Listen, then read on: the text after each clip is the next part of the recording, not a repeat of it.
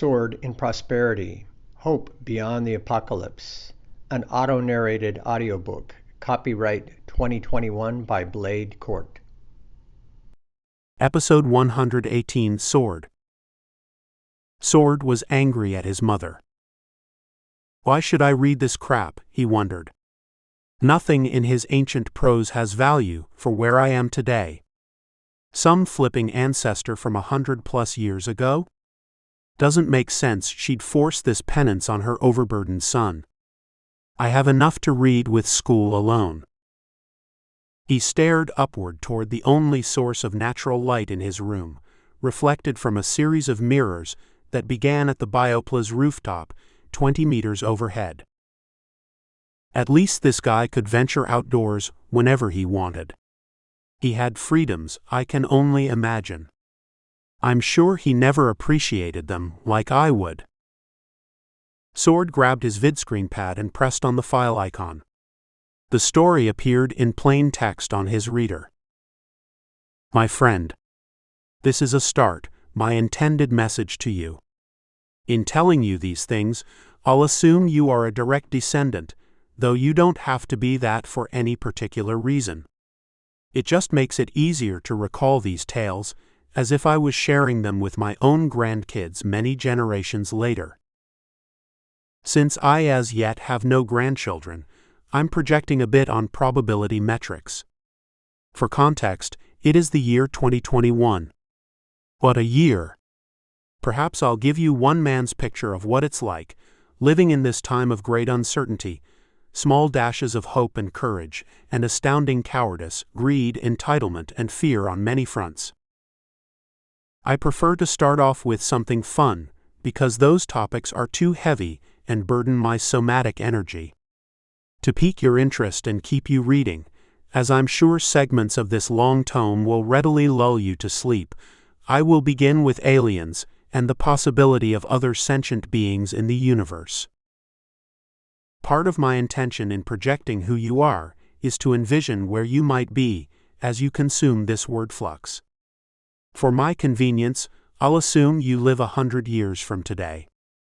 I'm hypothesizing that you are in a time after humanity has suffered utter devastation and near extinction due to its inability to control the burgeoning dynamic technological change in an otherwise diseased and dysfunctional societal state.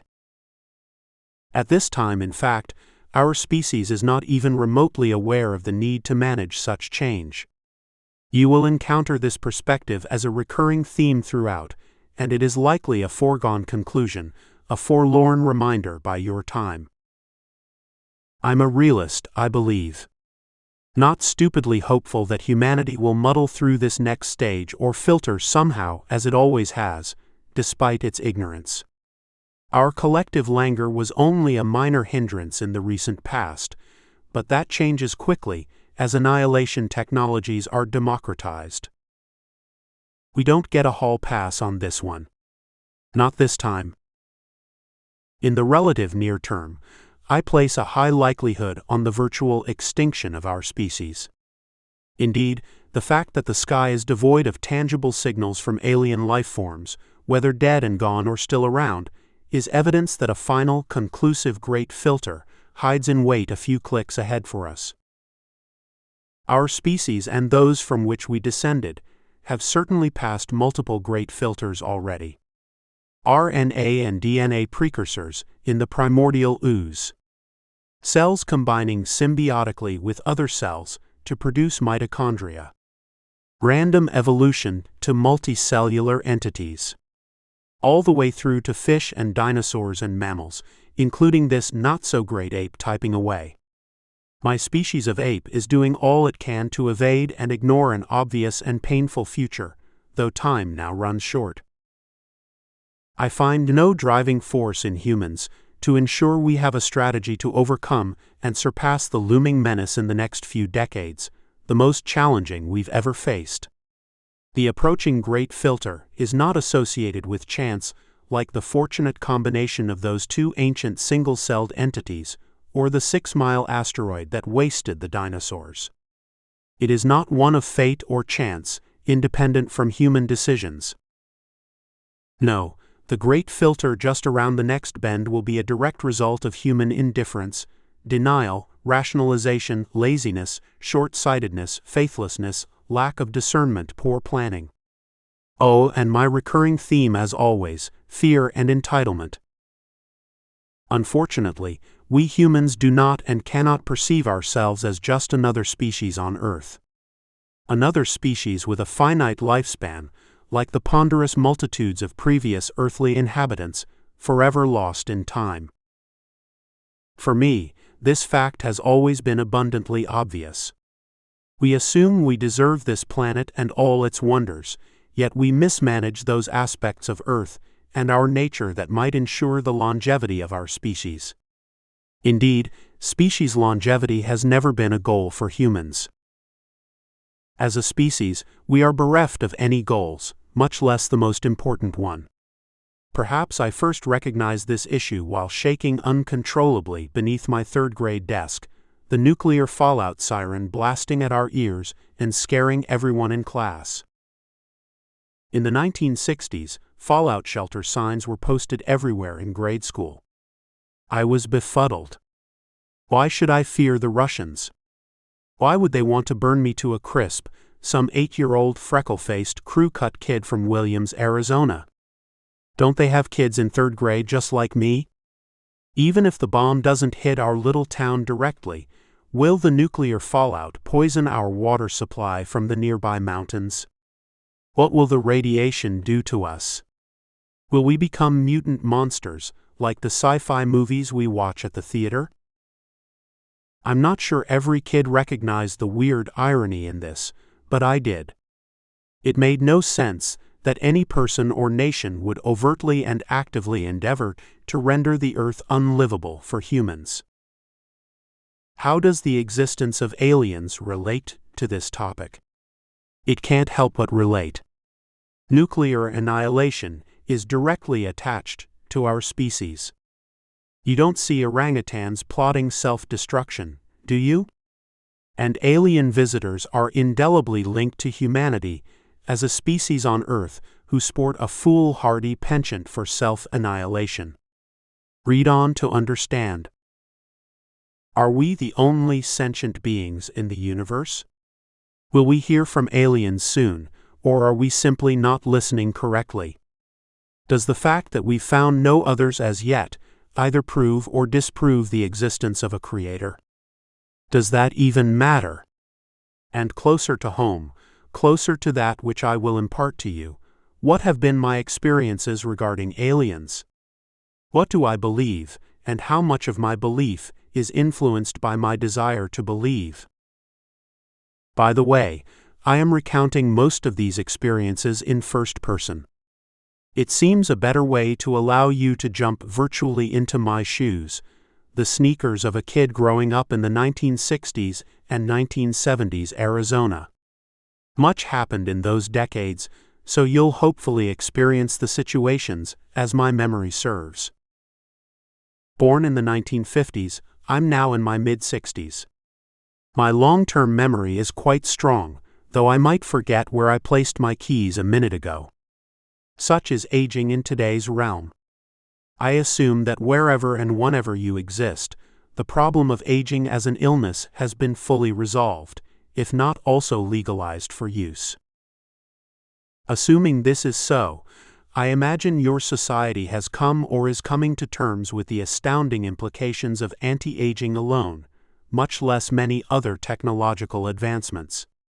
Given today's state of human intellect and its blindness to long-term species survival, eternal life will be one more amazing technological capability we stumbled into without a plan. Another feat of immediately available science for which humanity is utterly unprepared. At this time, our technology advances are far outpacing our ethical advances. Beyond myself, I find few others who believe this is true. A recent, especially relevant example is the discovery of CRISPR gene editing technologies. Yet this remarkable, new tech is not our only immediate risk. Multiple others have appeared in the last few decades, including nanotechnology, monitoring tech, social media, and AI. I contend we have already passed the critical, no-turning-back inflection point to self-immolation. Self-obliteration. Technology has rocketed along an accelerated Moore's law curve up the vertical axis. Faster, cheaper, easier to create, easier to replicate, and virulently more capable of destroying humanity. Concurrently, human ethics, decency, and morality slog along in thick, dry sand like a rotting donkey cart, groaning at every wheel turn across the long stretch of a Death Valley summer. Arguably, it's late morning, the summer sun has yet to reach its zenith, and the cart's witless human riders just sipped their last drops of water. We face an intractable problem, an unsolvable dilemma, because we are an undisciplined, willfully ignorant, and short-sighted species. Nature rather blithely handles such evolutionary mistakes by eliminating them, assuming they don't eliminate themselves first. As much as it pains me to consider our situation, I have no doubt that humanity is drifting aimlessly toward the entropic, gravitational tug of the next great filter, implying a disastrous near-term future. This future is one enabled by annihilation tech that doesn't appear as if it is capable of harming anything right now. I only hope you are present in that future century to understand the dynamics of this time as we descend further into the thickening fog of this next filter. But before plunging into our idiocy and laziness, let's finally get around to aliens. Imagine 1963. Better yet, go back and review what was on video at the time. Movies on black and white televisions replete with stories of alien visitors, giant ants, and supernatural humans from nuclear explosions. Coupled with what I watched on the tube, I was reminded on every clear night about the sheer vastness of space. Williams was no different than any other mid-60s small town, but it had one stunning aspect that most did not: a magnificent blanket of nighttime stars and clear views of the Milky Way. "Mom," I requested, as she turned the chrome handle of her meat grinder to combine the meat and cereal for her weekly disgusting hash concoction that was only edible when doused with ketchup, "can we sleep in the backyard tonight?" She craned her neck to acknowledge me and grinned. Her ruby lipstick was smudged from wiping her face while cooking dinner in the overheated Williams summer. "You kids are going to get electrocuted, you know that," Dahlia yelled. "Didn't you see the bolt emerge from the sink a few moments ago when the lightning struck outside in the street? I thought I was going to die right there, and I well could have. For God's sake, Denise, don't let them go out on an evening like this." Dahlia lived across the street with Joe, her car salesman husband, and their son Curtis, my buddy. Marilyn Monroe was a big star at the time, and Dahlia was a voluptuous, dark-haired version of her. With waves of hair folded atop her head, false eyelashes, and a penchant to be the focus of attention, she was abrupt, boisterous, and sneezed loud enough to blow the roof off the house. My mom, who tended to keep to herself, was the polar opposite, except when Dahlia was around. Alcohol and smoking were their vices du jour, their constant companions. Indeed, these were nationally accepted, ubiquitously performed adult indulgences. As is common even today, people visit friends in some part, even in large part, as a rationale to drink heavily, eat heartily, share opinions and stories, and laugh. Nothing wrong with that. It's just that in the 60s, drinking copious amounts of hard liquor was a regular event. Cigarette smoking was not only common, but people often thought ill of you if you chose not to partake. Inherent threads of the social fabric of those times. In addition to these vices, adult pill popping was just as common, mostly uppers, downers, and sleeping pills. This color. That color. Scientific evidence had not yet emerged on the long-term effects of these drugs, and the media at the time had good reason to avoid any negative exposure, since the various adult vices were large advertising contributors. "Let's see if these clouds clear and the lawn dries out," my mom replied. "You know how these things pass quickly, Dahlia. I won't let them sleep outside unless the skies are sparkling." Starry Williams. The famous astronomer Percival Lowell placed his observatory in the slightly larger town of Flagstaff, some 30 miles to the east, due to the elevation and generally clear nights in northern Arizona. While staring upward at the wonderland above, we'd scream out at every odd movement in the sky, and there were many odd movements. Unlike the skies today, satellites and space debris were relatively uncommon, so if you saw a light moving erratically or in a straight line across the night sky, our elementary school minds would easily conflate every sighting with a flying saucer or hostile alien. To add to the credibility, the town newspaper regularly reported on sightings that quoted individuals we knew by name, with graphic descriptions of unexplained lights in the sky. My father was an auto dealer, a nice name for car lot salesman and owner. He had a small dealership and sold mostly used autos and farm equipment. Working 6 days a week, Dad was almost always away from home. This left 5 rowdy and rambunctious kids to my poor mother. Like other moms at the time, many with 3 or more children and fathers who were away much of the day at work, the most rational approach for managing their kids was to relinquish us to the risks and rewards of the generally kid-managed, unsupervised, fun, and often dangerous neighborhood and surrounds. This get-them-out-of-the-house strategy worked fairly well. It was the days before any widespread birth control pills, leaving moms overloaded with many unplanned children. And the houses lacked modern conveniences that might give them time to manage their own. Some women were still washing clothes by hand or with a washboard and wringer.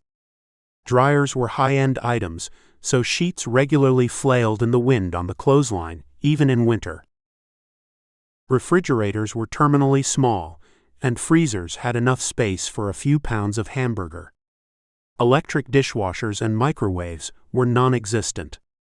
When fathers finally got home, they were too tired or annoyed to interact with rambunctious children, letting the mother shoulder the tremendous burden of child-rearing throughout the entire day. The town was a heavy mix of World War II veterans, Catholics, and Mormons. Large families were an expected part of life, reinforced in the media, and we had a reign of freedom that few children in America have today. In summer, kids were found everywhere in the neighborhood except at mealtimes. The very accessible national forest, replete with innumerable discoveries, was literally yards away. Ponderosa pines dropped needles that inhibited competition from undergrowth bush, making the forest accessibly ours. And when we tired of the forest, downtown was only a few miles away via bicycle. Life was generally good for us kids, though it could sometimes get very bad very quickly. We slept outside many summer nights. Lacking affordable telescopes, we used high-powered hunting or wartime binoculars to scan the skies, stare at the moon's craters, and spot occasional moving objects. And we loved to scare each other with horror stories. Vampire bats that came in the middle of the night, cutting through cotton sleeping bags with sharp teeth, slicing imperceptibly into big toes, and taking turns as they bled the body dry. Ghosts of Native Americans whose land we now lived and slept on, their centuries-old pottery shards strewn about the small streams just yards away. "Come on, kids," Dad commanded one evening, his husky voice calling us to attention. "We're driving out to see the UFOs." Lord's Ranch, a few miles north of town, had become a local hangout for watching strange lights during the summer of '63. Dad knew the Lord family well, given connections with many of the town's leading businessmen and ranchers through his dealership. My little sister and I were donned in our usual summer clothing, shorts, t-shirts, and no shoes. It's not that we lacked shoes, but only that our tennis shoes were typically non-functional, given shredded, unhelpful laces or detached soles. So we went barefoot everywhere in the neighborhood, with the exception of the forest. Weekly bee stings were the price paid for romping on clover-infested bluegrass lawns. This night, however, my dad was not about to be delayed by a lack of kids' shoes. He grew up in East Los Angeles. On his mother's side, he was the son of a son of a son, and so on, back to the first mulatto mayor of Los Angeles in the late 1700s, and land-grant owner of a large chunk of the dry, sparsely populated San Fernando Valley. On his father's side, he was the poor great-great-nephew of one of Los Angeles' wealthiest landowners. Not that he ever saw a penny of it, as money, possessions, land, wealth, and power are fleeting things when not managed carefully through generations. We descendants, sure as hell, were not heirs to the tremendous wealth that occupies that same ground today. "Can't find your shoes?" he groaned, shaking his head at my sister and me. "Hop in the back anyway, and let's get going. These saucers come out just after sunset, which means we're late already." We piled into the bed of his pickup and headed north on the old road toward Lord's Ranch. As we jostled up and down on the bumpy two-lane, wind whipping our hair, nothing of the spectacular scenery was new to us. It was just a part of our lives and places to explore in future days. Another dark road lined with graffiti-damaged aspen. A stream we hadn't yet traversed in bare feet.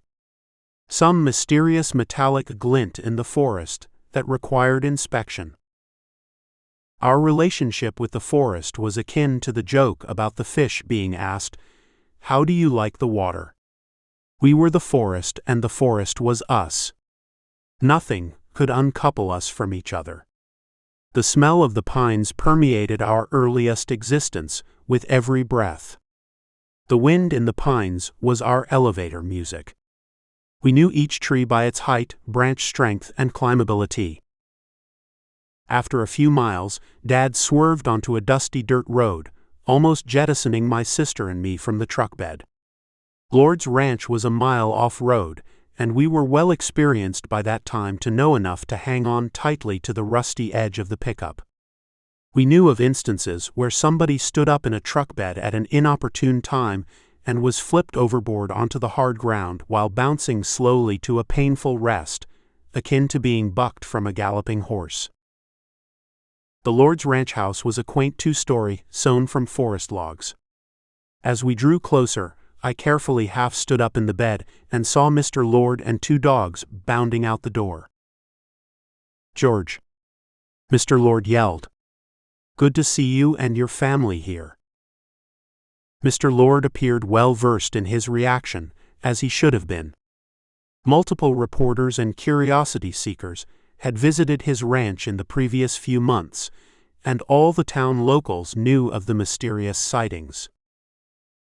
"Oh, they're barefooted," Mr. Lord warned as he gazed into the back. "We'll need to pick up the little ones, George. Too much broken glass on the barn stairs." He grabbed me around the waist, and my mom snatched my little sister in her arms. I recall it being an uncomfortable jaunt up the stairs as he held me like a sack of beans, placing enormous stress on my ribcage. But I was awfully glad he carried me, since the barn stairs to the rooftop were littered with glass shards. And I was keenly aware of the pain involved in a single misstep on glass. The previous month, I had severely impaled my right foot while playing in the street, which in those days was our primary playground. When I got home, arms flailing and lungs screaming, the large glass triangle remained embedded in my foot. My mom, ever the makeshift nurse for childhood accidents, quickly found the shard amid the torn flesh.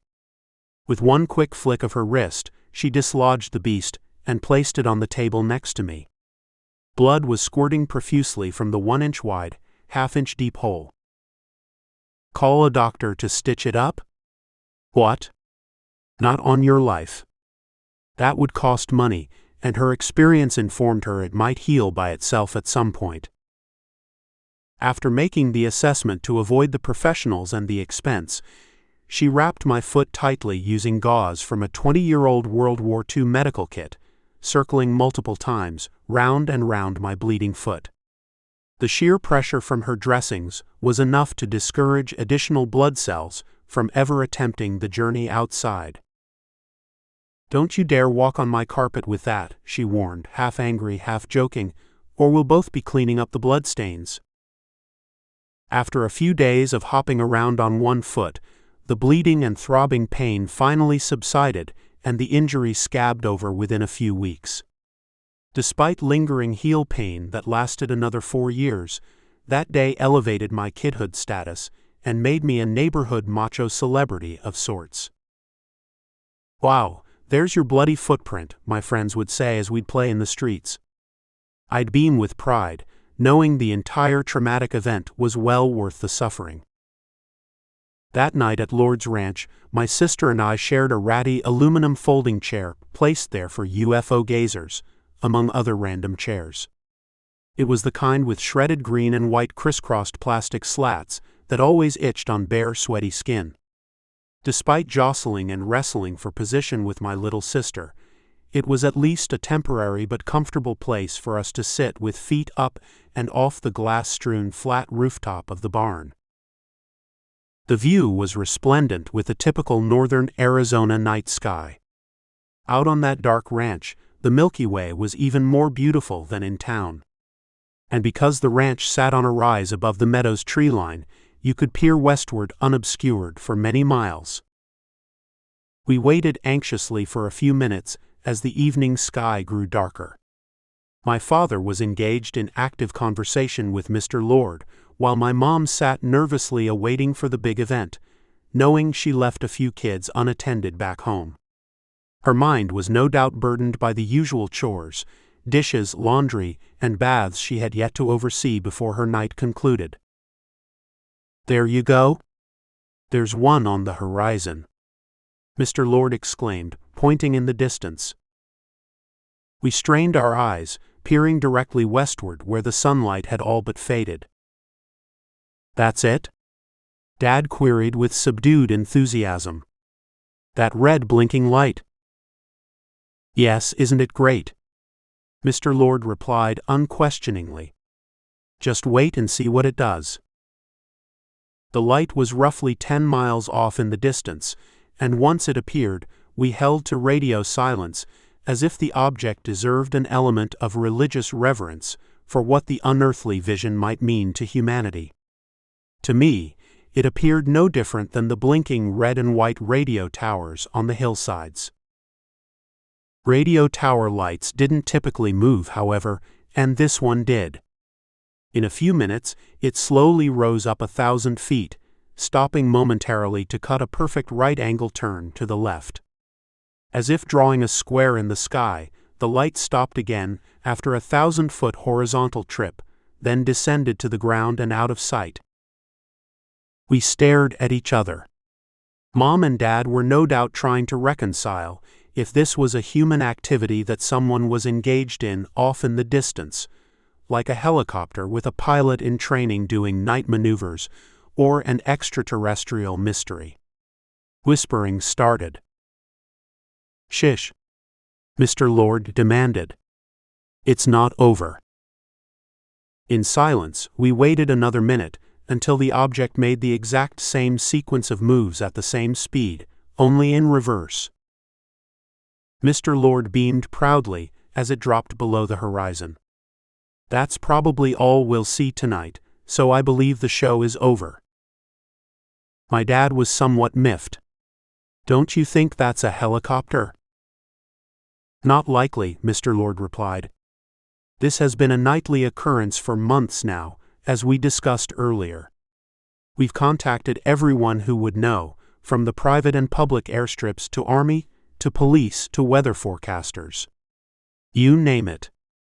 Nobody can confirm this is anything like a normal helicopter or other piloted ship. We've had to conclude it's not of this world." I stared at my dad's face of incredulity. He'd been through a lot in his 30-plus years. Growing up poor, seeing action in the war, scraping his way to a modicum of success in a small-town business. Wheeling and dealing. Working over and under more cars than he'd care to remember. He shook his head, not fully convinced.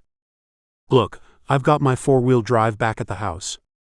Let's head out there after taking the kids back. This thing can't be that far away, and the Scout can easily work the back roads."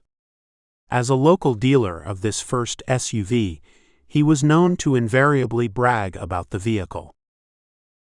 Mr. Ford put out his hand, withered and wrinkled from working years on his ranch. "Done that," he advised.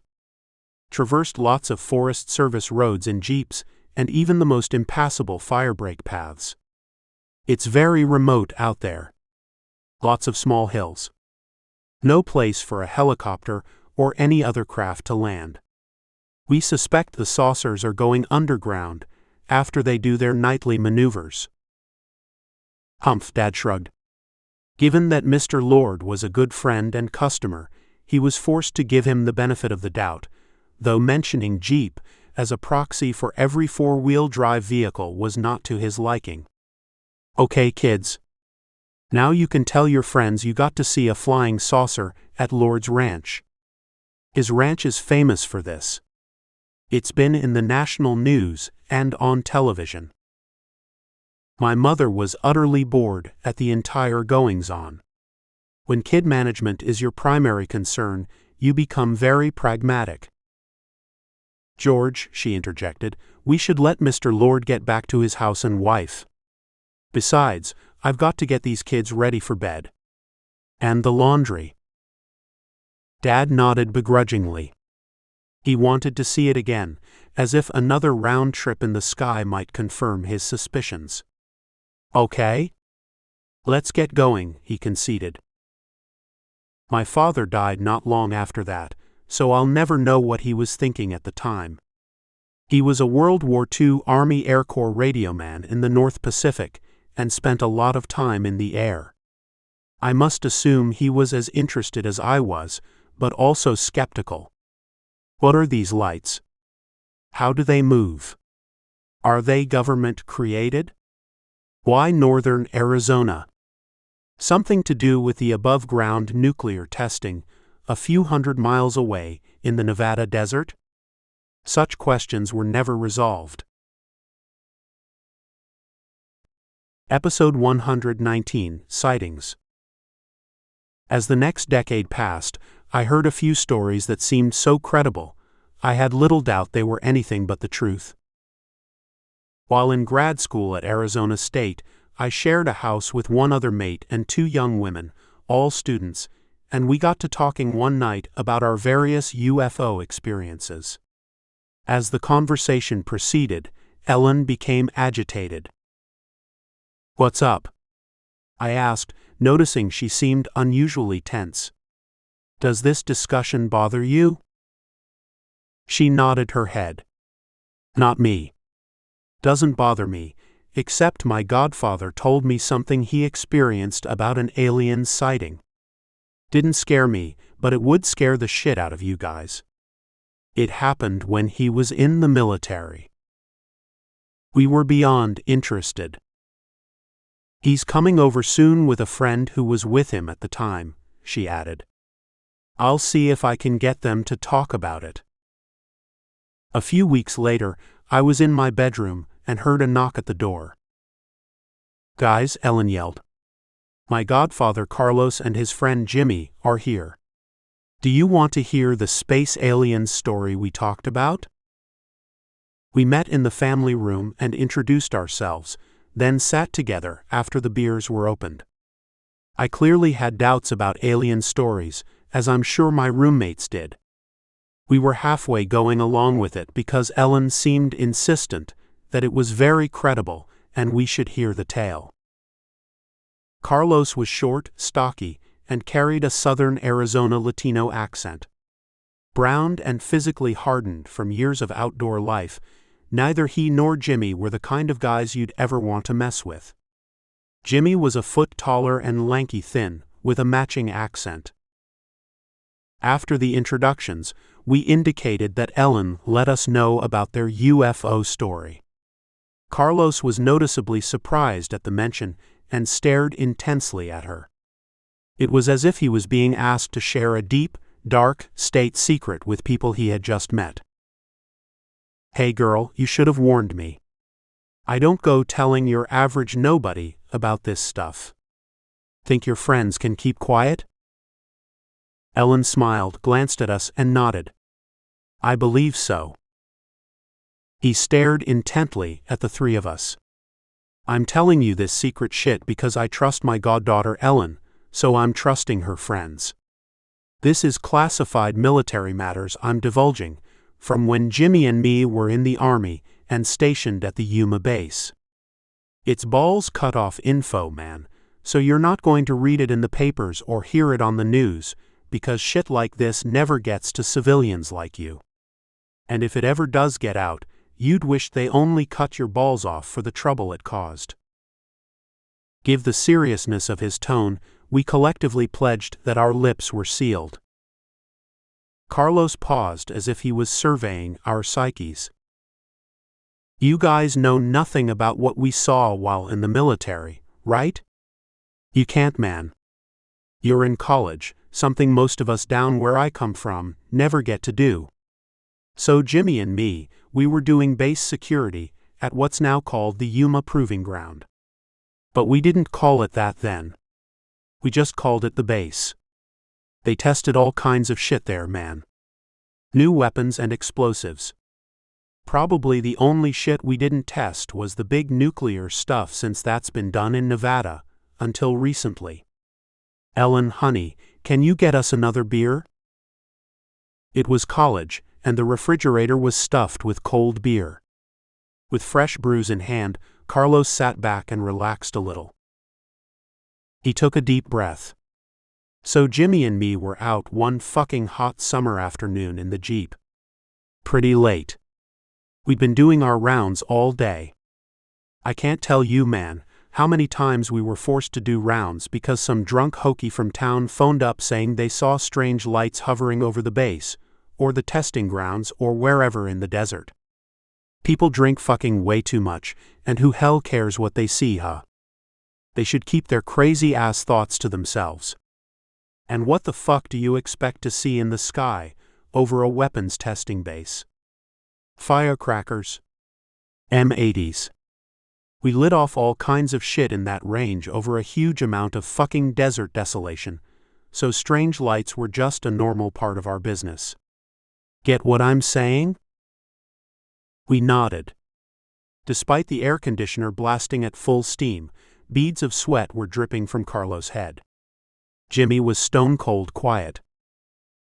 "So this one late afternoon, we get a radio report that a few soldiers on base reported seeing strange lights.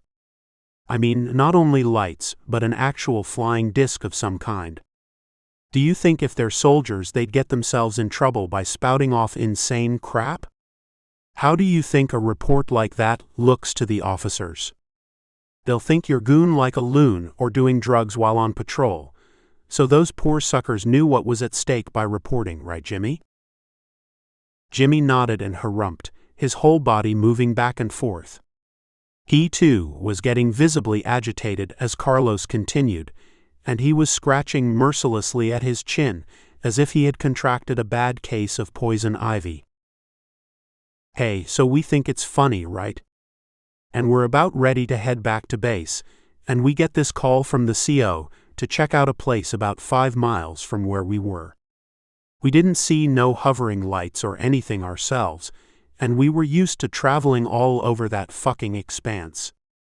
I can't tell you, man, but we got to know every square inch of that ground. Every coyote and fucking rattlesnake and crap-smelling javelina. You ever sniffed one of those dudes up close? Worse than a skunk. Worse than 10, man. Musk and shit. Anyway, we knew the place so well I could drive those fucking roads with my eyes closed." "Tell 'em about the thing they saw, though." "We saw," Jimmy added. Yeah, Carlos interjected.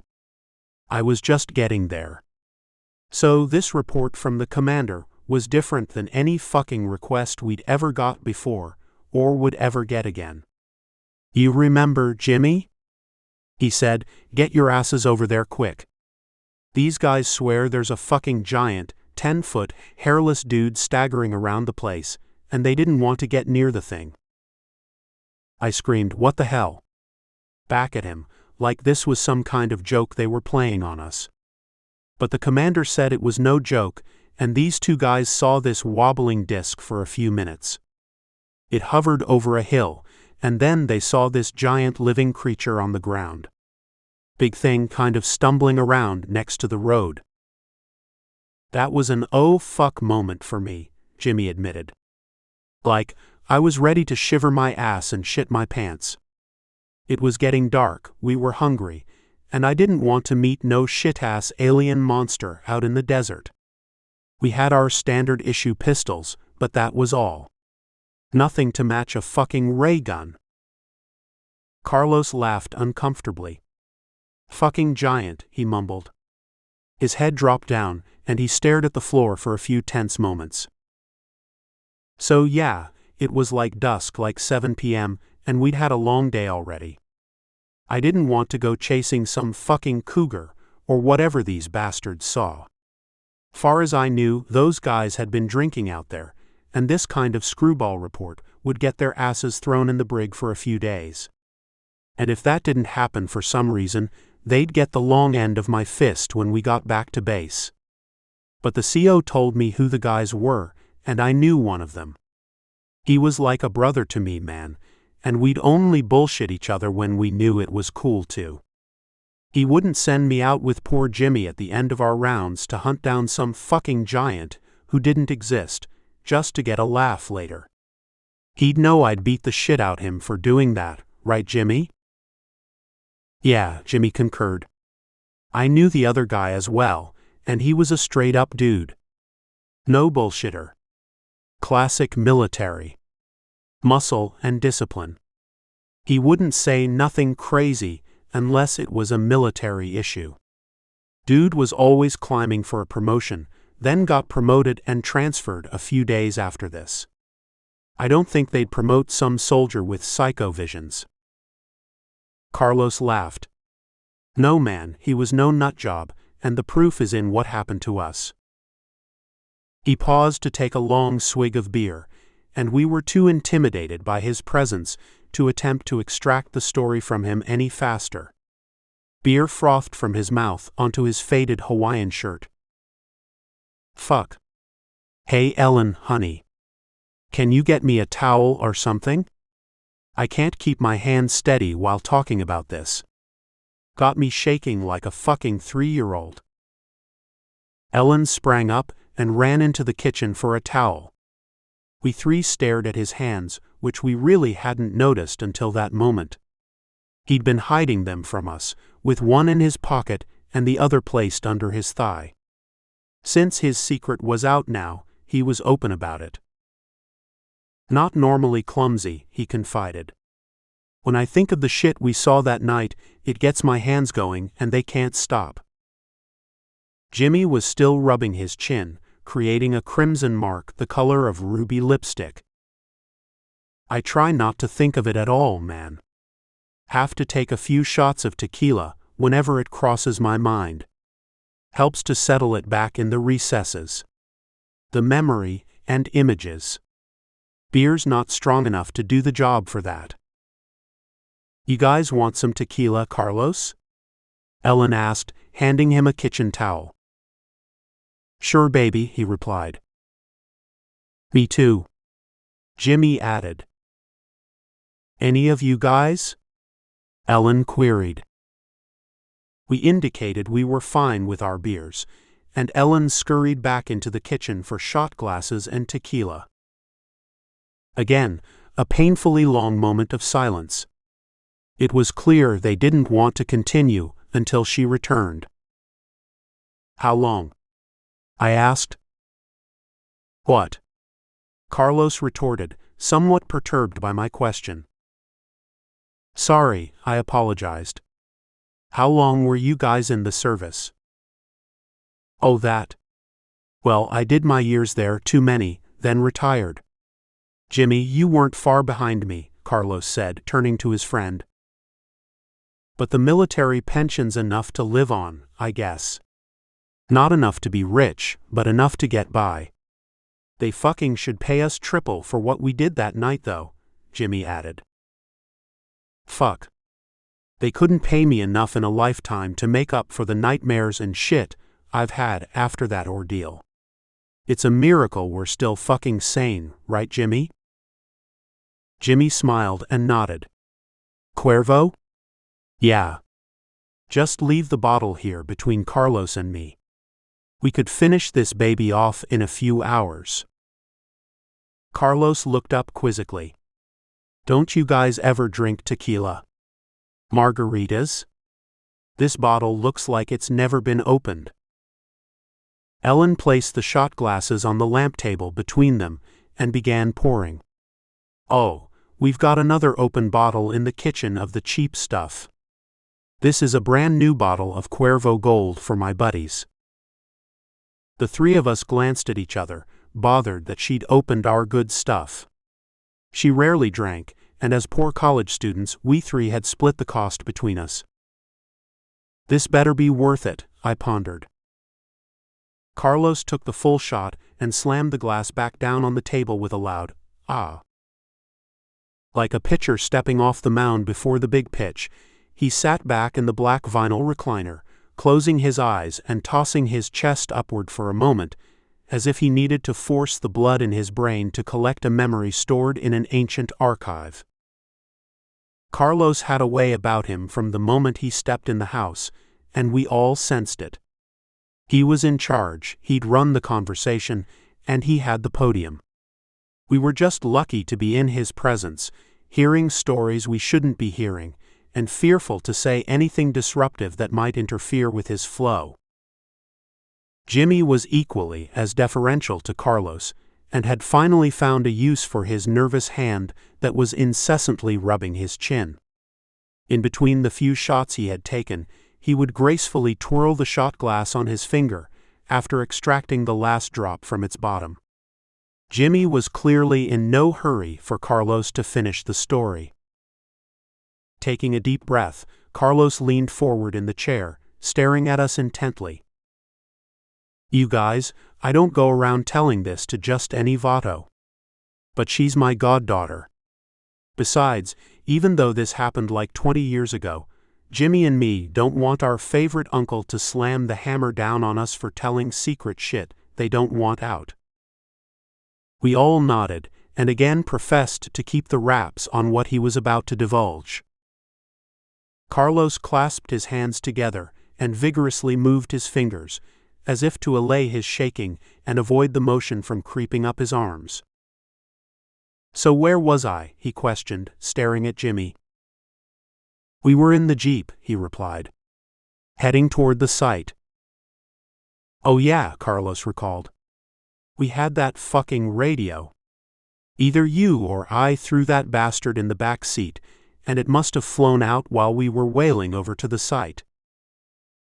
No shit. Jimmy exclaimed with a chuckle. Those things never did have working seatbelts, and I've been ejected from them Jeeps too many times. But remember, Carlos added, when we found the thing, we were looking all around for that damn radio to report back to the base. Like, what the fuck are we supposed to do now, motherfuckers? Do you know who or what we've found here? Jimmy laughed uncomfortably. Fuck, man. Worst time ever in human history to lose a radio. We didn't know whether to treat the fucker's injuries, get close to it, or shoot the damn thing. Oh, it was doing enough to itself that we didn't need to shoot it. I mean the fucking foam and stuff, Carlos replied. At this point, the three of us were on pins and needles, tied to every word and perturbed that Carlos and Jimmy seemed to be having a conversation between themselves, as if we weren't in the room. What thing? I dared ask. No, man, Carlos objected, throwing his hands upward to stop me from going further. Give me some space. Embarrassed that I had interfered with his subtle but precise storytelling protocol, I hid my facial embarrassment by rubbing my beard and glancing down at the floor. "Well shit, we didn't know the radio fell out along the way," Carlos admitted. "You were fucking ripping it, brother, and that Jeep had the worst headlights. The arroyos were blocking any remaining light. I don't see how the fuck you were driving so fast," Jimmy laughed. "Man, parts of the whole thing I can't even remember. Like, it seems we got there in 20 minutes, then it seems like only a minute." Jimmy nodded. "You were grinding gears like no tomorrow, and the clutch smelled like burned tires, but you got us there." "Do you remember coming up on it?" Carlos asked. Jimmy quickly snatched the Cuervo bottle and started to pour it in the shot glass. Noticing how bad his hands were shaking, Ellen sprang up instantly and took both gently from his hands. "Here, let me pour that. I'm a terrible hostess," she admitted, grabbing the kitchen towel she had just used to soak up the tequila spill, now dripping on the carpet. "Do you remember?" he repeated. Jimmy was frozen. His hands were glued onto the sofa chair's arms, and his clenched teeth caused the tendons in his neck to burst from the skin. He stared wide-eyed at Carlos, saying nothing. Ellen pried Jimmy's hand from the armchair, opened his fist, and closed it with the full shot glass inside, then helped him lift it to his lips. Noting his friend was incapacitated with fear, Carlos spoke for him. "We were getting close to the coordinates they gave us. I drove up this small ridge, not expecting to see nothing. There was lots of fucking dust everywhere, you know. The Jeep tires kicked it up from the road, since it hadn't rained for weeks. So as I slowed down, this choking shit cloud of dust caught up with us, and you couldn't see nothing in front of us. Hell, I was straining just to keep my eyes on the road." "It was standing," Jimmy uttered in barely a whisper. Carlos looked at his buddy and saw he was recovering from his fright. "No, man. I don't think it was standing up when we got there. It was like down on its knees, or whatever the fuck you'd call those things." "Maybe so, maybe it was. It's a blur. But it stood up when we got there." Carlos chuckled. "If you could call it standing. It wasn't doing that for long, though." After this massive build-up and anticipation, and now understanding the proper protocol, we three were mouths open, dead silent. Carlos took pity. He smiled, then grimaced. "You don't know what the fuck we're talking about, do you guys?" We nodded our heads. "Shit," he exclaimed, rubbing his hands through his short black hair. "How the fuck do you describe the indescribable? Let me see. Let me see." He stopped for a second to ponder how to explain it to the uninitiated. "Picture this. Some sort of being. Like 8 or 9 feet tall. Jimmy, do you recall measuring it, top to bottom?" "We had that tape measure under the seat," he responded. "You had me up at the top by its head thing, and you were down at the ends of its legs or whatever the fuck they were. Okay, we don't know its real height, because it wasn't standing up anymore when we got to it. Hell, our fucking challenge was not to measure the son of a bitch, but to get it back to base and pronto. I mean, the day was getting darker, and we'd lost the radio. Last thing we wanted was to have them sending helicopters out like we were a team of fucking rookies who'd lost their way. We had pride, man, and I'm gonna obey orders and take this thing back to base." "You picked it up?" I dared ask. Carlos ignored my question. "So I'm good with 8 feet or so. When standing, I'd say, if you can imagine a large dude, 8 feet, like big and round and no hair on him any fucking where. And no fucking clothing at all, like not even a pair of shoes for whatever those things were at his feet." "I was scared shitless," Jimmy added. "I can't even remember what his feet looked like. I mean, it was dark, and I wasn't out there to count if he had 10 fingers and toes. Nah, he didn't have nothing like fingers and toes. I'd call it more like fins or flappy things that looked the shape of a tree leaf. He had a couple of those on each limb. Something like that. Shit, the years go by and there are things you'd like to forget. So recalling them isn't that fresh, you know. Carlos? Ellen asked. Can I get you guys anything? Any food or water? He glanced at Jimmy. Nah, we probably ought to get going pretty soon. Still dead silent, we were wondering the same thing. Was this all we were going to hear? But I haven't really described the beast, so I should probably do that. First of all, we didn't see no lights or nothing, not that we did any hunting around for them with that half-dead thing in the back of the Jeep. I was fucking surprised, weren't you, Jimmy, about how light it was? I mean, if this were a man, he'd probably weigh close to 400 pounds, given the size. At most, I'd say it was 150. What do you think? Yeah, Carlos? It didn't weigh anywhere close to what I thought. Okay, well, back to its looks. I say it, because I can't tell you if it was a man or a woman or whatever. Fuck, I don't even want to know. It had flesh of some type, but my idea of a good time would not be watching two of these guys trying to create a little version of themselves, if you get my drift. Blue-gray, I'd say, Jimmy observed. I mean, it was pretty dark outside, but the skin or surface was not like any human skin. Almost like it was wearing a silvery, shiny leotard-like thing, from top to bottom. Like the skin of a dolphin. Yeah, like a dolphin. Probably right. We never got to see the thing in the light because once we brought it back, there was a crew of folks I'd never seen before. Jesus. They were surprised as shit when we pulled up with that son of a bitch in the back of the Jeep. Jimmy had relaxed a little and laughed aloud. I think they thought it was a fucking weather balloon we'd picked up. Like its skin looked kind of like that. Shiny. Wet almost. Maybe that was from the foam. Oh yeah, I didn't tell them yet about the foam and blade and all. Anyway, this thing had a head, like a big head that an 8-foot-tall man might have, but rounder, like soccer ball size. And you know what, I've kinda blanked on what its face looked like, if that was its face at all. I didn't want to look, Jimmy confessed. Man, I mean, I was up by its head when we hauled it into the Jeep, but I couldn't look straight at it, not with that foam spurting out of its chest. Wait, Carlos smiled uncomfortably. I have to tell them about what it was doing when we came up on it.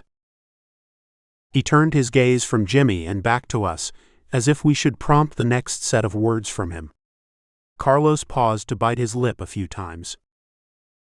So I stopped the Jeep, and we saw what we thought was this huge guy, like a silhouette in the fading light, standing in the road and staring at us. If I would have kept going, I would have plowed right into him. Then the army wouldn't have gotten their prized specimen. Yeah, and we'd be dead. Like hitting an elk in an open Jeep, Jimmy said. But an elk's what? A ton. Ah, either way, I'm glad I slowed down or we might not be telling you this story right now. So the thing is standing up, like on two legs, if you call them legs anyway. Like I didn't see no muscles or bones or anything, but somehow this guy was just standing up. Or maybe like Jimmy said, he was on his knees at first and stood up when we approached him. It all happened so fast. So we sat there in the Jeep, and it seemed like forever just sitting there in our headlights, but then it fell to its knees, if you can call them that too. Then it toppled over. Jimmy, Carlos wondered, turning towards his pal again, does that sound right to you? Yeah, couldn't have been more than 20 seconds we were there in a face-off. I remembered the headlights shining on the thing. I don't think it liked that. Seemed like it put its arms up to shield its face or whatever, then it fell to its knees and collapsed. Like that. We didn't know what the fuck it was, and we didn't have time to ask each other. We both jumped out of the Jeep at the same time, right, Jimmy? Then we slowly started walking towards it, talking to it, and saying we weren't going to hurt it or anything. Jimmy nodded. But sure as shit, we were soldiers and had our pistols out. No way would I go out in the desert at night and not have my pistol in hand. Not in that desert. Coyotes, cougars, fucking crazed javelinas, raccoons. Shit, I'd even heard of bears in those hills. You don't fuck with wild animals in the desert at night. Now we're slowly walking up to it, talking all the time, and trying to calm it down like we were trained to do with drunk soldiers. And usually you'd expect someone to react, but this thing didn't even take notice of us. Like it was in its own dimension of space and had no idea we was there other than the Jeep with the lights that must have blinded it. Assuming it had eyes somewhere, Jimmy said. There were multiple indentations and stuff on its body. I suppose any one of those could have been hiding eyes. I was damn afraid we'd blinded the thing, and it might come back to life once it got its bearings. Come back angry. Yeah, but not the way it was stabbing itself. Stabbing, we repeated in unison, barely able to control our anxiety. Carlos raised his right hand to his chest and made a stabbing motion, in and out. Yeah, man. Thing must have been on its last legs, literally, trying to kill itself before we got there. Like, what the fuck? Am I going to ask this piece of alien ass what planet it's from, and what it's doing here? Is it going to speak English or Spanish to me from whatever slit of a mouth you could find on it somewhere? I don't think so. But there it was, with this triangular piece of shiny metal in its hand or fin, or shit. What would you say, Jimmy, like a knife blade? No, more like a shard of metal from a thick chrome plate that just got blasted by a howitzer. It didn't look like any knife I'd ever seen or will see. But I'm sure it was sharp as hell. I mean, I couldn't stand to watch as it stabbed itself. Staring at the lamp table, then off in unpleasant reverie again, Carlos added, "Fucking foam, man. Fucking foam." Every time he stabbed his chest, his big barrel chest, with this 2-inch blade, it would bleed out this whitish foam from the holes. I didn't see no blood, just this foam. Jimmy raised his hands up to his temples in disgust. Yeah, you wouldn't get me touching that shit. Might eat right through my skin. It was bad enough we had to handle the thing, to heft it into the Jeep. I know what you're thinking, guys, Carlos commented, staring upward at us, and his head cocked down. Wasn't this just some big dude in the desert, maybe bitten by a rattlesnake, and foaming at the mouth? Well, I've seen lots of foam in the mouth from both humans and animals in my time, many years in the service. First of all, you have to have a mouth to foam from. This was foam coming out of its chest. I mean, we could have offered it water if it needed any, but when we came up on it, the thing was apparently in the throes of death anyway. I've seen more than my share of death, and I know when something is about to kick the ass bucket. Hell, you don't go stabbing your own chest if you're having a nice day and enjoying the scenery. This guy, this being, was doing it on purpose. I think he was afraid to live, afraid we'd take him back and dissect him alive or whatever, so he wanted to end it as quickly as possible. Sensing how difficult it was for them to recall this event, Ellen finally interjected a thought. Carlos, I know you guys have to get going. Do you want to tell them what you had to do with it? Then we'll let you guys out of here. You're right. We've got people waiting for us. Jimmy likes to talk a lot. We all laughed. So I says to Jimmy, CO's got to see this. We can't leave it out here for the coyotes to pick apart. I mean, we'd seen so many carcasses torn to shreds in a few hours. Those coyotes are ruthless, dude, and vicious in large numbers. I've seen packs of 30 or more, and if they're hungry, they don't give a shit if you got 2 legs or 4 or however many this thing had. And the CO would have chewed my ass if we left it out there all night and came back to nothing but bones or whatever the fuck it used to hold its body together. So we picked this thing up with Jimmy at its head, me at its flappy feet things, and dragged it over to the Jeep, then hoisted it across the back seat, laying sideways. Since we'd lost the portable radio, and the Jeep had no radio otherwise, the cheap army bastards, we couldn't radio the base and tell them what we were bringing to them. Can you imagine? Yeah, this is Carlos. Jimmy and I were delayed a bit looking for these mysterious lights, and we came upon a giant bluish alien with dolphin skin who was stabbing himself in the chest. So we loaded him into the Jeep and should be there in a half hour. Make sure the base doctor is around to clean up the foam spewing out of his chest with a sewing kit to stitch the holes. Is the mess hall still open? I mean, we're pretty hungry after all this work. We laughed again. As we're driving up to the entrance where there's usually only a single soldier at gate guard, we see all these bright lights focused our way as if they were intentionally lighting our path to get home. I mean, shit. I was fucking blinded by those lights. We used those for night maneuvers, but I never had to stare right into one. I was always on the other side, shooting at something or using binoculars, Jimmy chimed in. So I'm still driving the Jeep, blinded and all, and Jimmy and I are in fucking shell shock or whatever. I slowed down and saw this MP waving me forward. Like, where does he think I'm headed? Like, I need an MP to tell me how to enter that base gate like I'd done 1,000,000 times before. But as soon as we saw the MP, we noticed a dozen or so other dudes I'd never seen on base. You'd never seen any of them, right, Jimmy? These were not regular base guys. Never saw them before that night. Never saw them since, nor did I want to.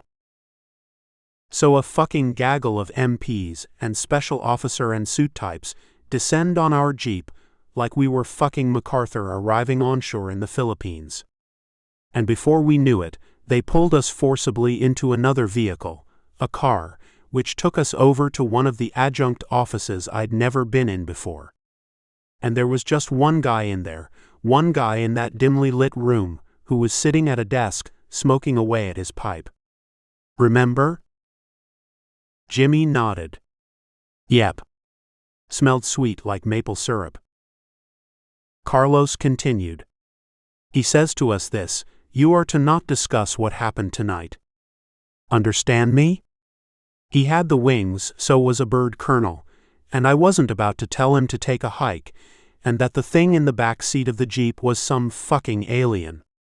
Hell, it wasn't ours to question what it was.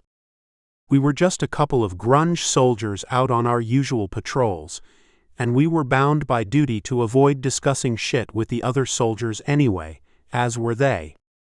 You don't fuck around when you're at a place where the armed forces of the US are testing new weapons. You just keep your mouth shut about anything you see. So it wasn't a new experience for us, not the mouth shut piece of it anyway. The silky blue-gray skin thing we picked up in the desert? The 8-foot-tall one who held a sharp, bright metal object in its flappy hands and kept stabbing at its chest. The one who apparently died right in front of us, with his chest all foamy? The one we picked up with our own hands and placed in the Jeep? Now that indeed was new to us. But we were forced to pigeonhole the memory of that night away, buckle it up, put it in the shitter, close the lid and keep flushing, Jimmy complained. Carlos sighed. And you'd think after that crazy-ass night, somebody would have said something to us. That even our Colorado, a good guy, would have said, hey, you doing all right after that night? But nobody said nothing to us after that, like it never happened. Hell, I was so fucking riled and full of adrenaline, I couldn't sleep for the next week and started hallucinating. However, he exhorted, Mr. Cuervo and his friends have helped me through more than a few nights since then. Me as well, Jimmy agreed, raising another tumbler full of tequila in the air before swizzling it down. Ellen moved behind Carlos and patted his shoulders. You still turned out as good guys, both you and Jimmy, so the whole event couldn't have done too much damage. Couldn't ask for a better goddaughter, Carlos beamed. Jimmy, you ready to get on the road?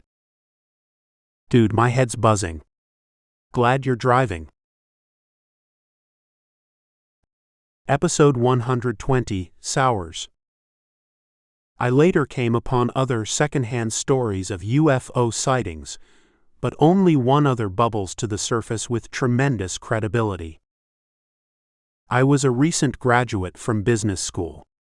With an MBA in hand and as a new recruit in an accelerated training program at a large Los Angeles bank, I thought I knew more about business than the many other recruits on my team who weren't MBAs. At that time, little did I understand the meaning of social castes, of the nominal value of college degrees themselves, of inherited status, of kids from wealthy families, kids whose parents made sure they attended the best elementary and high schools, guaranteed they entered the elite universities, and finagled as required, so their children got into the best large corporate training programs. Guys mostly. Guys usually without MBAs, but with undergrad accounting or even sociology degrees from the best schools. Their parents had influential friends, high-level connections, or some other aspect of their history to cheat a little on the job's chessboard. Their children possessed an air of confidence that comes with wealth, the clothing, the arrogant voices, the snub-nosed haughtiness of superiority appropriate for the societal territory in which they traveled. My training program was filled with such types. Their paths for the next 5 years were paved with gold, irrespective of their inherent capabilities. As a poor, middle-class at best kid from Hicksville, Arizona, I didn't like them much and hung around instead with the rejects, the recruits who got into the program independent of social status or influential relatives.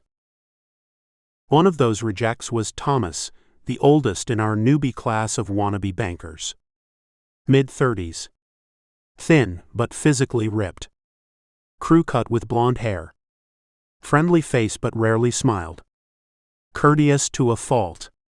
He let us all know in subtle ways that he did time in a special unit of the Air Force. One Friday evening after work, 7 of us met for dinner with no intent other than to have a good time and burn off the tensions and lessons from the week. This was the first and only time I saw Thomas drink any alcohol. He never told us why he rarely drank, and most assumed it was part of a health regimen he picked up in the military. By the time we had just finished our meals, Thomas had downed 3 full tumblers of whiskey sours, and his usual walls of tight-lipped courtesy and deferential discipline were melting away. For whatever reason, our conversation turned to the topic of UFOs. In hopes of outdoing anyone else's stories, I recounted that day in Tempe with Carlos and Jimmy, a vivid accounting of that highly believable tale. I noticed halfway through my monologue that Thomas had physically pulled away from the table and was silent, as if the discussion was making him uncomfortable. His lips were pursed and white like an inflating balloon ready to burst. The others at the table noticed this as well, and an awkward moment of silence occurred at the conclusion of my tale as the rest assessed its veracity. "Thomas," Luna inquired, "are you okay? Do you want us to let you out?" Thomas was in an uncomfortable spot. The booth was half round. I was at one edge, Luna at the other, and he was wedged dead in the middle. Still very tense, he managed to spit out a no between his clenched teeth. Luna, a dark-haired petite Latina, was the polar opposite of the haughty trainees. Raised in a poor East Los Angeles family, she got where she was through hard work and discipline. And unlike many others in the program, she was extremely amiable and attentive. And fearless. You usually aren't so quiet, my friend, she continued. Did we say something that offended you? Thomas shrugged his shoulders and pulled forward to the table. No, he replied, grasping his glass for a long drink of water.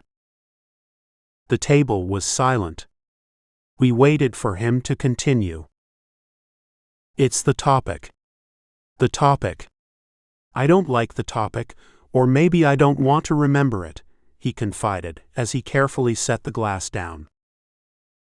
Remember? Remember what? Luna queried. You're just out of the armed services, right? Did you encounter something while there? He shook his head slowly from side to side, a signal to us that we simply could not understand the demons of recollection hidden within. Staring at his now empty water glass and rocking it back and forth on the table, he began, Some things in life you wish you had never seen. Unnatural. Unexplainable. Experiences that make your skin crawl and question your existence on Earth. Head down toward the glass, his eyes lifted upward to peer at us. I've seen these things. Like? I inquired, certain that nobody could one-up my story. Like you don't want to know, or maybe you shouldn't know. That incident you just recalled. That's the kind that goes into military archives in secure storage rooms, never intended to see the light of day again. But eventually, stories leak out. Somebody chugs one too many beers or whiskey sours one night and can't help but divulge what they saw, even if it was classified. Even if they were briefed or threatened to never say a word. Or they confess on their deathbed to close family. But you can't keep shit like that bottled up in you. Time goes by. It gnaws at your soul. You can't help but recall it every single day of your life afterward. With time, the consequences of divulging it to others seem less clear, and you wonder how keeping it an everlasting secret can be to the benefit of anything or anyone. Luna was bug-eyed with interest and concern. She was a facilitator, a broker of conversations. We stared at each other, both dumbfounded, and she knew it was her turn for gentle persuasion. A little workmate psychiatry over after-dinner spirits. Are you suggesting an event happened while in the military, like something unnatural, and you were asked to never mention it? She slowly placed her arm outward towards him, and rested her hand carefully on the table, as if she was grasping his hand in warm understanding. Oh, it wasn't just me, he confided. I was one of dozens, even hundreds in those days. Maybe? I don't see how you keep chatter like this a secret among hundreds of enlisted men and officers, then never have it get out. You can't shut us up or kill us all. You can't brainwash us. You can't even threaten us because, like in my case, the threats are less personally threatening as the years pass once you leave the service. I mean, what would they do to me now? How could they prove I was the only one who divulged this top-secret info? And who's going to believe me if I tell you anyway? You just say, he was drunk and told us a crazy shit UFO story, and that would be that. No harm, no foul. No buff dudes in dark suits and sunglasses will arrive at midnight to take you away, because you happen to be sitting at the same table when some ex-special ops military guy spilled the ultra-classified beans. Something you want to tell us then? Luna smiled. I think we can all agree to put our memories of this evening in that category of, hey, Thomas had a few drinks and told a story to scare the poop out of us, and he did a good job of it. This is no different than what we just heard of Greg's Yuma incident, or somebody's ghost story, or anything else people say or recount what happened. Memories grow a life of their own over time, and we'll just chalk it up to that. Okay? Thomas was seriously pondering her invitation. He still hadn't given more than a momentary glance at us, as if he was too busy weighing the benefit of getting the story off his chest at that table or letting it continue to haunt him, never to be repeated to others beyond himself. "Okay," he began reluctantly, his body unconsciously wavering from side to side. "I'll tell you, but don't think less of me for what I'm about to say, because I respect all of you, and I want you to respect me. I don't lie unless honor-bound to do so, and I feel no pressure to divulge anything to you. I'm not under any duress, except maybe the duress of what haunts me to this very day."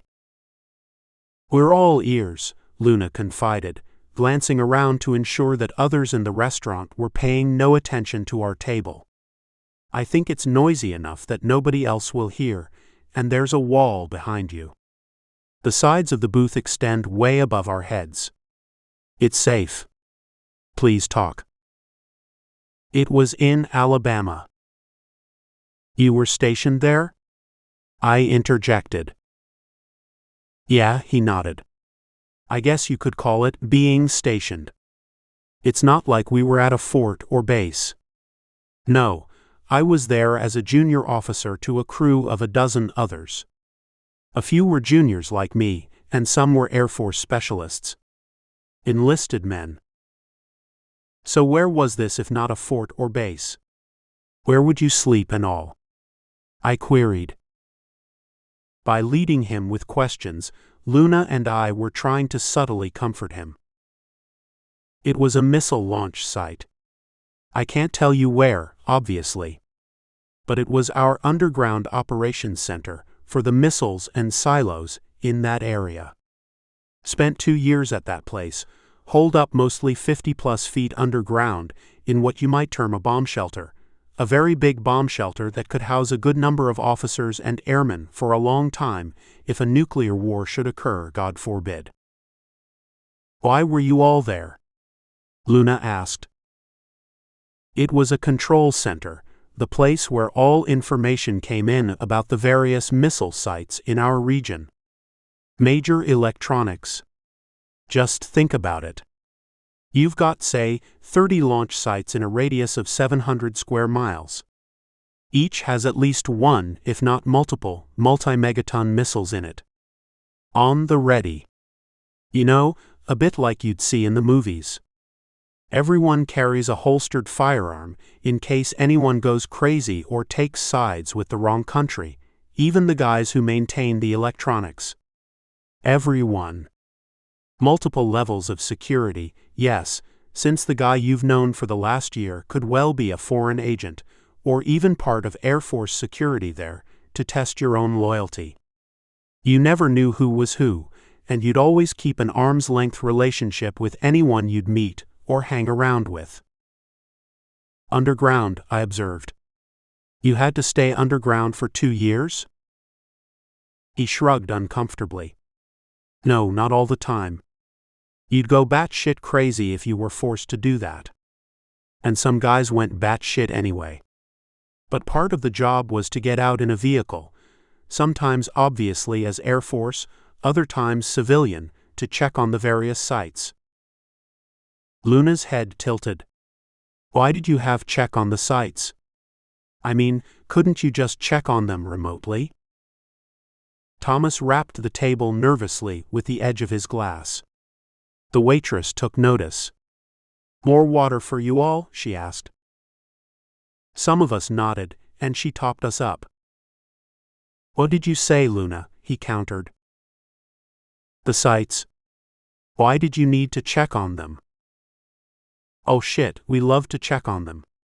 It was our way of getting out into the sunshine and away from the dank air of 20 or 30 sweaty guys in close quarters. Those were usually great little excursions." "Why do you say usually?" she wondered. "There was once," he wandered off. "No, I'm not giving you an adequate picture. Let me try this." He pushed aside a few taller items on the table and spread his hands out, his sleeve cuffs just clipping the top of the full water glasses. "I want you to all imagine what it was like, so consider this. You can't tolerate a damn thing coming close to those missile sites. They're underground, and you've got this nuclear device 20 or more feet below, designed to launch at any second. Shit to hell, it's hard for me to believe such a thing hasn't happened already by accident, given the thousands of missiles we've deployed all over this poor little rock in space. But that's another issue entirely. 20 feet. Someone else asked. Depends on the terrain, but the top of the missile might be that close to the surface. Sometimes more. What covers the missile up then? I queried. I mean, could a hunter be walking in the woods and accidentally fall down the hole, impaling himself on the missile as he fell? Nothing like that, Thomas replied, a little angry at such a ridiculous hypothetical. First of all, it isn't like these sites are out on Farmer John's land that any hunter can access. They're usually very well cordoned off.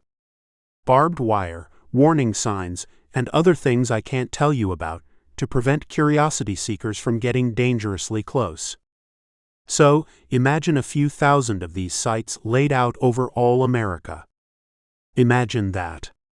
Sure, some are out in Montana or Utah no man's lands, but some are also closer to population centers, and it's hard as hell to keep people away.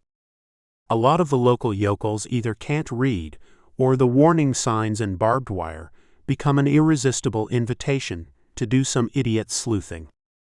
Billy, let's see if we can break in and take a picture of us next to one kind of shit. Was that your job then? Luna wondered. Did you have to go out with a broom to bat away the idiots? Sure, he confided in all seriousness. But I wasn't carrying a broom. We'd have standard-issue automatics and a variety of other weapons. Look, I'm not saying someone could easily take out a recon crew like mine, then break into the missile and cart it off or detonate it in some way. Too many fail-safe things they couldn't get past. But don't think it hasn't been tried. Trust me. You name the fringe idiots.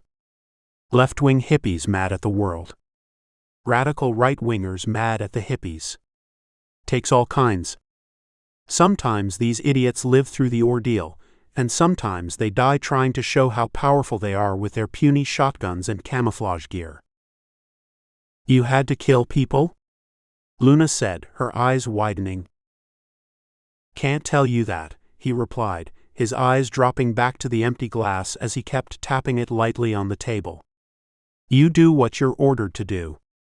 Better to cauterize and euthanize someone threatening to steal a warhead than having them cart a pound of fissile material home in the bed of their Chevy pickup. What was the purpose of your command center? Was that where the button would be pushed in some God forbid it never happens event? I wondered. Exactly, he nodded. Under the right circumstances, or maybe wrong, depending on your viewpoint. That's what it's made for. Luna was enthralled as the tension filled the air. So the entire purpose of this team was to keep the riff-raff from stealing a missile, and to fire one off toward Moscow if the president said to?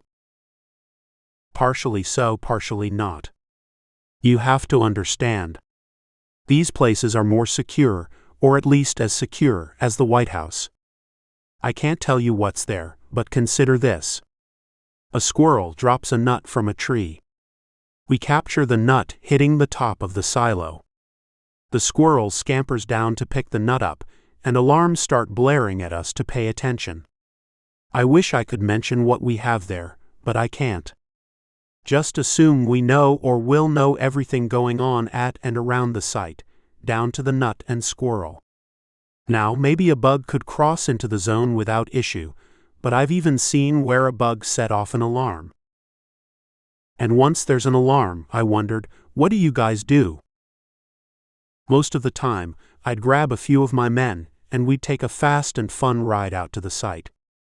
It might be a nice, sunny day.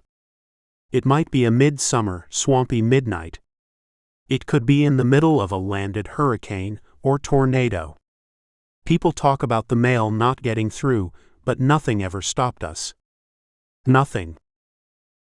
Luna couldn't peel her dark brown eyes away from him. Amazing, just amazing. I can't imagine how thrilling and scary it was, never knowing if you were going to shoosh away a raccoon or take fire from Russian spies. All that actually happens and more. You don't hear about it because it's not supposed to make the news. We did something wrong if it makes the news. Look, there's more devious horse shit than you can imagine going on constantly, especially when it comes to nukes and international relations. Devious people, devious countries, right out of a James Bond movie. My God, Luna observed, all of this talk and I just remembered we were discussing UFOs and aliens before this. Was there something about them that has to do with your time in the Air Force? I mean, I've heard of pilots seeing them, even back, I think, to World War II and the like. Did you see one when you were flying? Not when I was flying, he abruptly admitted. Tired of playing with his empty glass, he placed both of his hands on the table with fingers eagle spread, as if he was holding the table down so it wouldn't spring into the ceiling. Then you saw one at your control center? Luna concluded. You must have. Thomas sighed loudly. Again, I'm not sure why I'm telling you this. Shit, I've never even told my wife this story. Maybe it's the alcohol. This is why I hardly ever drink. Too much can be divulged that shouldn't be. Loose lips and all. But yeah, Luna, you're getting closer. Please tell us, she insisted. Get it off your chest. Episode 121, 034. Okay, he nodded. Guess we're this far. It was a typical day. Nothing special. Spring morning. Some of us were on duty monitoring. Some of us doing paperwork. Others were watching TV or in their bunks. I was up early that morning. Oh, and I forgot maybe the most important point. Which was? Luna wondered, leaning forward to savor his next sentence.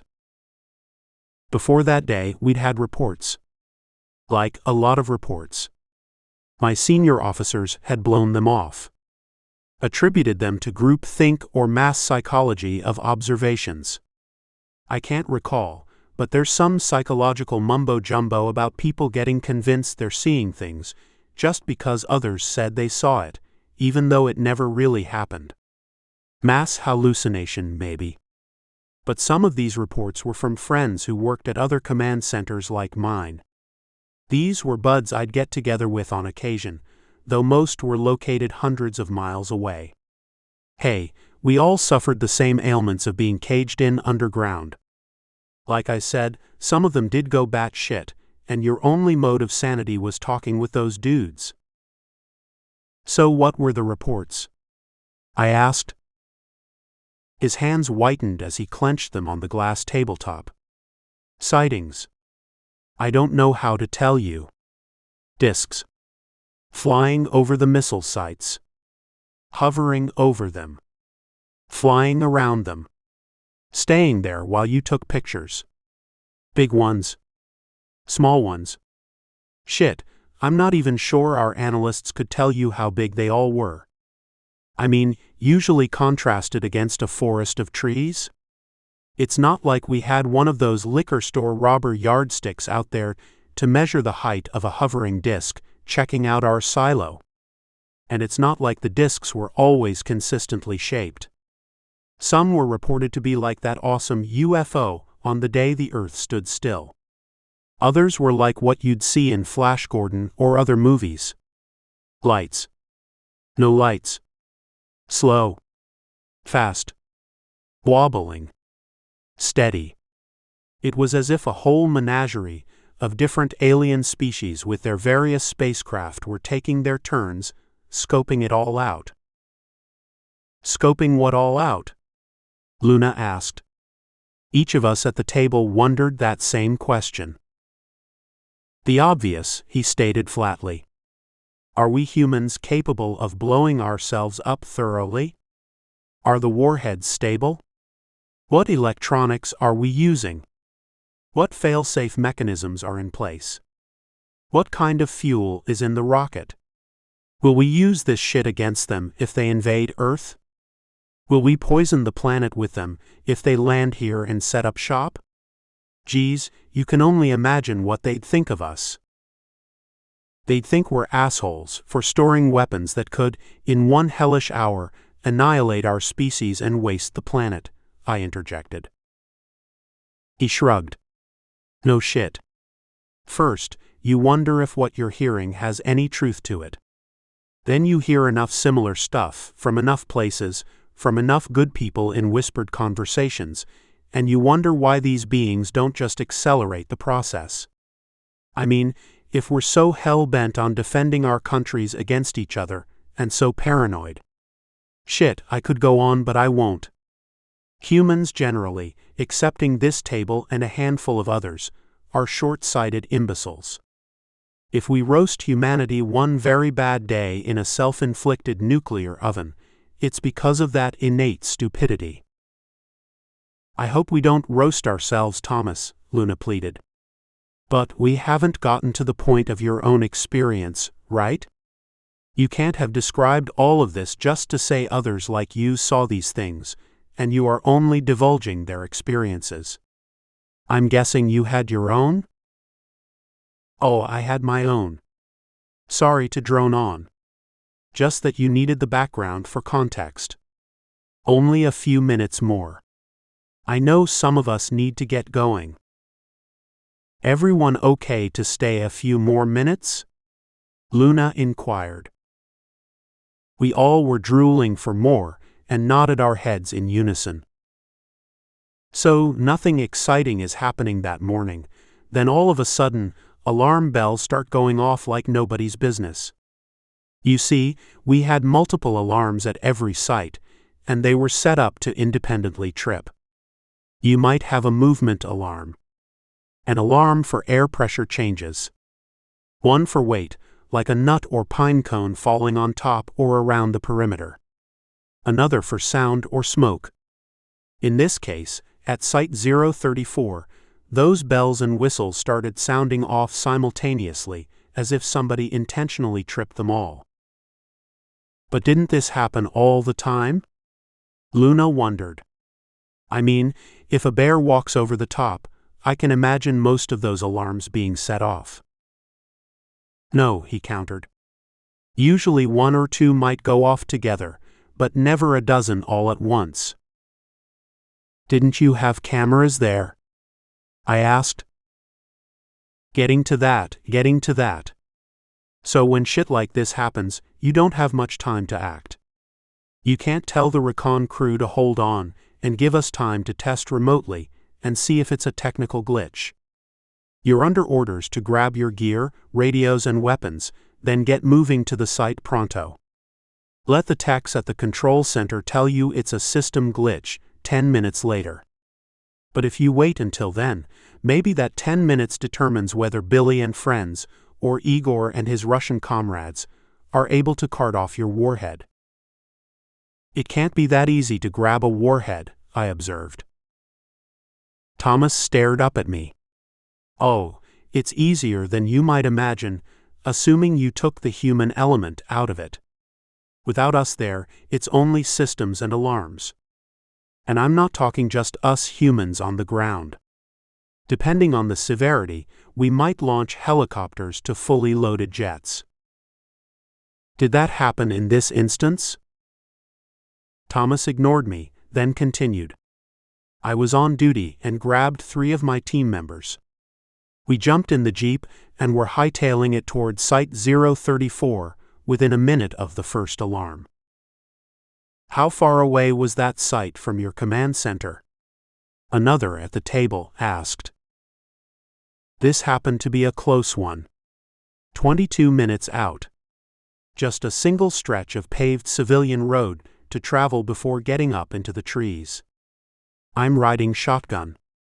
Radio's in my hand to hear anything from my commanding officer. As we're speeding breakneck toward the site, and the Jeep's knobby tires are screaming at the pavement, The words of my buddy kept swirling through my head. He said that before they had their sightings, and they'd had multiples, the same damn thing happened at their centers. All alarms blaring at once. People checking everything to confirm it wasn't a power hit or other incidental nuisance that got everything in motion. I was still curious about video. Again, you don't have cameras at the site? Sorry, forgot to cover that. Look, even the Air Force deals with budget issues. You hate to admit, but budgets impact silos and command centers and everywhere else. You'd like to assume that we have the best of everything, considering the risk of something going wrong, but you could have fooled me. So no, we didn't have video. Do you know what it would cost to run coaxial cable and conduit out to every site? I mean, hell, the cable company has trouble doing that in a city, much less some hellhole location in the thicket-thorned and snake-infested backwoods. Okay, understandable, I conceded. Where was I? You're in the Jeep with the others, thinking about what your friend told you, Luna reminded him, at full attentiveness like all others at the table. And I swear, I've never gotten chills from fear before, but I felt a chill down my spine like someone just doused me with a fire extinguisher. Ever had that happen? Emerges from the canister cold as hell, just like compressed Freon in an air conditioner. So, 20 minutes of driving go by, a very long 20 minutes. We're not saying anything to each other because we'd all heard the stories. You'd have to be willfully deaf to avoid the scuttlebutt that had been spilled about UFOs during the previous 6 months. Scuttle what? Luna asked. Oh, scuttlebutt. Your stuff told in backrooms and the like. Thomas smiled in acknowledgement. We're about a minute away, traveling up this hill. You need to get the picture. We're pushing up a crappy pothole-filled dirt road in the middle of a thick Alabama forest of tall pines and other trees and shrubs. Even though you know it's morning, it seems like dusk because you're dwarfed by them. And we can't see the silo yet because it's on the far side of a clearing at the top of the hill we were climbing. Are you going fast? Slow. Do you sneak up on whatever or announce your presence with guns cocked? Luna asked. Like Thomas, her hands were spread eagle and glued to the tabletop. Can't tell you exactly. We have established protocols that would scare a normal person shitless, excuse my French. I will tell you this. We never, ever, arrive straight up onto the site. The roads aren't designed that way. We have a designated point to stop at and survey the landscape thoroughly before getting closer. If it was a crew of Ruskies aiming to steal a warhead, you wouldn't drive right up on them. You'd arrive in the most advantaged and least obvious place for you to emerge into the clearing and confront the threat. The waitress laid the bill on the table in one hand, while she poured Thomas another glass of water with the other. I'll leave this here for you all, she said. Sorry to interrupt. Still concerned about anyone overhearing the story, Thomas waited until she was out of earshot. I'd been to Site 034 a few dozen times by then. Knew exactly where to stop, as did the guy driving. So he slows down as usual and creeps up the ridge of the hill. We're coming up through this tunnel of low-hanging growth, like a mole emerging cautiously from its hole. He stopped talking. I looked at Luna as she peered at me, and we all wondered why the story wasn't continuing. Are you sure you want to go on? Luna asked. We didn't mean to force you or anything. Thomas was biting his lip ferociously. So, he continued slowly, we emerge from the tunnel of trees and are immediately on flat ground, no longer climbing. I'm looking to my right to ensure the driver stopped the Jeep at the designated marker, and I hadn't looked up yet at the site. Then the guy driving says, and excuse my French again, but he says, holy shit, what the fuck is that? How far away were you from the silo? I asked. His eyes were staring across the table and off into space, as if he was painting a picture in his mind. What? He asked. The others at the table were a bit upset that I interrupted his punchline, so I blurted out, were you 20 yards away? Oh no, Thomas responded, still in a daze. We'd never stopped that close. No, we were 150 yards off from the site. Just cleared the hill. And there it was. He paused again. Was what? Luna cried. A fucking disc. Just hanging over the silo like they were having a good old time, eating lunch, shooting the bull, checking things out in that hole beneath them. I honestly don't think they expected to see us, and we didn't expect to see them either. What did they do? I wondered. Understand, this clearing is maybe 300 acres. Some swampy, mucky stuff with a small lake in the middle. The perimeter was covered with trees. I doubt they even saw us for the first few minutes because we were dead silent. Not moving. My hands were shaking so much, I couldn't even lift my firearm from its holster. The airman behind me started to pick up his M16 latched in along the drive shaft hump, but I waved him to put it down. Thank God, man, and maybe that's the smartest thing I've ever done in my life. Can you imagine taking pot shots at some UFO because you're scared shitless, and they don't even know you're there yet? How big was it? What was it shaped like? Luna was breathless, her brown face turning red from excitement. Beads of perspiration dropped from her brow, and she started fanning herself with a limp cloth napkin. Thomas closed his eyes. I'll tell you what I remember. But you know, these kinds of things are shocks to your system, and you can't tell if your mind recalls them properly. Sometimes I think of it looking just like Cort's flying saucer. Other times it seemed like a rotating figure 8, like a Bernoulli shape, but in 3 dimensions. Hell, maybe more, he laughed. But how big? She repeated. Consider that we were 150 yards away.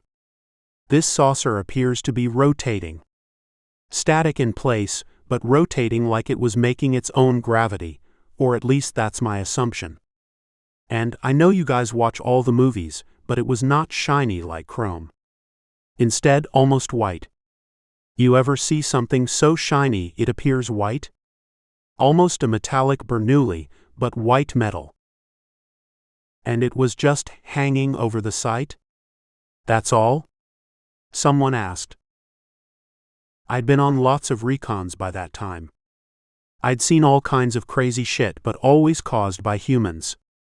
The last thing my team and I expected to see was a UFO casually spinning away, maybe 200 rotations per minute, roughly 20 feet above the silo. Crap, no wonder all the alarms were going off. How long did it sit there? I wondered. Thomas picked his right hand up and stared at his wrist, speaking again, as if dazed. Felt like an hour. Like an hour. We checked the time after it left, and we estimated 19 minutes. One of my crew had just looked at his watch as we were nearing the tree tunnel's edge, then he checked right after it disappeared. I put 19 minutes in my report. Luna was desperate to extract the next answer to her questions. What were you doing during that time? What were you thinking? Ha, he chuckled. The main thing I was thinking was that nobody better pick up a firearm. I didn't want to end up as some organic material intermixed with iron and hydrocarbon elements, fused into the ground by some gamma ray where we were parked. I whispered to my team, without moving my lips, to stay as still as possible. I didn't want to alarm these things, especially in case they hadn't seen us. You ever come up on a rattlesnake while running? I have, I admitted, and a coiled coral snake as well. Running in the desert. Jesus, nothing gets your heart going faster. And nothing gets you bitten faster either, he replied confidently. A year before all of this, I was out running in those same Alabama woods. Stopped to sit on a log and tie my shoe. Look down and there's a coiled rattlesnake staring up at me, 2 feet away. Eastern diamondback, fully grown and most venomous. I hadn't noticed him when I sat there, shame on me. Of course, I wasn't running, or might have just given him his space and passed by gingerly. But it was him and me, and I thought I could ignore my training. That I could just slowly get up and walk away.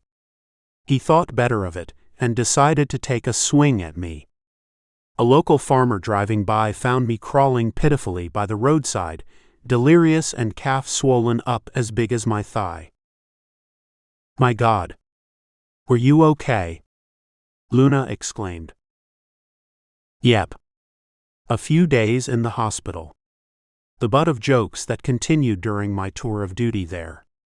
But I learned one special thing from that episode. If you come up on something that looks dangerous, and you're not sure if it's seen you or considers your entrance into its domain as a threat, then you don't start your engine up and back out slowly. You just sit there silently, scared shitless, heart bursting out of your chest and all senses maxed. You sit there, tightly breathing, restricting all movements. Funny, we all had to pee so badly after it left. Oh, I think it'd be more than that after seeing such a thing, I added. Maybe that too, he agreed. So, to conclude this long story, I should tell you how it ended. Aha! Luna pleaded. We sat there in shitless silence watching it spin. It didn't move over the site. I was honestly afraid my CO would radio us, and I'd have to lift my arm to answer. And if I didn't respond to his call, you'd see a helicopter or worse descending on our site within minutes. So I was hoping to God neither he nor anyone else would radio to see how we were doing or what we found. He trusted me to take care of these things as I'd done 100 times before. As far as he knew, this was a routine recon, and we'd report back when the area was secured or maybe even drive back first. Did you radio him after it left? I asked. Wait, Luna complained. He hasn't told us where it went or anything. Let's let him finish. It continued the slow spinning until about 15 minutes in. I'm not sure if it saw us or if it was finished doing its survey work or whatever the hell it was doing. Then it started spinning faster and faster, creating a hum. A little like the sound of a jet engine or a prop engine when it gets going. But this was super high-pitched. And I hate to tell you, but as it began to rise, like from 20 feet to 40, then 100, above the trees, the damn thing looked 2 or 3 times the size versus when it was close to the ground. I'd say, if you could think of an equivalent, it was about the size of an indoor arena of maybe 5,000 seats by the time it ascended. Pretty damn substantial. Then again, maybe the spinning and sound distorted things, but my team confirmed what I saw as well. And Luna kept leading him. And then, when it had just cleared the tree line, it bulleted off to our left. Disappeared in 3 seconds, I'd say. No ship like that exists in the Air Force today, or for the next 100 years. And though a rocket might reach that speed, it takes a good long time and no atmosphere to achieve that kind of acceleration. I can't imagine the G-forces they undergo inside that. Makes you think the occupants must be either machine or biologically crafted to withstand those forces. What did you do then? I asked. Geez, what can you do? You stare dumbfounded at each other. You say everything you wanted to say during the scariest 20 minutes of your life. Then you confirm each other's accounting of what just happened, or at least it was my job to do that. Did you check the site afterwards? I queried. Would you? Honestly? I'd heard stories of radioactivity after these visits, and I wasn't about to risk my crew or me to check it out. No. Maybe I took the chicken shit way out. But after it left, I ordered the airmen to slowly back the Jeep up, to get us under the protection of that tunnel of trees, so I could radio the base. What did they say? Luna asked. Now that part one can't tell you. I've divulged probably too much already. I can say we were ordered not to investigate, that we weren't the right guys to do this, and they'd send a crew out. I was curious about what the protocol was in such an unusual circumstance. So, what were you told to say about what you saw? I mean, it's not like it was one of you having a psychotic episode. 4 of you were there to confirm the experience. Thomas's eyes rolled up at the ceiling. I can tell you this much. We were debriefed, told we'd stay there another few days, then take a week's leave, which is what we did. Of course, part of the debriefing included the usual secrecy, the standard Air Force operations lines you'd heard before. As far as I knew, it might have been the Air Force testing out new technology. But hey, aviation technology doesn't move that fast, not unless they found a way to get something to go faster than a Saturn rocket with an instant maximum speed button. And so, the story may be anticlimactic. I'm still alive. I didn't get whisked up and abused by aliens, though I sure as hell believe in them. But what about other sightings? Luna asked. They continued. Similar experiences to ours, I understand. To this day, I couldn't tell you if they still get reports. Maybe it's old hat by now to the alien types. When you've seen one missile silo, you pretty much have seen them all. I suppose they'd want to stop by on occasion, just to get a sense of system upgrades and the like. I did hear something later on that the Air Force further hardened the silos, maybe in response to these weird sightings and hoverings. But when you're that advanced, you've got X-ray crap to see anything through anything, though maybe not. Maybe they're encasing the silos in lead or something to keep the Martians from snooping. Who knows? Thomas rubbed his face with both hands as we all stared at each other. Feel better, Thomas? Luna joked. It usually helps to get thoughts like this off your chest. Weird thing is, he concluded, they didn't do anything about it. At least not yet, right? We don't have a swarm of Cort robots arriving to shut down our sites. If they're out there, and I'm sure they are, I'm 100% sure they are, they're just letting us move on with our lives. For them, it might be like having one of those plastic ant farms from a catalog, and watching what happens when you combine black ants with red. God, Luna exhorted, I hope they're not that sadistic. That's the extent of my best UFO stories after 6 decades of living. A few observations, however. Humans are terminally ethnocentric. Not having perfect, verifiable evidence of other intelligent life in the universe, we make a default presumption that we are special, as if space and time and big bangs, or a chosen deity created this amazing miracle of life for us only. On the contrary, for the few who even ponder such things, I believe we are boringly average, especially in our penchant for self-absorbed hubris. As you age, you will conclude that virtually everything eventually reverts to the mean, implying that most things fall within a few standard deviations of the average. When it comes to life elsewhere, I place us in the first standard deviation on either side of that curve. For God's sake, in a universe of infinity, how unique can we really be? Why haven't we heard anything from space that is knock your socks off astounding? There's an obvious answer we don't want to confront. Most civilizations never move beyond the greatest filter of all, beyond the ones we thought were so impossibly difficult, like multicellular organisms. Those previous filters compare not to the concluding filter for nearly all sentient societies, where their technological advances rapidly outpace their ethical systems. These two get severely out of balance, which is happening right now in my time, and the species encounters a terminus or end point. I find myself screaming out silently from the dark forest to almost 8 billion others. I hope they are not as deaf as I believe. Because the relative time interval this filter occurs within is so short, decades perhaps, it is exceedingly difficult for us to capture radio transmissions or other evidence of such civilizations. Those fewer, rarer species successful enough to pass this same filter are also intelligent enough to cease blaring their presence into places and spaces unknown.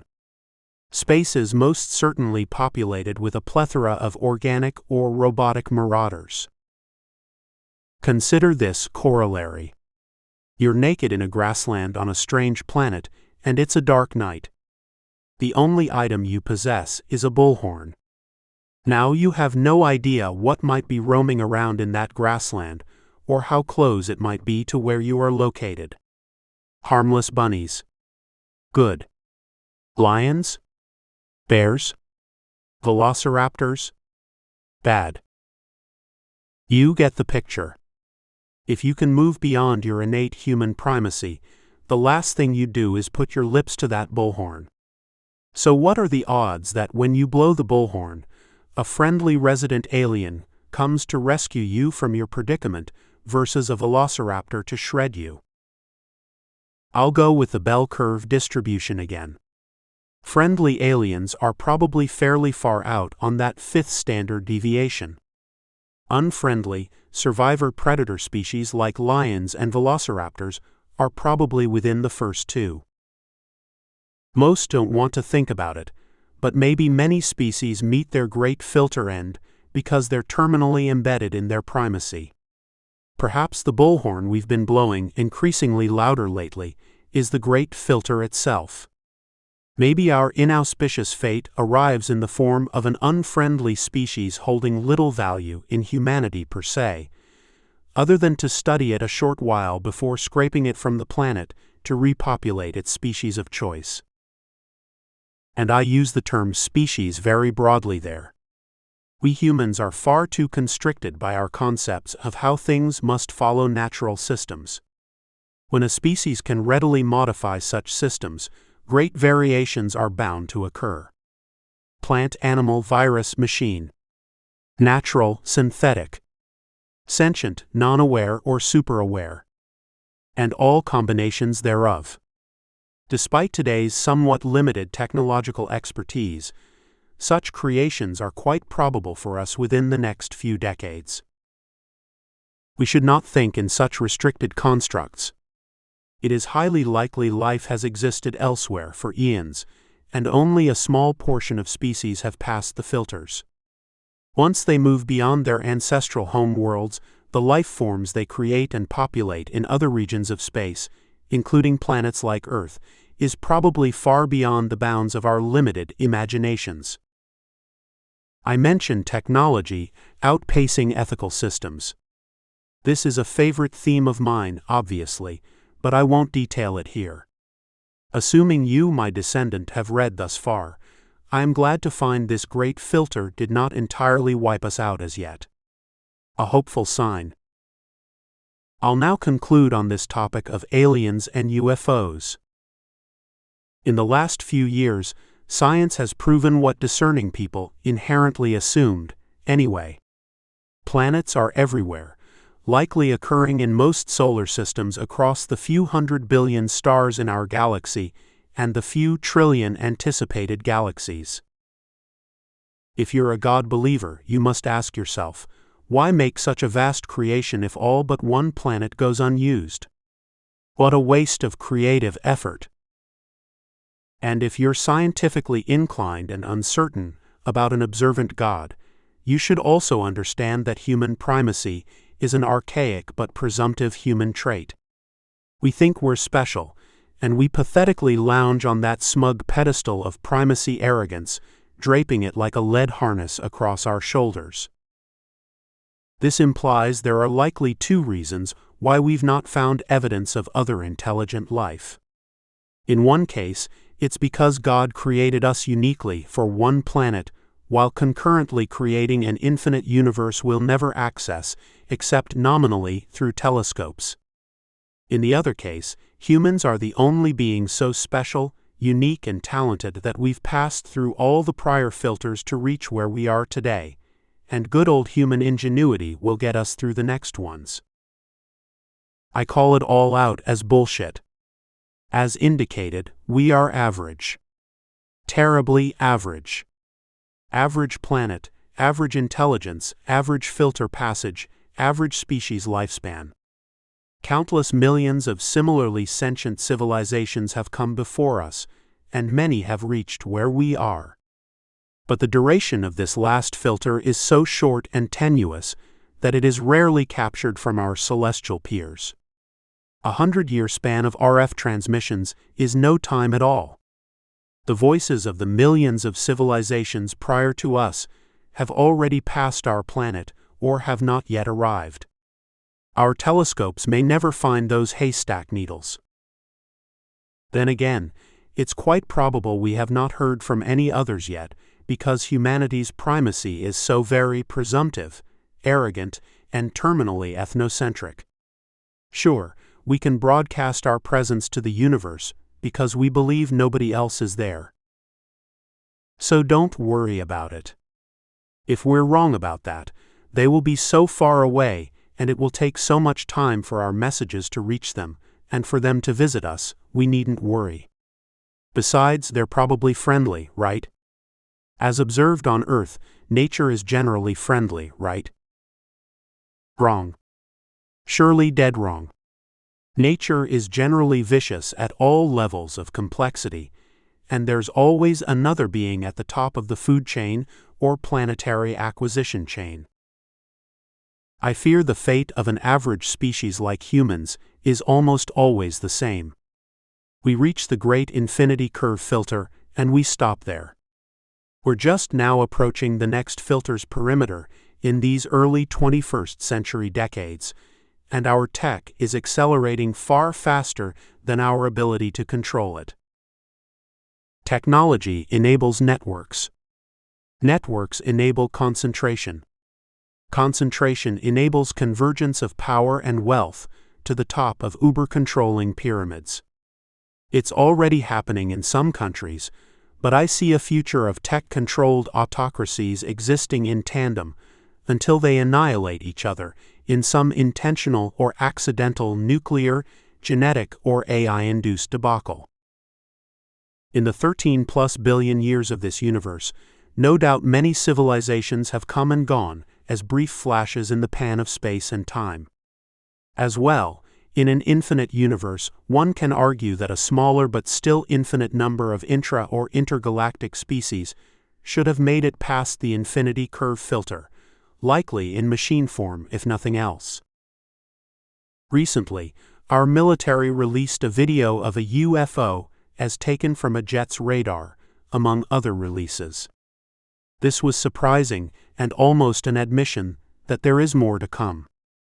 Perhaps it was an initial attempt at testing our adaptation and acceptability of such a thing, and we better get used to it now that so many recording devices exist on Earth. We don't hear from the other civilizations because they're not so ignorant and presumptive as to bullhorn their presence. Or they're here already. Perhaps the stories I retold have some truth in them. Maybe they're studying us and waiting for us to fail, and if so, that must be a pretty boring wait. When you've seen one civilization self-annihilate at our incipient infinity curve filter, you've probably seen one too many and care not to witness such destruction again. All these hypotheticals don't matter anyway, since our fate rests in our hands, as much as we'd like to assume something or someone else is responsible. Humanity has hard choices to make as these critical days pass, choices we collectively fail to recognize that we even need to make.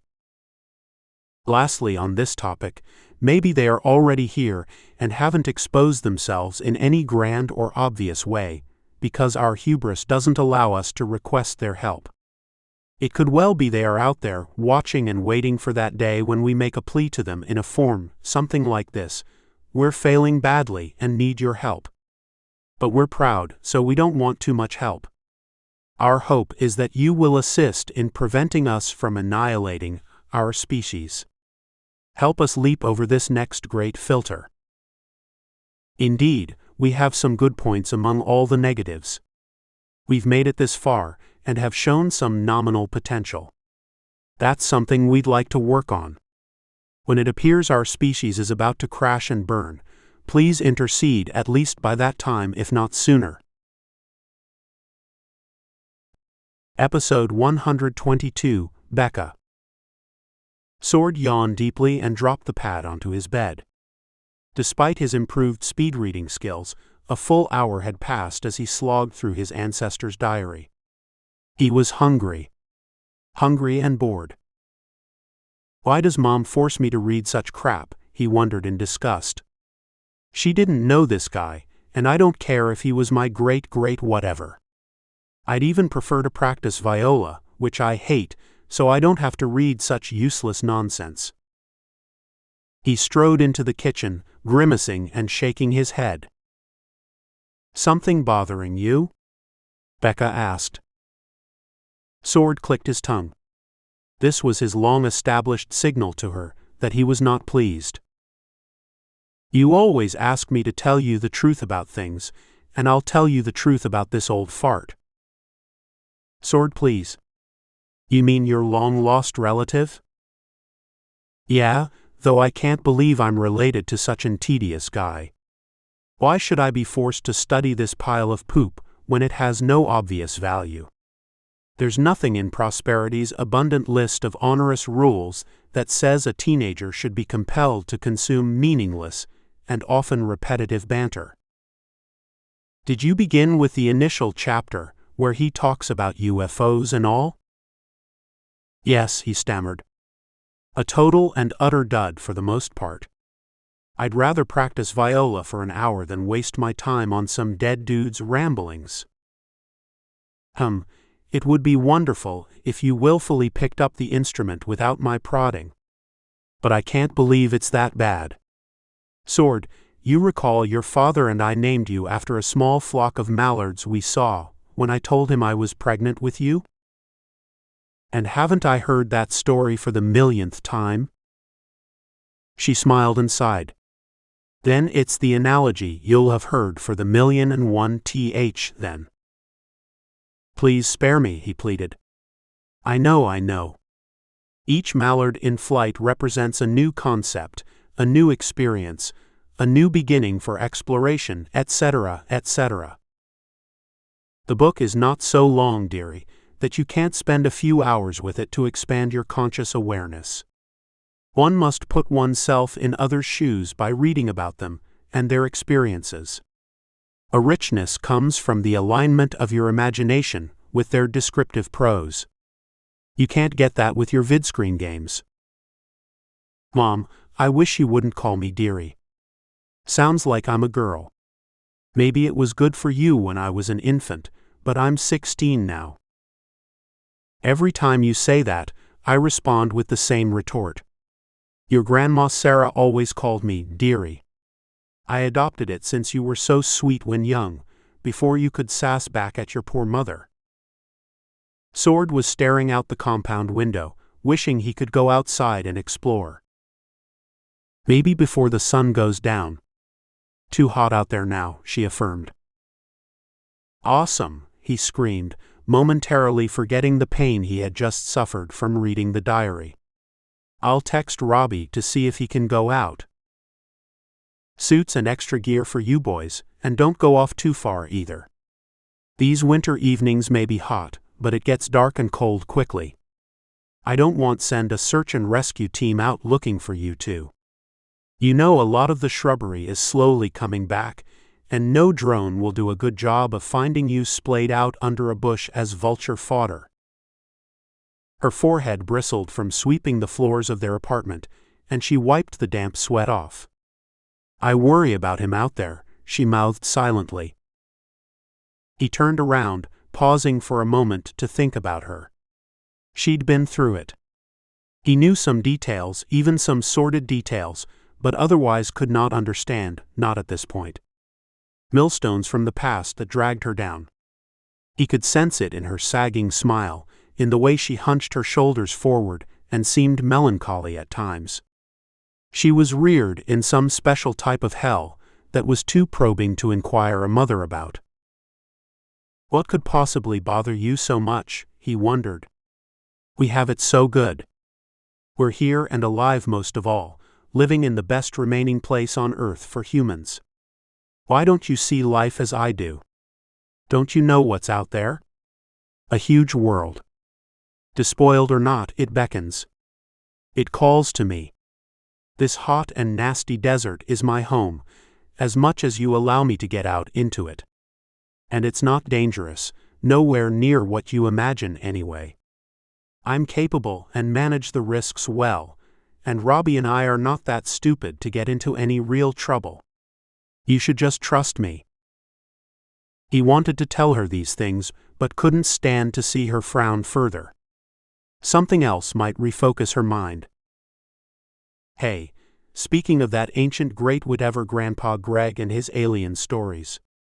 I know we've spoken of it before, but what do you think happened to that obelisk, since we finally have proof, we think, that other sentient types are out there in space? It proves we're not the only intelligent life. So, was that obelisk real or fake, and what happened to all that gold and platinum?" Becca felt a twinge of angst, because she was too close to the topic. Her mom never mentioned the obelisk to her directly, and she never spoke much about her past. But Becca knew she was involved in some inappropriate way. After the global devastation of the Second Great Debacle in 2075, or GD2 as it was called, the nation-states and all other political and social structures at that time were decapitated.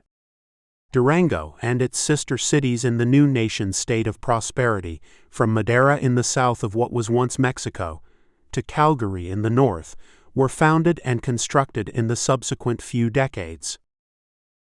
A collection of stragglers and survivors, irrespective of their prior allegiances to the nation-states, descended upon prosperity as the last civilized refuge in the Western Hemisphere. Becca and her mother were among that group of weary, terror-adapted humans who grasped for something more than simply surviving in the torrential ecological and social aftermath of the human-caused catastrophe. For Becca, the whereabouts of the platinum-gold obelisk was forever lost in the woeful lore of the countless global mysteries following GD2. She saw little value in resurrecting anything from the past, unless it applied to virtuous teachings about the cascade of humanity's grotesque mistakes during the 21st century. She placed her broom against the door jamb. "Sword, my boy, the obelisk and its origin will forever remain an unknown." He thought about stopping there, but felt his mother needed to see that he cared about her past, and how it affected her every day. "Didn't Grandma Sarah know the truth?" he inquired innocently. "She reported to you-know-who, the guy they say helped waste the world, and he must have known what happened to it since he was an oligarch and all." Her gaze fell to the floor. Sword never knew his grandmother, and Becca's memories of her mother were beginning to fade as time passed. As much as possible, she shuttered away all aspects of her mother's kidnapping, ransom, and apparent murder during the heady days of prosperity's beginnings. And despite the lessons taught by her stoic teachers in her few decades in prosperity, including pragmatic instructions on how to disassociate oneself from one's emotions, Becca was still unable to separate her sense of self-worth from those painful memories. She put forward her best stone-faced response. "I'm sure you've read the history about it in your teachings, and you know it's not fruitful to dwell upon the past without a specific purpose of learning from it. So what's your reason for asking? If the obelisk was real, then shouldn't we be preparing ourselves for the possibility of alien marauders? She shook her head and grinned. He was a master at goading her into these types of discussions by requesting confirmation of his conjecture.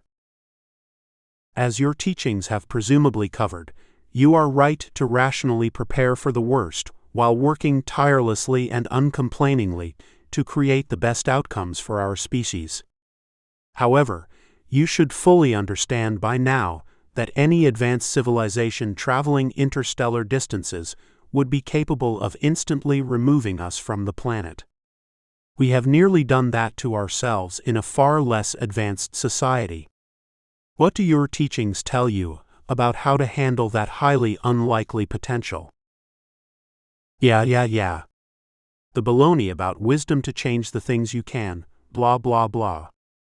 I get what the teachings and history say, but I want to know what you think. In your opinion, was the obelisk real or fake? Becca grasped the broom as if to begin sweeping again, then took a deep breath and plopped onto the dinette chair. Okay, I'll indulge you, which I do all too often since you are my only child, and therefore the spoiled one. No, I think it was not real, at least not really from space aliens, and was instead a creation of humankind. You've read the history. There were so many factions fighting each other at that time, during the gradual rise to global anarchy brought on by societal imbalances. People were chipped and tied directly into AI databases, and you never knew what demagogues or religious zealots or country or social subnetworks controlled them with self-fulfilling, self-confirming narratives. Then there were many mechs who were mostly chipped as well, increasingly of the strong belief that they were a more perfect evolution of being. It was a time when humanity lost its humanity. Fear and bigotry ruled the day since people not only thought differently, but humans were greatly diverging in all aspects. And tech had devolved beyond our control, allowing egregious concentrations of power and wealth. Yeah, I know all that stuff, he countered. Then don't interrupt, my boy, as I wasn't finished.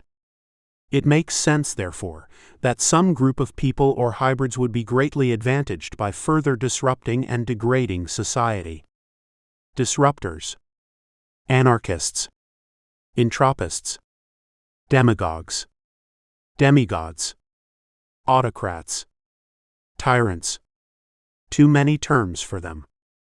Those who prefer to tear apart, tear down, or demolish existing social structures that allow people be fair and equitable with each other, so they can own and control what remains in the bloody and gruesome aftermath. This happened after the first Great Debacle, when it became a time of the oligarchs and technocrats. GD2 was the inevitable outcome, since nothing useful was learned from the first self-induced catastrophe. He was getting bored. I get all that history. But why would you fake an alien obelisk warning of an impending annihilation? Why would you waste so many tons of gold and platinum only to make a point? She smiled. Dearie, you know this from your teachings, and you will understand more with time. When a person has concentrated and gathered so much before them, so many possessions, so much wealth and complementary power within physical or virtual reach of their arms, they feel entitled to more. I can't say it always happens. Maybe 99% of the time. If you were a trillionaire back then, money and power just weren't enough. You'd eventually crave adoration, worship, and control over all beings and activities of the world. It's an old story going way, way back in human history. Social Darwinism, the thought that you must have achieved obscene wealth and power because you are fundamentally superior to all others. You know this, of course. Absolute power corrupts absolutely, an overused saying. Maybe it's better said as, networks naturally coalesce and centralize. Centralization progresses to concentration. Concentration creates imbalances that always go unchallenged and lead to the pit of vipers. Well, he said, ignoring her philosophical rant, it seems like such a waste of precious metal. Seems they could have sent some other type of signal that was just as convincing. Yet it was too convincing. Many billions died from the fear and hatred the obelisk helped engender. Which leads me to another question. How are you doing on your demagogue's checklist? That was part of this week's homework, wasn't it? I'd like to hear your recitations, young man. Mom, he urged. Why does everything always come back to homework and the prosperity social norms baloney? Can't some conversations just for once get to the topic at hand and not veer off to teachings? I suspect you are finding value in these things far beyond baloney. And which topic at hand? She questioned. The existence of aliens, status of the obelisk, or waste of precious metals? Tiring of the banter, Sword rubbed his eyes, a signal only his mother would recognize that he wasn't being heard. What? She asked. What do you want to say? That this conversation misses my point entirely. I want to know what you think about the existence of aliens on Earth. And she also knew what this meant. He was less interested in her thoughts and more eager to divulge his own. If aliens are out there somewhere, or standing right next to us in a hidden dimension, and able to observe us, it makes you wonder why they didn't restrain us from virtually eliminating all life on the planet decades ago. What do you think? Sword didn't realize his mother had outdone him, finally getting to what he felt in his belly. I think it would be highly unlikely any advanced civilization could construct a wormhole and go faster than light. That concept is all but disproved, so you're left to deduce other possibilities. Yes, we've found evidence of other sentient life on systems far away, but nothing so far that has been decipherable, clear, and of value. It's not like they're providing guidelines on how to live and be like them, or how to prevent a next Great Debacle. I hope we don't have another one of those, she interjected. Though I wouldn't be surprised if the messages aliens are sending into space is much like that guy Rick and his wife Sophia sent before GD2. An interesting parallel. I'd almost forgotten their names. It was the swan song for the human race. A warning. I was forced to read the whole manifesto that guy wrote to God knows what aliens, and it was utterly boring. Yeah, no doubt you think that. Your grandma confirmed to me firsthand how it happened, how that little laser message in the sky started a cascade of horrific events that eventually sparked GD2. But you've read the history, and I've told you a few times what she told me. And I don't really want to hear again, thanks. My point is, though, if a sentient species makes it to a stage of certain technological advancement, why would they send any communications out into space? Wouldn't they risk chumming the waters with anchovy blood to attract nasty sharks nearby? Could they really have been that confident in themselves to assume no destructive sentient beings, whether biological or mechanical, were even within striking distance? I find it hard to believe they were so cocky. Becca smiled and nodded. She was happy Sword had thought so deeply on the topic. He continued, but to think we are in a universe of planets. Given the relatively infinite distances between sentient civilizations, I suppose even a few billion years of advanced existence doesn't provide you with much opportunity to get around. You could explore your own little galaxy in that time. And if you were infinitely advanced and could live in cold space that long, you'd surely have the ability to terraform any planet at your will. I mean, look at us. We've effectively reverse terraformed what was a very inhabitable planet with our misuse of tech, and we're anything but advanced.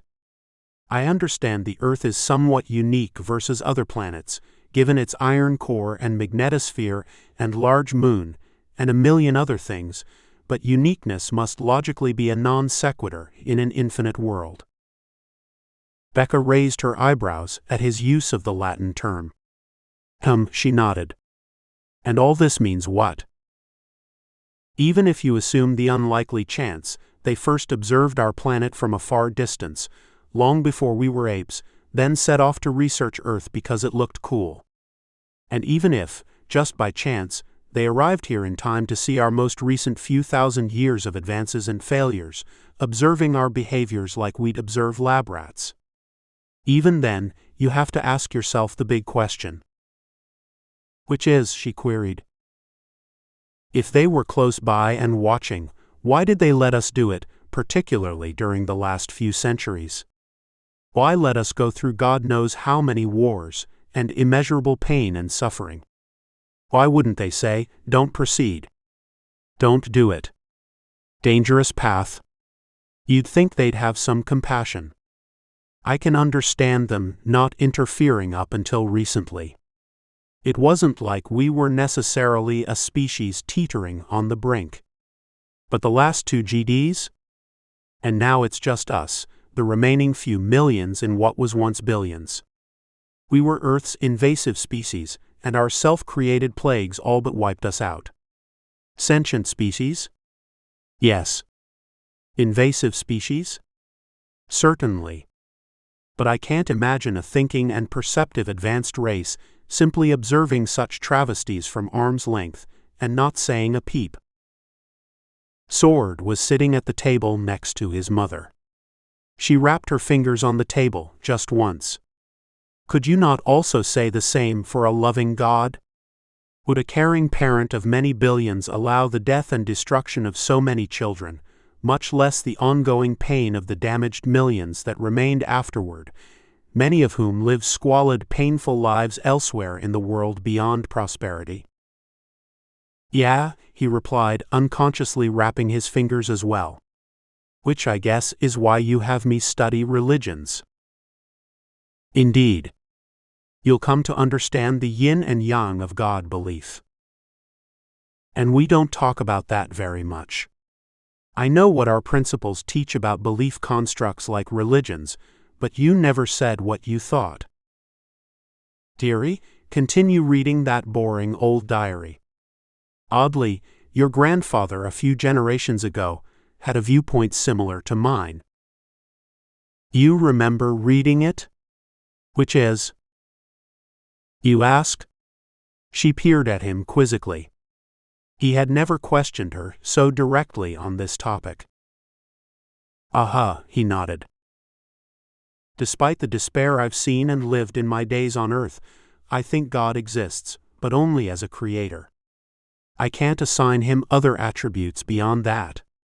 I believe it's misguided to personify God in our image, given our quite dubious moralities, behaviors, and objectives. I can't assume God wishes evil or harm, or even riches or happiness on any one of us. It seems wrong and unfair to place our expectations for assistance upon God, as if God is compelled to deliver us from the pains of life. No. In my mind's construction, if you're God, you create. That's what you do. Sometimes, your creations evolve to ask themselves questions about their existence. If so, they probably also have the chops to make their own decisions about individual survival, species survival, and their impacts on the ecosystems in which they evolve. If they can do this much, they should have the capability to advance and improve themselves and their civilization. Alternatively, they could destroy it or even wander about aimlessly while expecting their God concept to arrive from on high with all the answers and solutions to their mostly self-created problems. I'm not sure why I'm telling you this because that old Greg-grandfather dude on your father's side conveys similar material.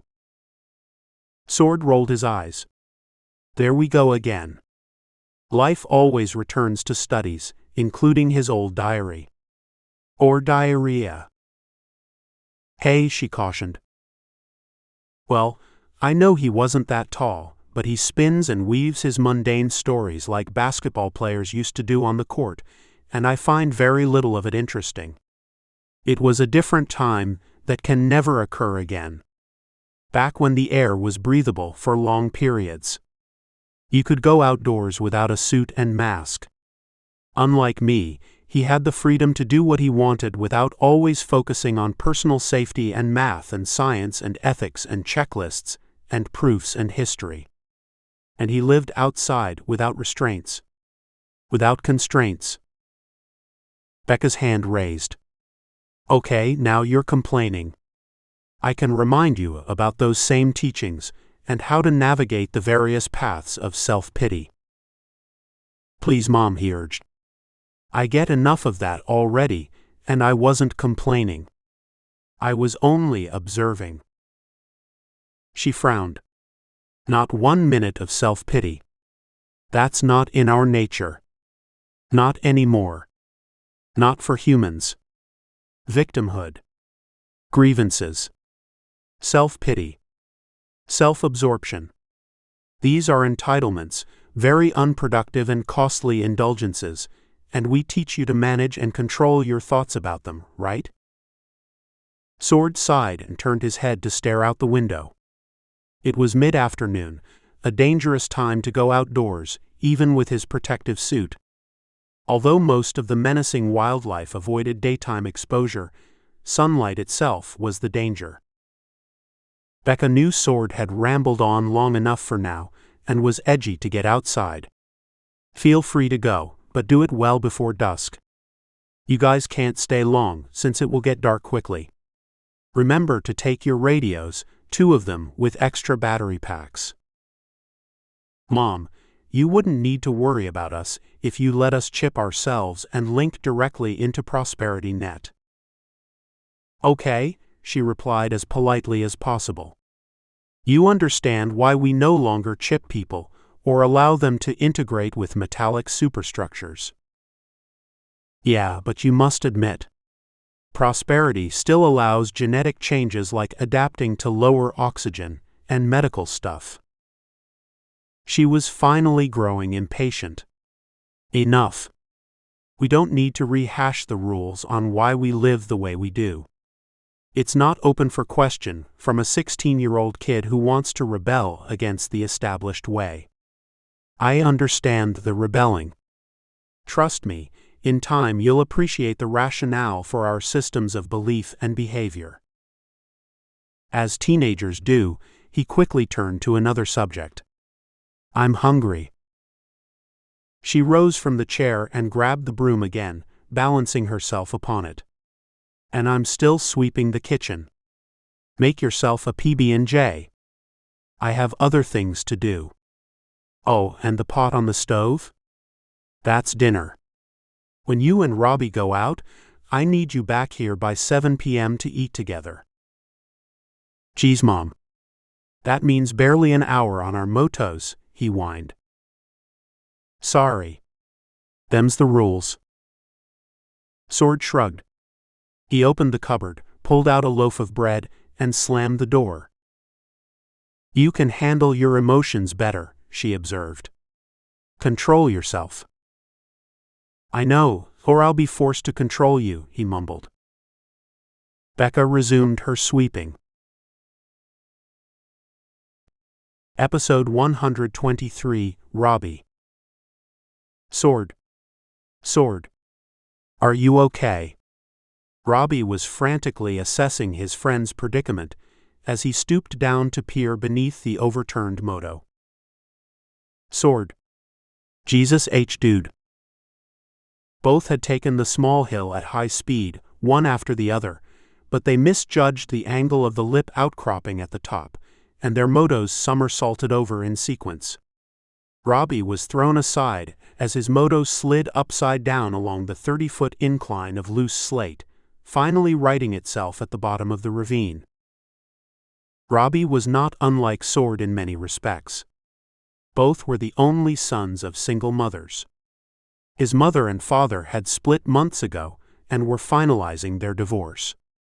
Robbie's dad had recently moved to Madera, the southernmost outpost of prosperity in what was once northern Mexico, then later Bolivar. Despite rarely being exposed to direct sunlight due to the damage it might cause, Robbie's skin was genetically dark. His father was descended from a line of Latinos who resided in the former state of New Mexico before it was absorbed in the 2040s into Vista, one of 3 large states in what was once the nation-state oligarchy of Westrich, before the GD2 global purging event of 2075.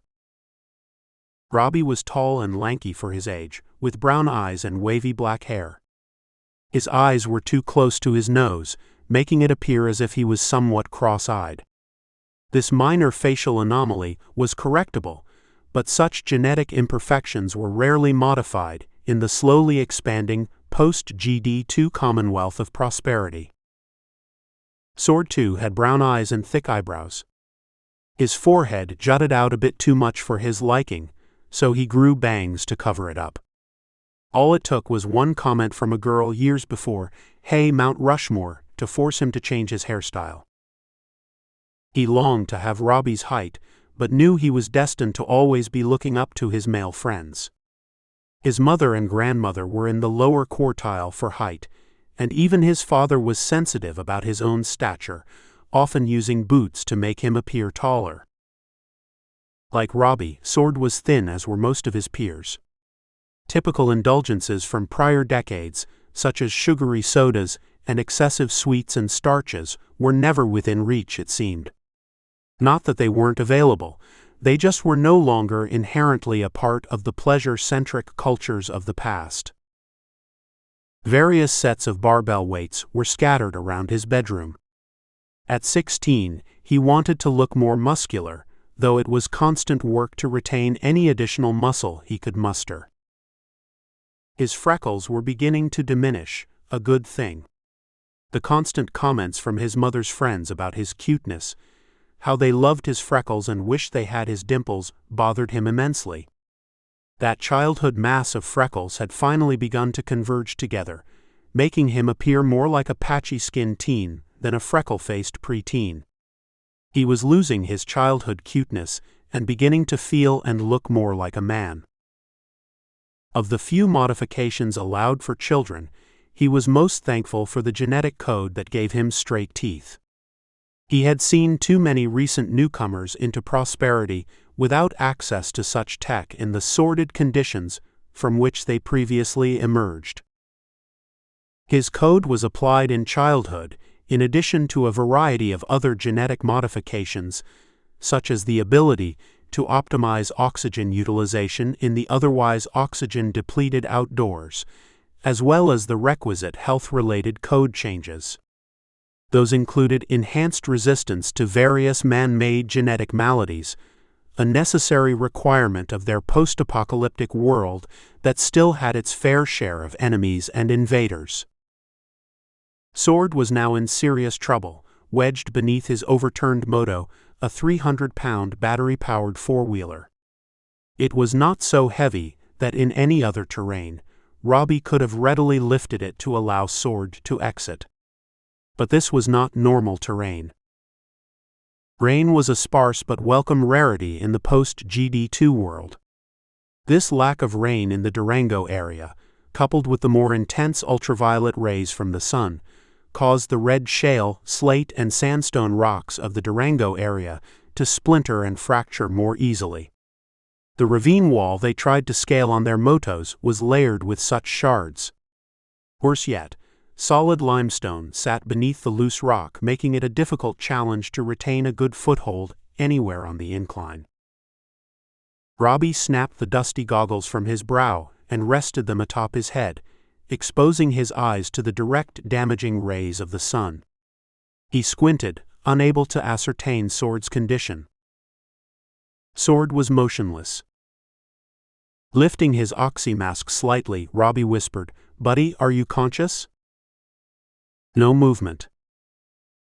He removed his glove and reached at Sword's neck for a sign of life. "Shit, dude, I hope you're just knocked out for a minute." There it was. A pulse. Perched on the ground and staring at his incapacitated friend, he recalled a critical mistake. "Fuck. I forgot my radio." In response to his expletive, Sword slowly began to stir, then groaned loudly. "Okay," Robbie cried aloud.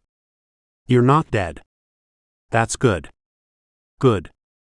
He placed the goggles back over his eyes and surveyed the immediate landscape. The small hill they crashed on was like every other one in the dusty terrain around Durango. But the grade was a problem. In trying to lift the moto off him, Robbie knew he might slip on the loose rock and risk slamming the moto back down on Sword.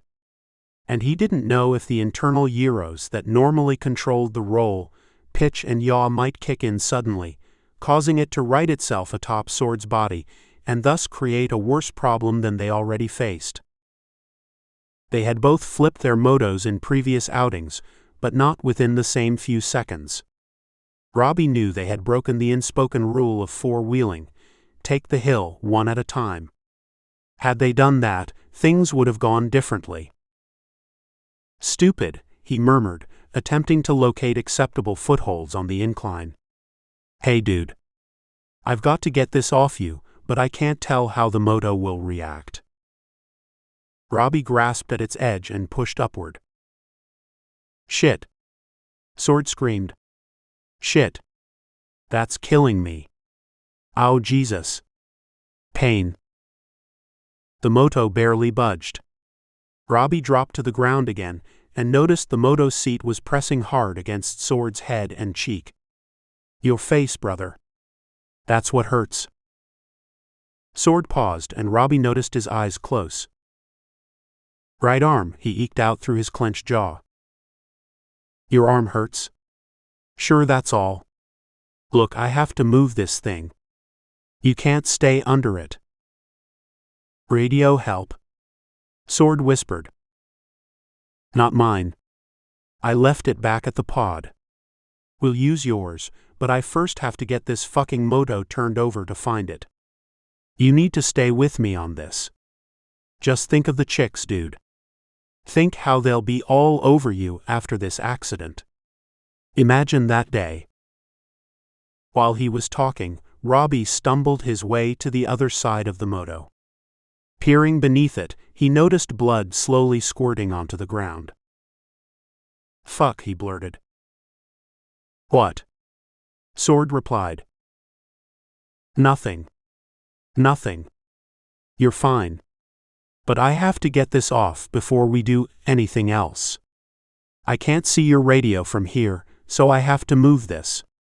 Again, just think of the chicks. Think of that one chick, the girl who took a liking to you in Hesperus." "What are you saying?" "She doesn't like me," he groaned. "Yes, she does," he exclaimed, lifting the moto up a few inches and off Sword's body. With arms shaking from the weight and fear, he held it in the air, its other side wedged against a rock. "Fucking I." Robbie cried in pain. "I can't hold it here, so get out of there. Can you crawl out?" He heard nothing. Breathless, he tried again. "Look, I have 10 more seconds at best to hold this up. Can you get the fuck out from underneath? I can't see what you're doing under there. My head and shoulders are propping this up, but the pressure's too much to bear, and I'm slipping on this fucking shale. It won't upright itself. Get the fuck out." Sword groaned again, inching his body out slowly from beneath the moto. "Are you fucking still under it?" "I'm out." "Are you sure?" "I'm dropping this thing." The moto banged hard against the ground and slid down the hill a few more meters before uprighting itself. Robbie scurried over to it, searching for the radio. "My arm," Sword cried. "Look at my fucking arm." Robbie glanced back at Sword, who was now sitting up on his butt a few meters above Robbie, his body wavering back and forth in a daze. A blood-soaked white shard protruded from his suit. "Jesus, dude. Is that your bone?" "Bleeding." Sword was staring in awe at his arm, and blood was beginning to cover his silver envirosuit. Robbie could tell from Sword's oxymask that he was beginning to hyperventilate and likely in shock. Fuck. Where's the fucking radio? Sword was covered in the red and gray dust of the hill. His suit was torn in multiple places, and Robbie suspected he had multiple contusions elsewhere. But the arm was the urgent matter. Stay there, Robbie demanded. Don't move a fucking inch. Don't stand up. Sit there. I'll find the radio. Where is the fucking thing? At that moment he realized the shattered pieces of bioplas strewn on the hill were the remains of Sword's radio. Fucking I, he yelled. Fucking I. Okay, stay calm, dude. Stay calm. Calm. Yeah, and don't move. The radio. It's not, he stuttered. Not here. Broken. It's this shit all over the ground. See that? That's your radio, and I fucking forgot mine. Despite the dust covering Sword's oxymask, Robbie could see his eyes close. Slowly, Sword laid back on the hillside, carefully avoiding any movement of his arm. Stop the bleeding. Pressure, Sword pleaded. Robbie remembered he was wearing a bandana atop his head. He stripped it off and scrambled up the hillside. Close your eyes, he commanded, staring at his friend as if he might die. Robbie knew this was a bad situation. The worst he'd ever been in, maybe the worst he'd ever heard of. He couldn't help but think of his friends at school, and how they'd wonder in horror as he told them the tale of their accident, about how Sword died despite their brave trek back to Durango's perimeter. Sword's bleeding forearm was elevated above his chest, and although the blood was still spurting, Robbie thought the volume had diminished from what he'd seen minutes before, when Sword was trapped beneath the moto. Fucking gene repair shit better start working or he'll bleed out, he whispered unconsciously. Bleed out? What do you mean? Sword asked, still not opening his eyes. Bleeding out. Outside your suit, he lied, carefully wrapping his makeshift tourniquet around Sword's upper forearm. Once finished, he rinsed the blood from his hands using the dirt from the hillside. Robbie closed his eyes for a moment. Use what you've learned, brother. Center yourself. Let your fear run over and beyond you. Think clearly despite the adrenaline surges and hyperactive mind. These are physical things to be expected. They will not rule you. Envision what you must do to resolve your challenges. He stared at his friend. Sword's breath seemed shallow now, maybe preferable to hyperventilating. Then he glanced at the puddle of blood and dirt where Sword was crushed. Not that much lost, he said to himself, wanting some glimmer of hope. I think he's movable. But I've got to get him out of this, son. His face is exposed directly, given how he's resting there. I've got to get us back on the moto and drive the hell out of here. Robbie slid down the hill on his butt a few more meters to his moto. Although it had overturned and righted itself as it reached the bottom of the hill, he noticed a menacing shadow underneath, a head-sized boulder outcropping. Peering below, he noticed the boulder was lodged against the moto's transmission. Got to lift this sucker, he panted. He tried a single tug, but the rock prevented any movement. He tried again at front and back, but to no avail. Given that grim outcome, he rocked the moto from side to side, hearing the disquieting grinding of machine, bioplas, and rock. After a minute of trying, the moto broke free from its captor and slid further down the incline a few feet. Yes, he screamed with delight. We're in business. Scampering up the incline the 30 feet to Sword, he started to lift him up by the head and left shoulder. "Ah, fuck. What are you doing?" Sword groaned. "Moving you, dude. Or can you stand up?" Robbie knew that was probably not a good idea, and Sword confirmed it. No. Dizzy. Slide. With his fractured arm raised in the air, Sword painfully descended down the hill by sliding on his butt, shards of gravel ripping at his bottom. Great job. We got this, brother. We're good. Trust me. Now we just need to get you up on the back seat here, then we'll be home in 15. Sword grunted as Robbie lifted him from behind, pushing at his back and pulling up under his left shoulder. Sword managed to straddle his legs across the back seat, then slowly began leaning forward. No, dude. Don't lean against me, but stay with me. You need to be awake. We're on my moto, understand? Know where you are? We're 15 minutes outside town. You are not allowed to fall asleep on this. If you faint, you'll fall on that broken arm, something you do not want. At that comment, Sword lifted his head up at attention, as if jolted by a cattle prod. Okay, I get it. Just let's go. Robbie hopped onto the driver's seat and started the engine. No problems, he said, calmed by its comforting whine. Sword was again leaning onto his back. Dude. Robbie screamed. You cannot fall asleep. I can't drive this if you're not conscious. Got it? Yeah. Got it. Then sing a fucking song or something. Find a way to stay awake, he commanded. And grab around my stomach with your left arm. You have to hold on. Michael Rowe. Double shit. Robbie yelled. Something's wrong. I'm in gear, but I can't go forward. He levered his toes against the ground and tried pushing the moto forward. Maybe reverse, he wondered. Immediately, the moto began to move. Fucking gearing is stuck. Fucking boulder screwed the gearing. He tried forward again. Same result. Robbie dismounted from the moto and surveyed the situation.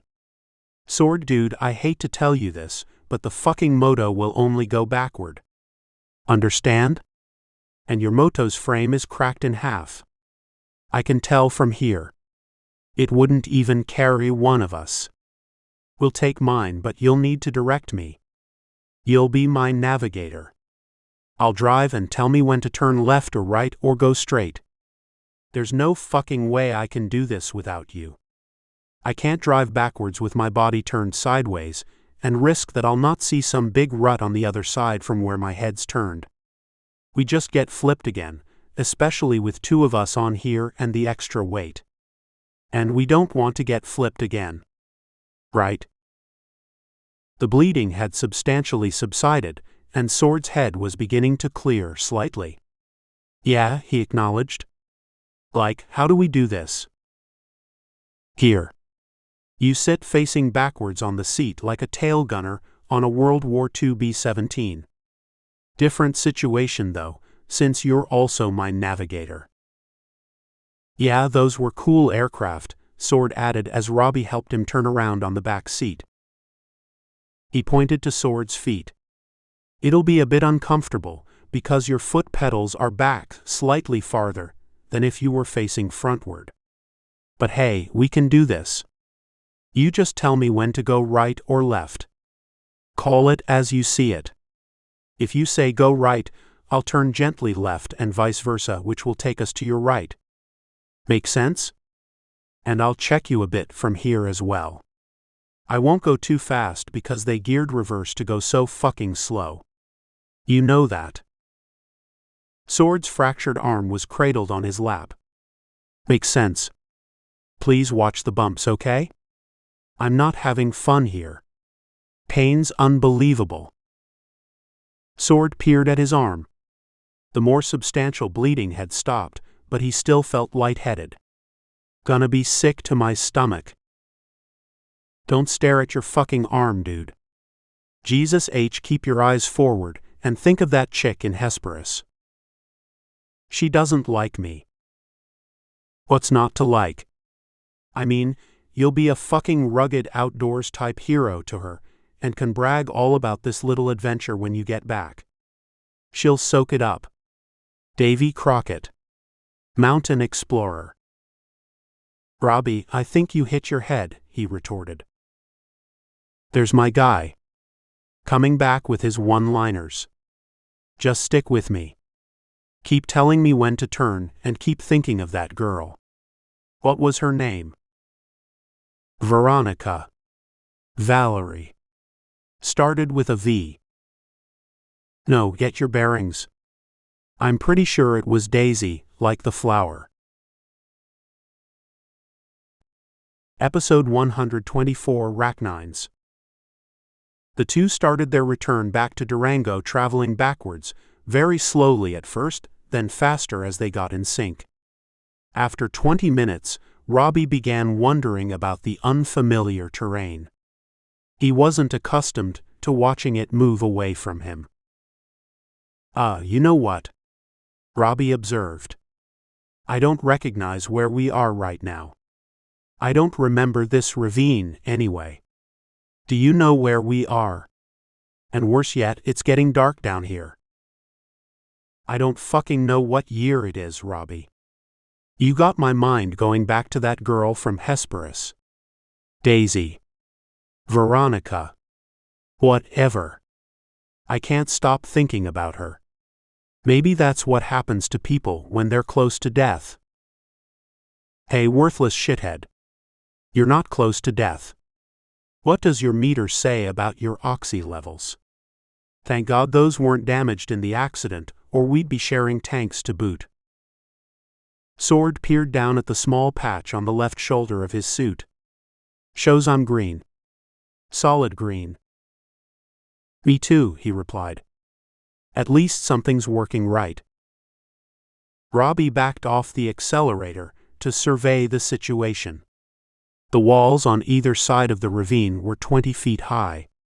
It was an old riverbed that had seen no rain for months, and the loose rock and sand were hard to slog through despite the moto's wide tires. Hate to admit. I need to turn us around and retrace a little. Wait, Sword cautioned. Damn. Rachnine's dead ahead. Looks like a shitload. Robbie turned backward, bracing his arms against the seat. What the fuck, he screamed. Immediately, he began scanning the walls of the ravine for any type of protection. There must be a dozen of them, a full fucking pack. This moto in reverse will never outrun those bastards. Rachnines were hybridized in the 2030s, an outgrowth of numerous animal hybridizations that began in the decade. Although authorities never traced the creators of the breed, the hybrid possessed mostly raccoon DNA with certain canine traits, creating an inquisitive, intelligent, and ferocious predator. By combining the olfactory senses and pack mentality of canines with the front paw dexterity of raccoons, these hybrids spread quickly. Starting in the northeastern part of the continent, rachnines eventually became a ubiquitous and predominant nuisance species across all continents. Due to their cunning nature and ability to adapt readily to the ever-evolving ecological changes, rachnines not only survived GD2, they thrived as the lone remaining alpha predator in North America. Larger alphas were wiped out entirely, as their habitats were largely destroyed from the effects of the cellular decoupler, and similar annihilation tech unleashed in the brief deadly war. We need to get to that spot, Robbie yelled, pointing upward to his right. The rachnines were closing in on them, carefully spreading out to limit their escape routes. The lead dog was pacing toward them, but the pack had not yet burst into a full attack run. Sliding off the seat, Robbie grabbed under Sword's left shoulder. We have 10 seconds to get to that crevice in the rock. Robbie was half carrying Sword forward. As they reached the crevice, the lead dog clamped his jaw solidly onto Robbie's boot. Get the hell in there, he screamed at Sword, heaving him into the crevice. The lead arachnine was the largest, around 70 pounds. It held tightly onto Robbie's boot, shaking its head back and forth, as canines instinctually do, to tear at the tissues and rapidly inflict considerable damage. He knew he needed to shed it quickly and wedge himself into the crevice or risk being torn to shreds by the pack. The dog ripped part of his suit material off. In its moment of surprise that flesh could so easily fall away, Robbie kicked hard at the lead's nose. Arachnines were accustomed to smaller prey that rarely fought back viciously, so the lead dog withdrew to reconsider how to attack their forthcoming meal. "You need sit up and be aware, buddy. I know how much it hurts, but you can't lie down on this. Must get your feet moving," Robbie urged. "I won't fend them off with my 2 boots alone. When they come at you, just kick the hell out of them and don't stop. It's our only option." Sword was on his back, staring at the top of the crevice 5 inches above him. "No way. Best I can do is stay here on my side and get up on one elbow." He groaned loudly as he lifted his body upward, the entire left side shaking. Squirming backward in the crevice, he attempted to gain some backside support in the rock, to kick more powerfully and minimize exposure of his shattered arm. "What are they waiting for?" Sword complained. "Which one of us they'll eat first? It'll be the weaker one, the one with the fractured bone and bloody suit." Robbie's section of the small crevice was shallower, and he tried to wedge in tighter. His place was slightly lower in the crevice than Sword's, giving him less room to protect his body. Sword's boots were inches above his head. "They're planning now," Robbie warned. "The lead dog is signaling to the others. It'll be a coordinated attack. 5 or 6 at once, then reinforcements from the rest. I've seen them do the same to animals. We need to survive these first few rounds to give them something to think about. If we can challenge them initially, maybe they'll back off and give us a few more minutes." The arachnines were crowded together, circling around each other, snarling and growling in wait for the lead's signal. "Don't kick my head, dude," Robbie warned. "Curl your good hand and fingers under you. They'll bite and scratch at it. Try to keep your face back as far as possible, but if they come at it, use your knee or boot or whatever to protect. Just don't let them get to your face or hand. They should go after our appendages first, not the trunk." Robbie knew what was in store for them, a brief, bloody, and valiant effort to stay alive. 3 arachnines approached from the top and 2 from the bottom.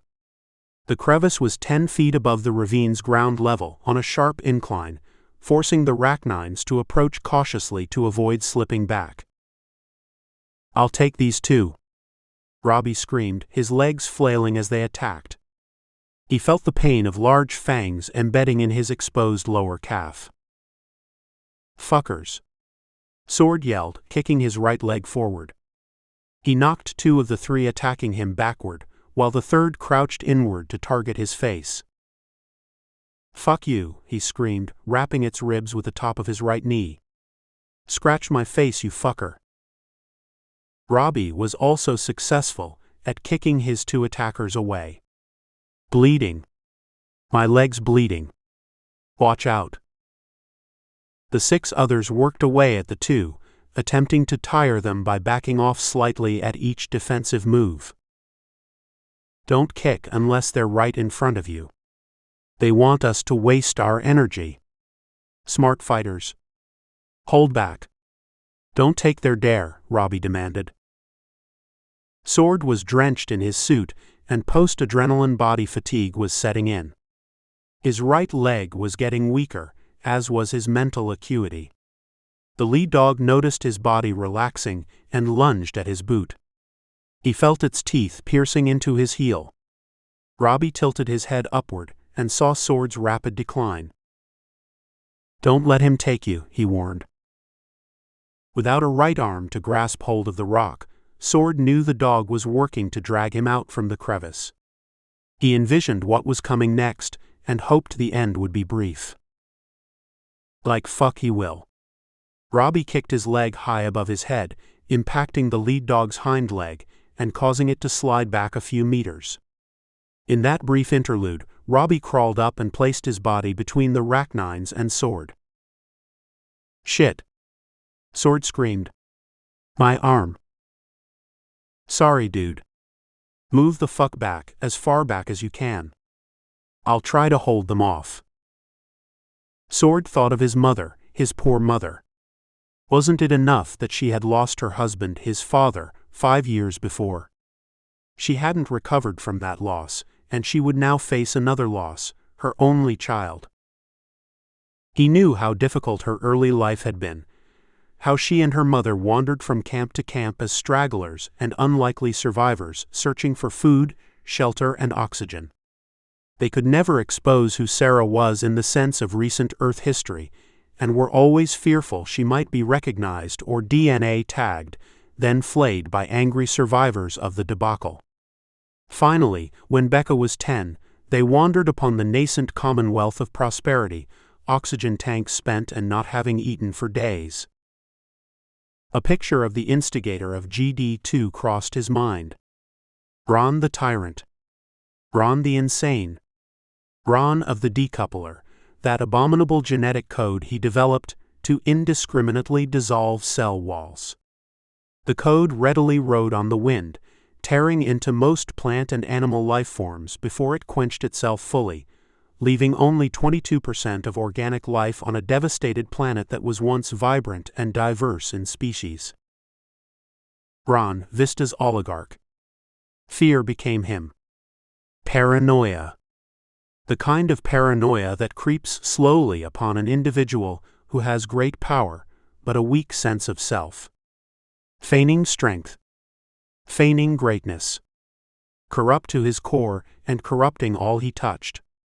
Coupled with his oligarchic power and his scientific and technical resources, the terrible and the predictable finally coalesced as reality. Sword knew little of his grandmother's role in GD2.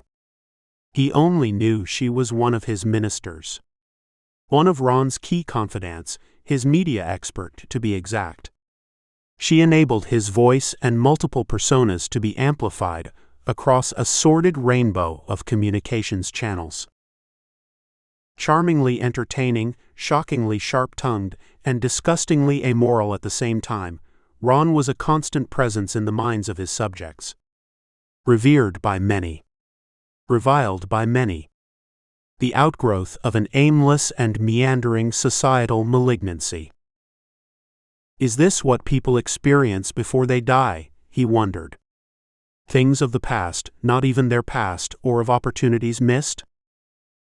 Robbie's head and body were packed in front of him in the crevice, obscuring his vision. Then suddenly, he sensed Robbie's body relax momentarily as he stopped kicking at the attackers. A comfortable hum. Lights appeared from above, momentarily distracting the arachnines. The beasts had seen such machines before, but never this close. The drone quickly descended. It was standard issue from Prosperity's search and rescue unit, covered with 8 lights and rotors, enough to whip up a large cloud of dust in the ravine bottom. Both Robbie and Sword still had their goggles and masks on, but the wind and dust blinded them to the arachnine's locations. Drone. Robbie screamed, not hearing Sword's weak reply. But shit, I've lost where the dogs are. Too much crap flying everywhere. The drone dropped down lower, 5 feet from the ground and nearly in front of them. Robbie expected a next attack. He looked around, hoping the air would clear enough to see the dogs as they approached. It hovered for a minute, continuing to stir up dust from the dry creek bed. Robbie suspected the drone had signaled to others, but he had no idea how close a rescue might be. They were lost, and a rescue team or next drone could be kilometers off. However, death was clearly seconds away. With its lights blazing and all rotors engaged, he suspected the drone's batteries would not last long, and the attacks would return. Then he saw one edge of it tilt upward. Arachnine had jumped and grabbed onto its frame, forcing an edge to the ground. Dirt and rocks flew everywhere as blades on 4 of the rotors slammed hard onto the ravine bottom. Within seconds, the Arachnine's nemesis had been defeated. Some began to use their front paws to tear into it, braving the rotors that remained operational. "Are you with me, Sword? Are you there?" He received no answer. One Arachnine jumped up, straight into the last functioning rotor. It was readily discharged into pieces, with entrails and fur flying everywhere. This instant death of their mate further angered the others, and their barking and pacing became more agitated. A single drone light remained on, casting ghostly silhouettes onto the edges of the ravine. Robbie noticed their dance, reflected on the opposite ledge. "Perfect. Now I get to see their faces when they kill us," Robbie complained. A vision of shredded envirosuits and bones stripped of sinew and flesh crossed his mind. "Come at me, you little fuckers," he challenged. "I'll leave at least some of you bruised and battered." The lead dog approached, standing on its hind legs momentarily, as if to survey the best-tasting prospects for his imminent meal. "Thigh, or do you prefer liver?" "Closer, my friend." "Just a little closer," he whispered. It crept towards him and was within inches of his bleeding calf, ready to signal the final attack to his pack. But it rose again on its hind legs and peered toward the sky. Robbie used that moment to kick the lead dog hard in the stomach, slamming the top of his boot directly into its exposed rib cage. He heard ribs crack as it squealed in pain and rolled down the incline. It didn't get up. Robbie quickly understood why the lead dog gave him that opening. He heard another drone. Then another. Then another. 3 drones had dropped from the sky, hovering above. They took turns swooping down to menace and disperse the Arachnines. Only one Arachnine had the courage to stay despite the noise and commotion. Robbie watched as it grabbed the damaged lead dog, pulling it back and away from the drones. "Thank God someone found us, but I think we're in a world of shit, dude, either way," he sighed, wondering if Sword was either unconscious or dead. "What now?" Sword regurgitated hoarsely. "What gets worse than this?" Sword awoke to a whirring sound next to his ear. "What the hell's that noise?" he wondered. "A fan?" He felt a deep, throbbing pain starting at the right shoulder and intensifying in his forearm down to the fingertips. "Did I sleep the wrong way on this side? And did Mom turn the temp down? It's cold in here. Where's my blanket?" Robbie was sitting up in his hospital bed, a few feet from Sword. His sheets were thrown off, a subtle indication to the hospital staff that he was anxious to get home. "Dude, are you finally coming to?" he chided, noticing his lips moving. Sword farted loudly. Robbie laughed. "Hey, is that your first response after getting patched up? A fart? Look, you shithead, I hear we're having visitors again in a few minutes. It'd be nice if you could finally wake up to cover me on the storyline. You see, I had to do a little embellishment on what happened." "Embellishment?" Sword was stirring to the sound of Robbie's familiar voice. The anesthesia the attending orthopedic surgeon had used was beginning to wear off. His arm surgery alone required resetting his compound fracture, pinning the bone together, and suturing the opening. Altered stem cells were embedded in the wound to rapidly repair the tissue damage. Robbie jumped down from his bed, landing on his left foot to avoid jostling the cast covering his right calf. "You're awake, dude," he yelled, gently thumping Sword's left cheek to force his eyes to open. The next few moments were an unconscious rambling of emotions. "We're fucking alive," Robbie screamed in his face. He then looked around to be sure nobody else was close by. "Fucking alive," he said, voice lowered. "Do you know how close we came to death? Like, that lead dog was crouching to grab my thigh next. He was a thigh guy, I guess, and his buddies were right behind him, ready to pull me out first. Do you remember what happened?" Sword's mind was still trying to grasp his whereabouts as his head rolled back and forth. "I crawled up to cover you. Remember? That dog grabbed your leg and was pulling you like he just caught the hind foot of a hare in the hole. After tearing you to shreds in seconds, that space cleared above me would have given them opportunity to come in from the top and attack my head as well as the rest of me. So I crawled up in front of you and just kept kicking. You were spent, dude." Sword was coming to, reliving the event. "Jesus. I only remember you pushed my arm back, and it hurt like hell, you bastard." "Yeah," Robbie chuckled. "I pushed your poor little bone-protruding arm back, so I could save your life." Saliva was literally pouring from their mouths, and they were taking Vegas bets on who'd get that bloody forearm of yours. It was flagging them, saying, "Come chow down here first, no need to bite through the skin. Come here, doggy. Want a bone? Why are we alive?" Sword recalled the dog grabbing his heel, pulling him from the crevice. Death was near.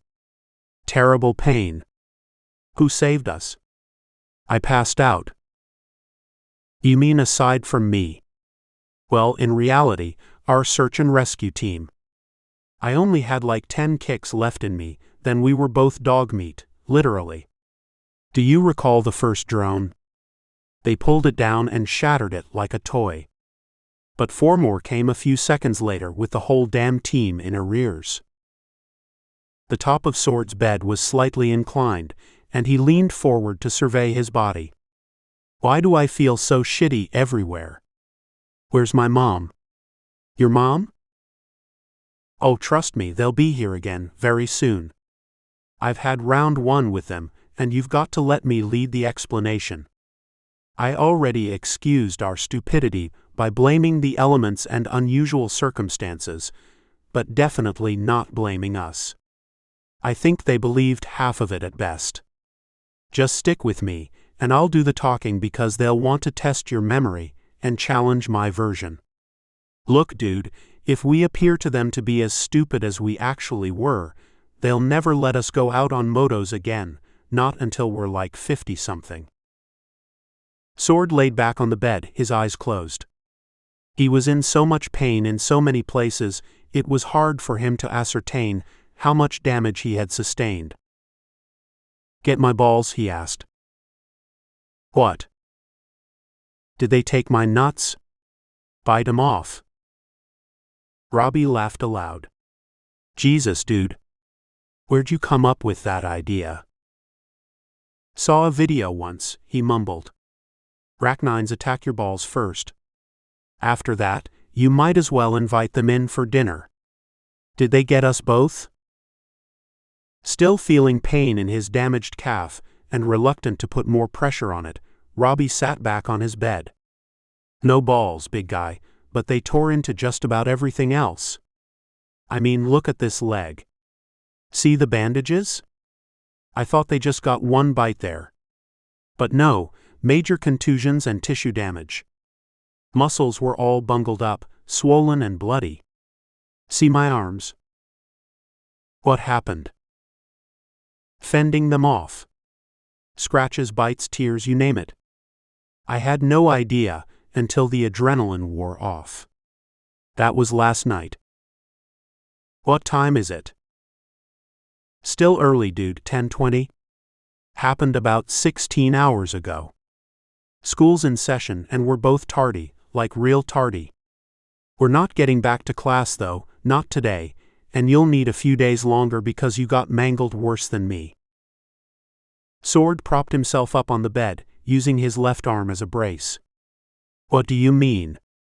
Did they get something else? Oh yeah, he laughed. Here, let me get a mirror for you. I think they hid them because they didn't want us to see ourselves." He jumped off the bed and hobbled around the room, finally locating a small, round mirror in a drawer. He held it out cautiously toward Sword, then pulled back his arm. "Before you grab this, understand the doctor says you'll eventually look like you did before this happened. The cells they planted into your face will repair almost everything, though you may have a bit of a facial scarring for a while." Sword grabbed the mirror and surveyed his looks. The arachnine that scratched his face had taken a fair amount of tissue, including muscle and fascia. His cheek was swollen to twice its normal size beneath the bandages. "Oh fuck. I'm screwed for life. No chick will ever want this." "Bullshit. You know they can grow it back." "Yeah, but how long will I look like Frankenstein? Did it get my forehead as well? Like, what's this big black and blue bump from? Damn moto flipped. Did the seat crush my head?" Robbie clicked his tongue. "Not quite. I think your forehead was maybe the only place that didn't have some sort of damage, at least until you got thumped there." "Thumped? What thumped me?" Robbie paused, wondering if he should divulge anything of what happened during the rescue. "Well, your mom's boyfriend, that Matt guy. He arrived along with the team. Not sure why. Appeared he knew some of them, and maybe your mom forced him to check on us. I don't know. He was hoping to change the subject. But you'll be okay, dude. You'll start healing up fast." Sword was confused. "Matt was there? What did Matt have to say? I must have been out of it." "Yeah, like in shock. Accident. Blood loss. Protruding radius bone.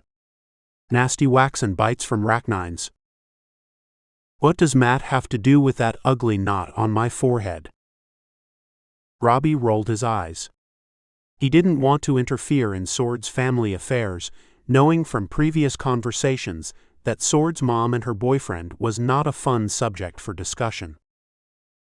"Well," he admitted, "suffice it to say that Matt was no happy camper to find us almost dead there. He ran up to us with the first search and rescue arrivals. Virtually threw me out of the crevice, much to the chagrin of the others in the party. Then he chucked you even less gently to the ground with you screaming at the top of your lungs in pain." "What do you mean?" "I can't bullshit you, brother. Some temper on that guy. He tore you out of that crack, probably wanting to see if you were dead. I tried to tell him not to, that you had a fractured arm and all, but it was too late." "And my forehead?" Appears he was pretty mad, like you'd not only interrupted him watching his favorite movie, but you also drank his 6-pack of beer. Steaming the dude was. He first listened to see if you were breathing, then pulled your right arm there up to check for a pulse." "My broken arm?" "Yeah, it happened so fast before the others could get to him. Once he realized you weren't dead, he did it. Probably without thinking." Robbie stopped talking, knowing this could create future issues. Sword was surprised. "Did what?" Sword asked, his voice deepening. "Thumped you, like I just said. I guess you could say he thumped you very hard. Now the dudes were starting to glom all over me to check my injuries out, but I kept an eye over on you. I can't say for sure if he whacked your forehead with his backhand knuckles, though that's what it looked like." They both paused, trying to recollect any additional memories. Sword was quiet, his eyes peering up at the ceiling. The other rescuers were none too pleased with his anger. "Now I heard him claim he just thumped you for being so stupid, but that's not what I saw. I saw his palm up, facing me. You don't thump someone with your knuckles at close quarters. I call that a backhand smash." Sword peered again at his forehead, ignoring his swollen cheek. "Is that what gave me this huge lump and black eyes? Oh, and the headache. I can't say it's the only thing, but I'd assume it's the major thing. I mean, you did get crushed under that moto, and your face was pressed down pretty good by that seat. You never know. But the other dudes were quite disturbed, and they kind of pushed Matt out of the way and told him to back off. After that, things get hazy because there were people ripping my clothes off as well as yours, and bringing stretchers and all. So I lost track of you until we arrived at the hospital. I didn't even see you then, not until early this morning after they brought you back from surgery. You've been out cold until now. Still gazing at his forehead, Sword exhorted, "Stupid fucker. I keep telling Mom he's bad news. I don't care if he's trying, and I don't give a shit that he had a hard life before. Like, who around here doesn't have that excuse? Where's some water?" Episode 125, Daisy. The door to their room creaked open. Sword and Robbie stared at each other, anticipating a tearful, searing life lessons admonishment from their mothers. Then it closed, leaving only a crack. They heard a girl's muted voice speaking outside.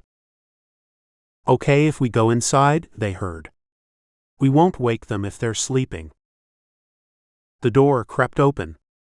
Sword noticed 4 fingers grabbing the edge, nails covered in purple polish. Daisy's head peered through. "Are you two awake?" she whispered.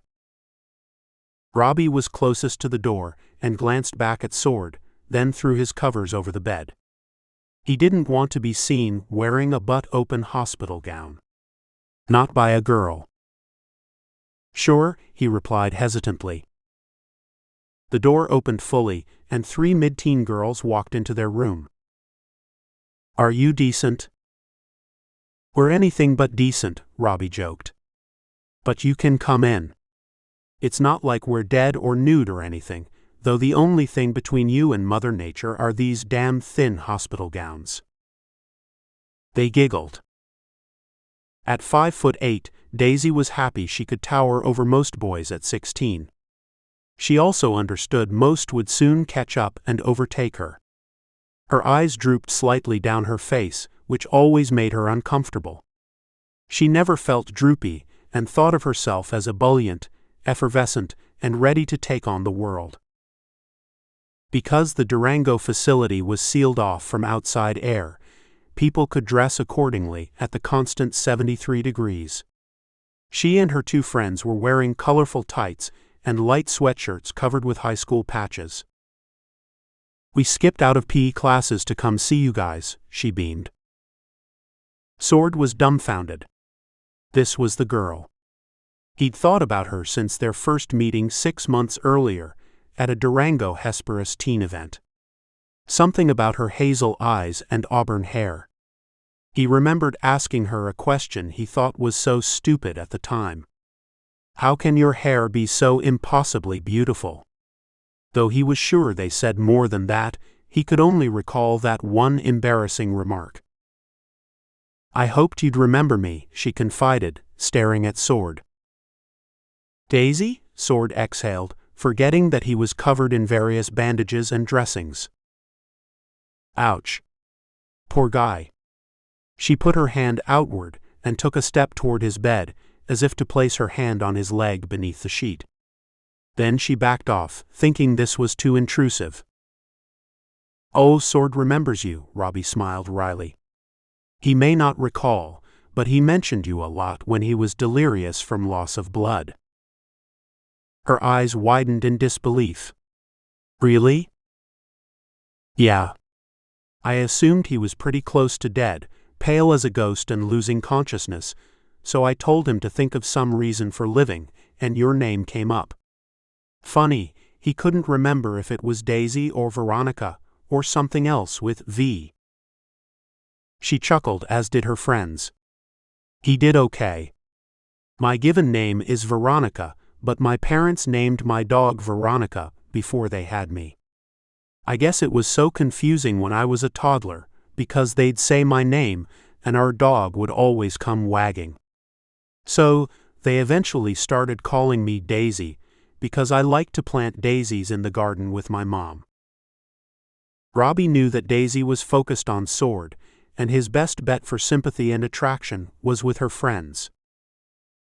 "I'm Robbie," he said, smiling broadly at them. "Robbie the Rachnine gladiator and overall adventurer into the unknown wilds." They laughed uncomfortably, not knowing how much truth was in his statement. "I'd like to know your names. How did you find out what happened?" "I'm Sylvia," Daisy's dark-haired friend offered. "My dad and mom also helped rescue you. We thought it was funny since we got to meet you guys a few months ago, and we dodged classes to hear what it was like to nearly die." This was Robbie's chance to shine. "And the other lovely lady behind you?" The third girl had been standing behind Sylvia and Daisy, barely visible. She had long brown hair and bright blue eyes. "Robin," she responded quietly, her face beet red. "Like the bird. Your parents should have named you Bluebird with such beautiful eyes. I remember you guys at that event," Robbie recalled. Sylvia continued. "My dad told me some of what happened, but we thought since we knew you both, we'd hear about your little delinquent adventure firsthand rather than on Prosperity Net or word of mouth. In the old days, you could find this stuff out on social networks. Besides, Prosperity probably won't cover it much except to point out how it pays to be prepared, and all that usual rot about life lessons, la-da-da. You will no doubt become an example for all of us sweet, innocent non-delinquents, which means you'll enjoy many days of infamy." Sword remained dumbfounded and unsure of what to say. Worse yet, he hadn't really had time to comprehend how bad he actually looked. The front of his bed was not inclined as much as Robbie's, and he was getting tired, leaning on his good elbow. He fumbled for the control module, which was hanging beneath his bed. "Let me get that," Daisy insisted, as she swept between the two beds to grasp the attached unit. "Want this up a little?" Sword nodded. "Thank you." "Oh my," she exclaimed, as the bed reached its incline and she got a closer look at him. "I think those dogs must have been jealous of your good looks, Sword, because they went right for your poor face." She stroked the hair on the right side of his head, the only place that wasn't covered in bandages. Sword sighed. "My God," he thought. "This close to such beauty, and I look hideous." "Well," Robbie boomed, "you ladies are so kind to take time from your critical studies to visit us. I believe this occasion requires first-person coverage of these daring adventurers, who, as fate would have it, ran into a rabid, vicious pack of 50 Rachnines after valiantly driving their moto in reverse for kilometers. One of them was already seriously injured, bleeding and nearly spent of oxygen. Care to sit down for a few minutes, and I'll provide the highlights?" Sword closed his eyes and rested back on the inclined bed, sighing loudly. Daisy's head was shaking. "Oh, maybe we should go.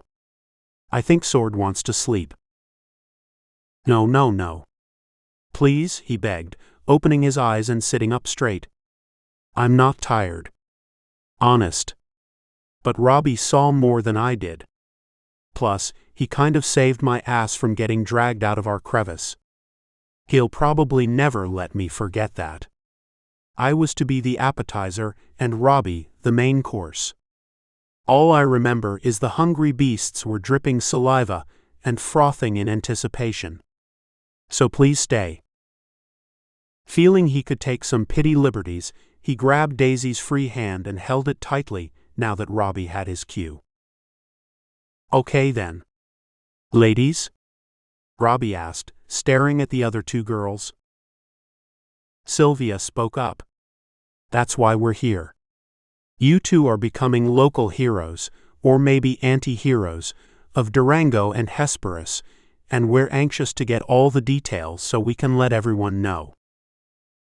Robbie recalled the harrowing experience for them, embellishing every element of the adventure, from his valiantly lifting Sword's overturned moto into the air and heaving it meters away, to their daring battles with the pack and his rescue of Sword from certain death.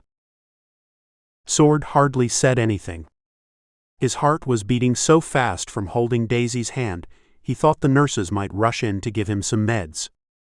Love-struck, he could only nod when Daisy glanced at him in disbelief and wonder. Just as Robbie was finishing his tale, Becca poked her head through the door. "Am I in the right room?" she asked. "Mrs. B," Robbie yelled, wanting to send a signal to his half-entranced, smitten friend. Sword sat up in a flash. "Mom," he replied, unconsciously releasing Daisy's hand. Despite having not seen her since his near-death experience, the last thing he wanted was a visit from his mother, at such an inopportune time. "Dearie, you're finally awake?" "Mom," he whined loudly. She understood the context. "Are these your friends?" "Yes," Robbie interjected. "From Hesperus." Daisy moved forward to shake her hand, and the other two girls also introduced themselves. "Hesperus? I didn't know you knew each other.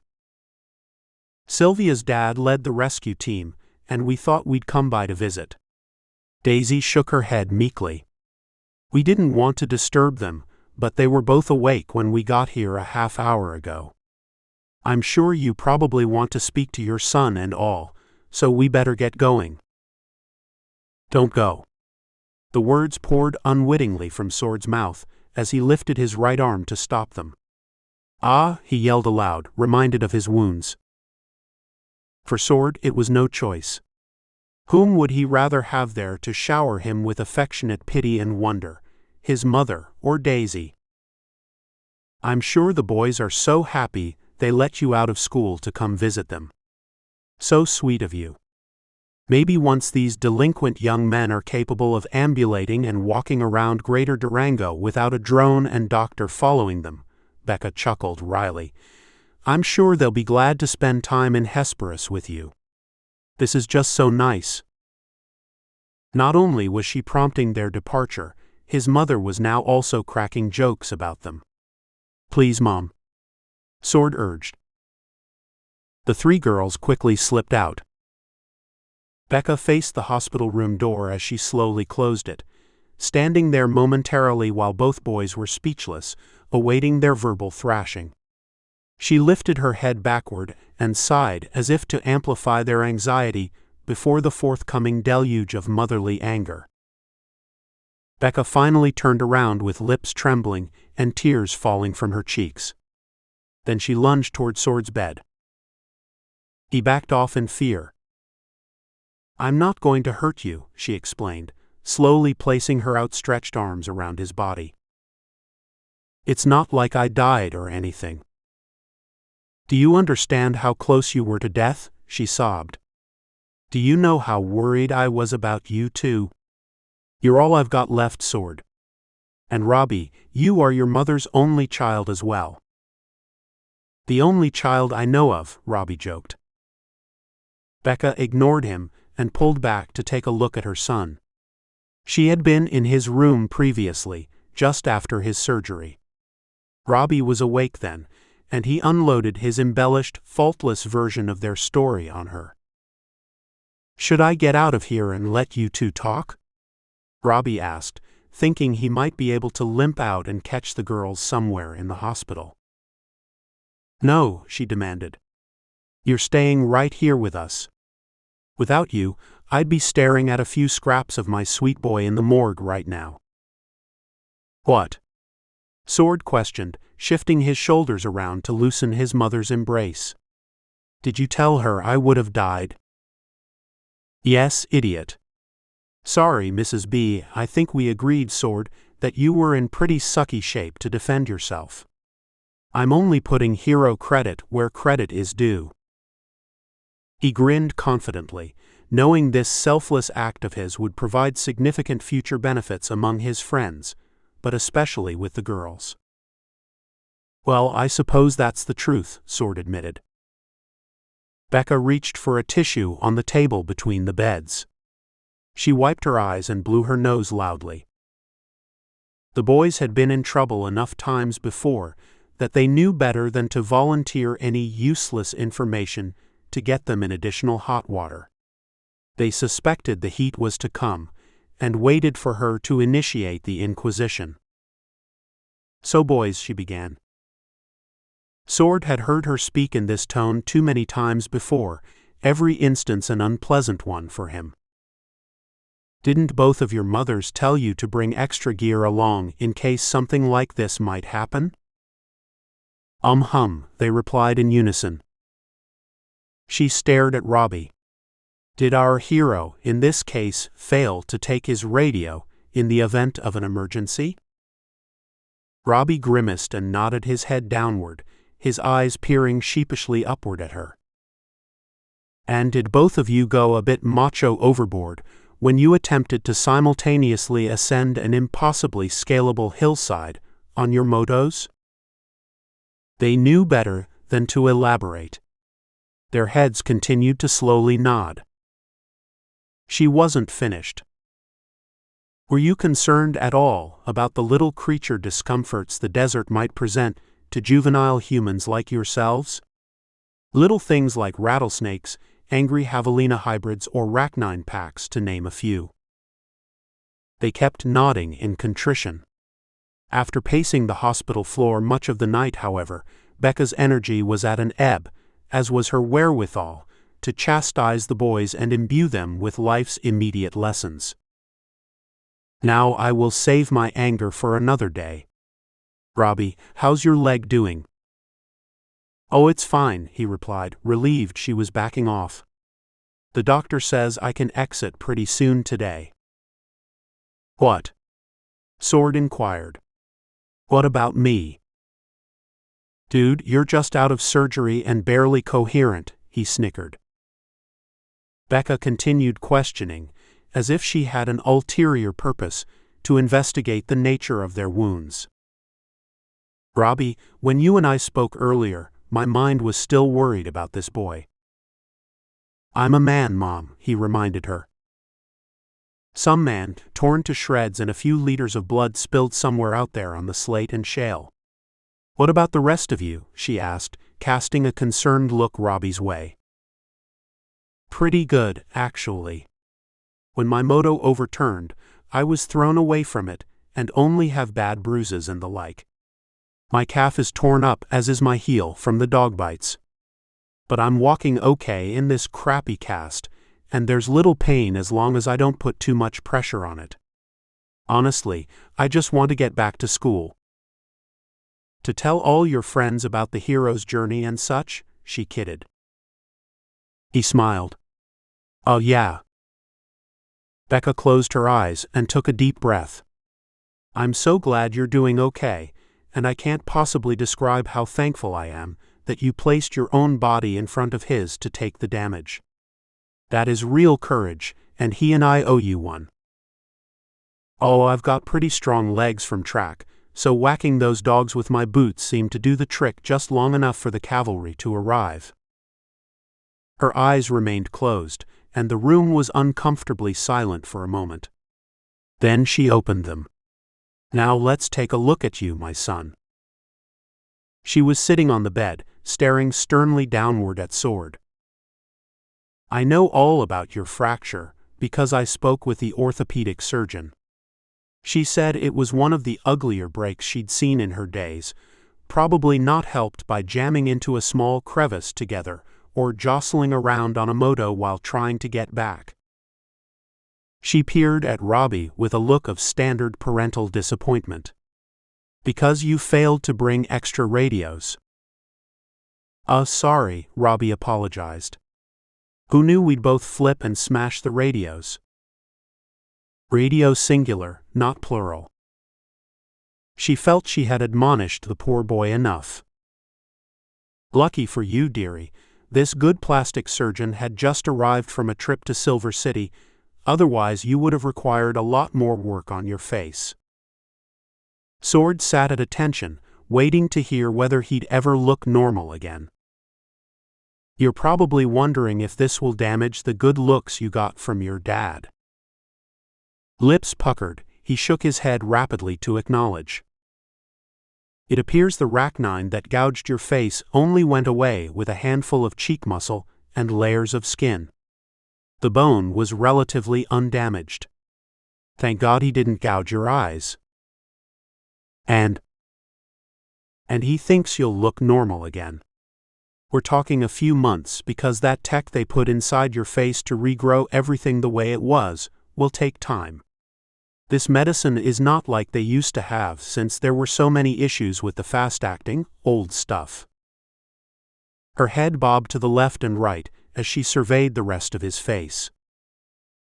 And how in God's name did you get that massive knot on your forehead, bub? Did the shift knob on the moto or seat or something else smash your head? I am so worried about how it looks. They've agreed to run other tests in a few days to ensure you don't have longer-term damage like a concussion or worse. Sword was silent. He was an unfortunate but unseen victim of the recent arguing, yelling, and occasional screaming that occurred, often in the evening, between his mother and Matt. Matt, a recent immigrant to prosperity, was having trouble adjusting to its new demands. A surveillance drone found him emaciated and near death in the nearby desert, one of many that monitored Prosperity's settlements and boundaries, day and night. These drones were necessary because, even 57 years after the devastation from GD2, stragglers and refugees would regularly show up in the proximity of Prosperity's borders. Matt possessed enough knowledge of Prosperity's entrance requirements that he claimed refugee status once he was found. This allowed him avoid some of the crucial reconditioning training normally mandated before being allowed full access into society. Sword had seen enough of Matt's type to understand the reasons for high immigrant recidivism rates, and he was aware of many other instances where reconditioning had not worked effectively. Most of the stragglers and refugees arriving from various encampments of humans and hybrids often were raised in devolved societal states. In such camps, anarchy was the norm, might made right, and physical dominance and cunning ruled until it was eventually replaced by thugs more ruthless than the prior crew. Matt's imposing size didn't help matters for Sword. He was 6'5", towering dominantly over Sword's 5-foot frame. He would often use his physical largesse around their apartment to his advantage, subtly taunting or putting Sword down. Matt would engage odd behaviors that no other adults he knew did, like challenging Sword's access in the kitchen or sticking his foot out for him to trip over, then laughing that it was just a joke, no harm intended. But Sword knew better. Matt was not right in the head and not right for Prosperity, given its well-defined rules for human decency. In his early years in the encampments, Matt had been injected with every available adaptive drug and genetic modification to survive the challenging post-GD2 conditions. These various remedies, however, were concocted in poorly maintained labs under nominal supervision, and they typically interacted negatively with each other, resulting in unplanned, longer-term consequences. Such consequences were almost always detrimental to the recipient.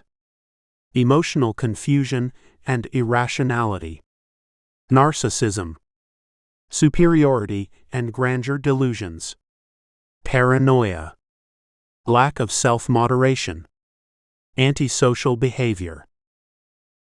Coupled with substandard living conditions, the lack of positive social norms, and constant violent interpersonal conflicts, successful conversions from these camps into Prosperity's way of life had become exceptions to the rule. As a result, many immigrants were forced to leave Prosperity, despite months of training and investment. Sword considered Matt lazy in everything he did. He often ordered Sword around as if he was his personal servant. Get me this, or where did you put that, or go see what your mother wants. He never saw Matt lift a finger, other than to gain advantage for himself. Sword couldn't fathom what his mother found in Matt, or why she'd allow him to be around her, much less sleep at their apartment on an increasingly frequent basis. He felt Matt was abusing her in some deleterious way, affecting her ability to think clearly and see him for who he really was. He's just fucked up, an irreparable beast unleashed from its cage and roaming the city, deciding what to damage or devour next. Nothing will ever change that, Sword would tell himself. Episode 126, Not. Becca was confused by Sword's frozen expression. What gives? She asked Robbie. Sword apparently doesn't know what happened to his forehead. Sword glanced at Robbie, hoping he'd say nothing, and barely shook his head. Becca caught the movement from the corner of her eye. Okay, young delinquents. What aren't you boys telling me? She demanded, eyebrows raised. Noticing Robbie's mum expression, Sword thought he'd relieve his friend of the burden. Mom, he started, I wasn't too aware of things when it happened. Like, I don't have a clear memory. Becca's eyebrows had not moved, and she was giving Sword that motherly look of disbelief. You see, he continued, Matt was there with the first search party. Yes, she confirmed. I told him to go out and search for you too. That was not his fault. Sword's prosperity teachings were pressing heavily against his mind. Be smart about how you speak, but fear not the message. Face the harsh wind of retribution or consequence when it may present itself. Best to deal with reality and truth than a rationalized lie or half-truth. But this, he pointed to his forehead, apparently was. Sitting at the edge of Sword's bed, Becca immediately bolted up straight to the floor. Did he pick you up and drop you or something? No. Robbie burst out. He whacked him really hard on the forehead. Like this, with his backhand and knuckles. Robbie clenched his fist and thwacked his mattress, causing the bed frame to rattle. Becca stood rigidly, staring at the table between the beds. That big little fuck-up, she whispered inaudibly. That big little fuck-up hit my barely alive son. Were you awake or unconscious when this happened? She prodded Sword. Volunteering again, Robbie said, Mrs. B, he was out of it, honestly. He couldn't even speak. I think his eyes were closed or rolling around. I just saw Matt's big old fist in the air, then it cracked down on his head. She was still in shock. Are you sure? You certain this wasn't there already? I swear. His face was smooth as a baby's butt, excepting the big paw swipe on that side. The huge knot didn't come from a paw, for sure. If it was Arachnine's claw, Sword wouldn't have a face right now. I saw the dude hit him, and he was angry as hell. Heck. The other rescue guy from their moto was trailing right behind him, and he yelled at Matt to stop thwacking. After that, Matt stood up and let the guy begin assessing Sword's wounds, at least the ones Matt didn't create. Robbie stopped. He knew the last comment would make her even angrier. He started wondering whether he'd ever be allowed back in Sword's apartment after telling this story. But it was true. You know, I was pretty out of it too, he backpedaled, so I might have overdone the memory a bit. But I know the rescue guy was mad as hell at him, and I was afraid those two might get in a fight when we were both down on the ground and in no shape to break it up. Then other folks started buzzing around me, and I couldn't see anything after that.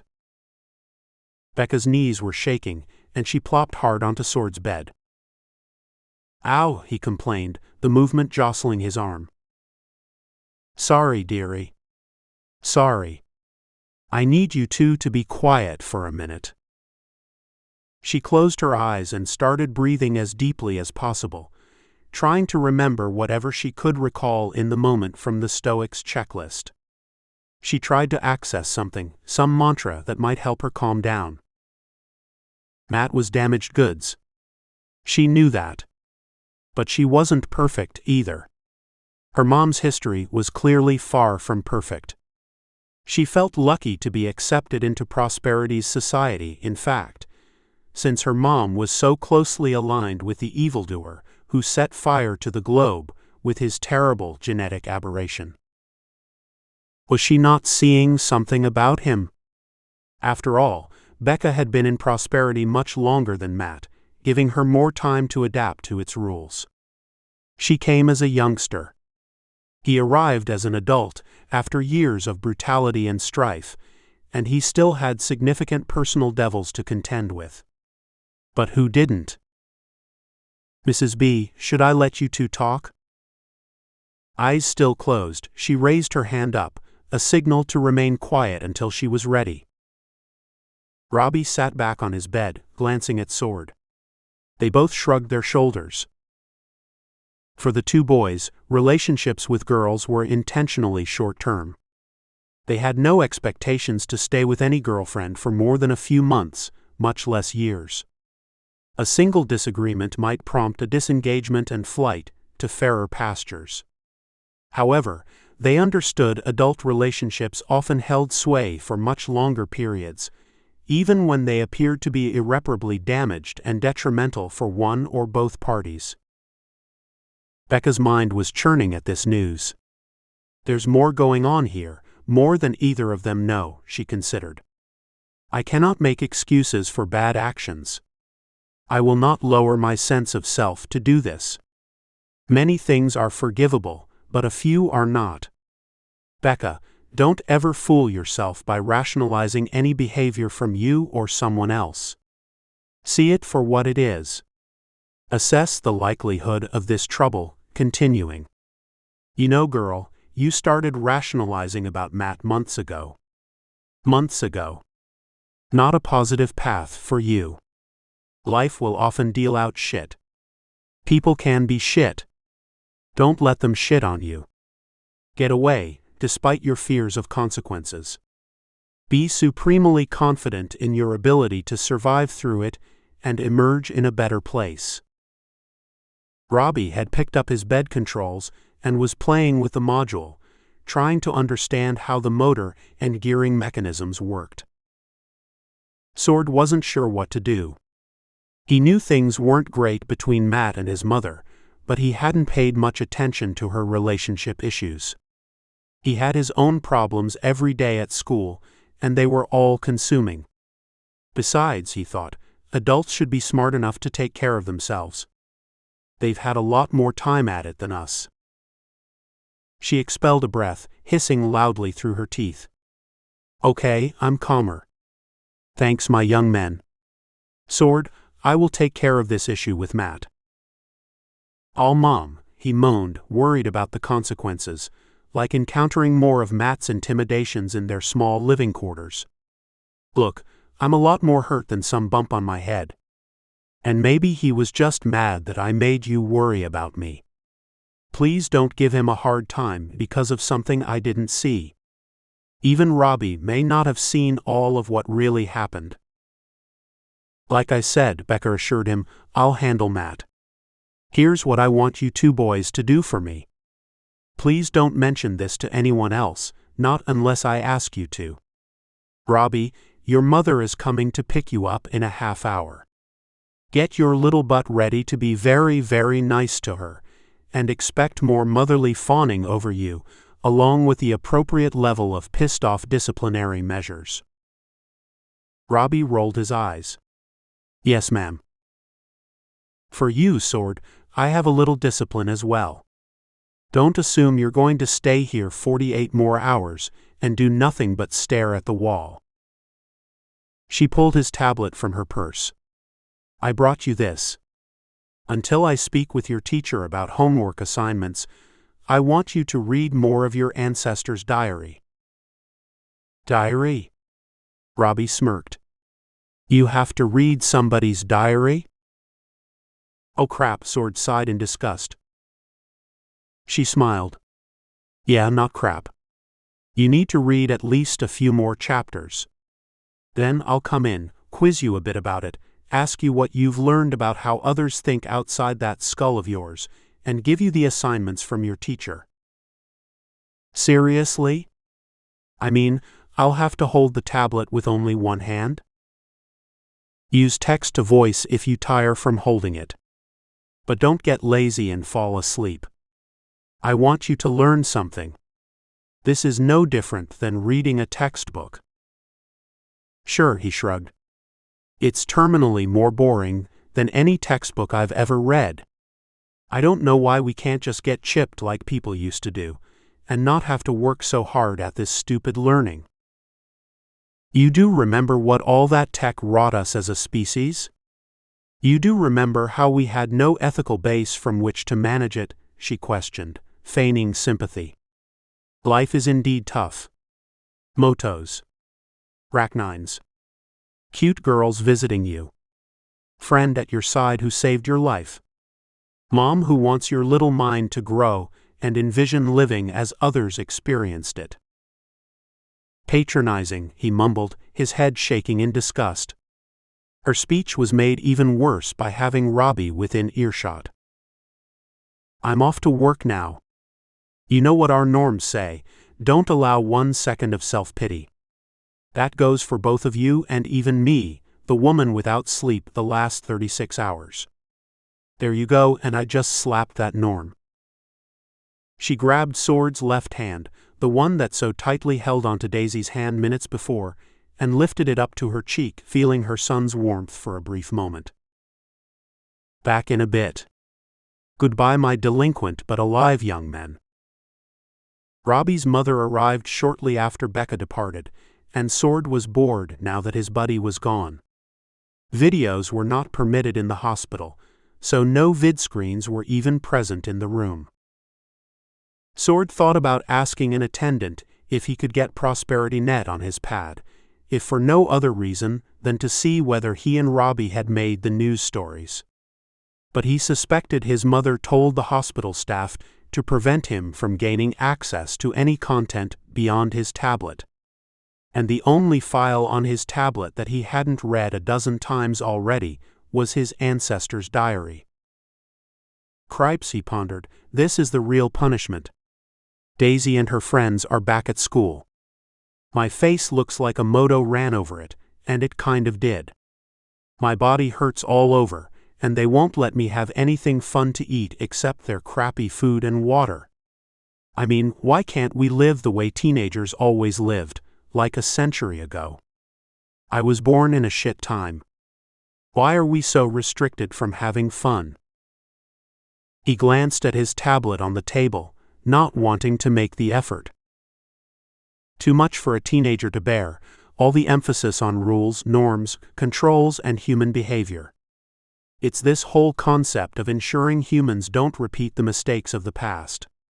Like, if they fail to teach us decency and proper treatment of each other, we'll inevitably create one last and final Great Debacle.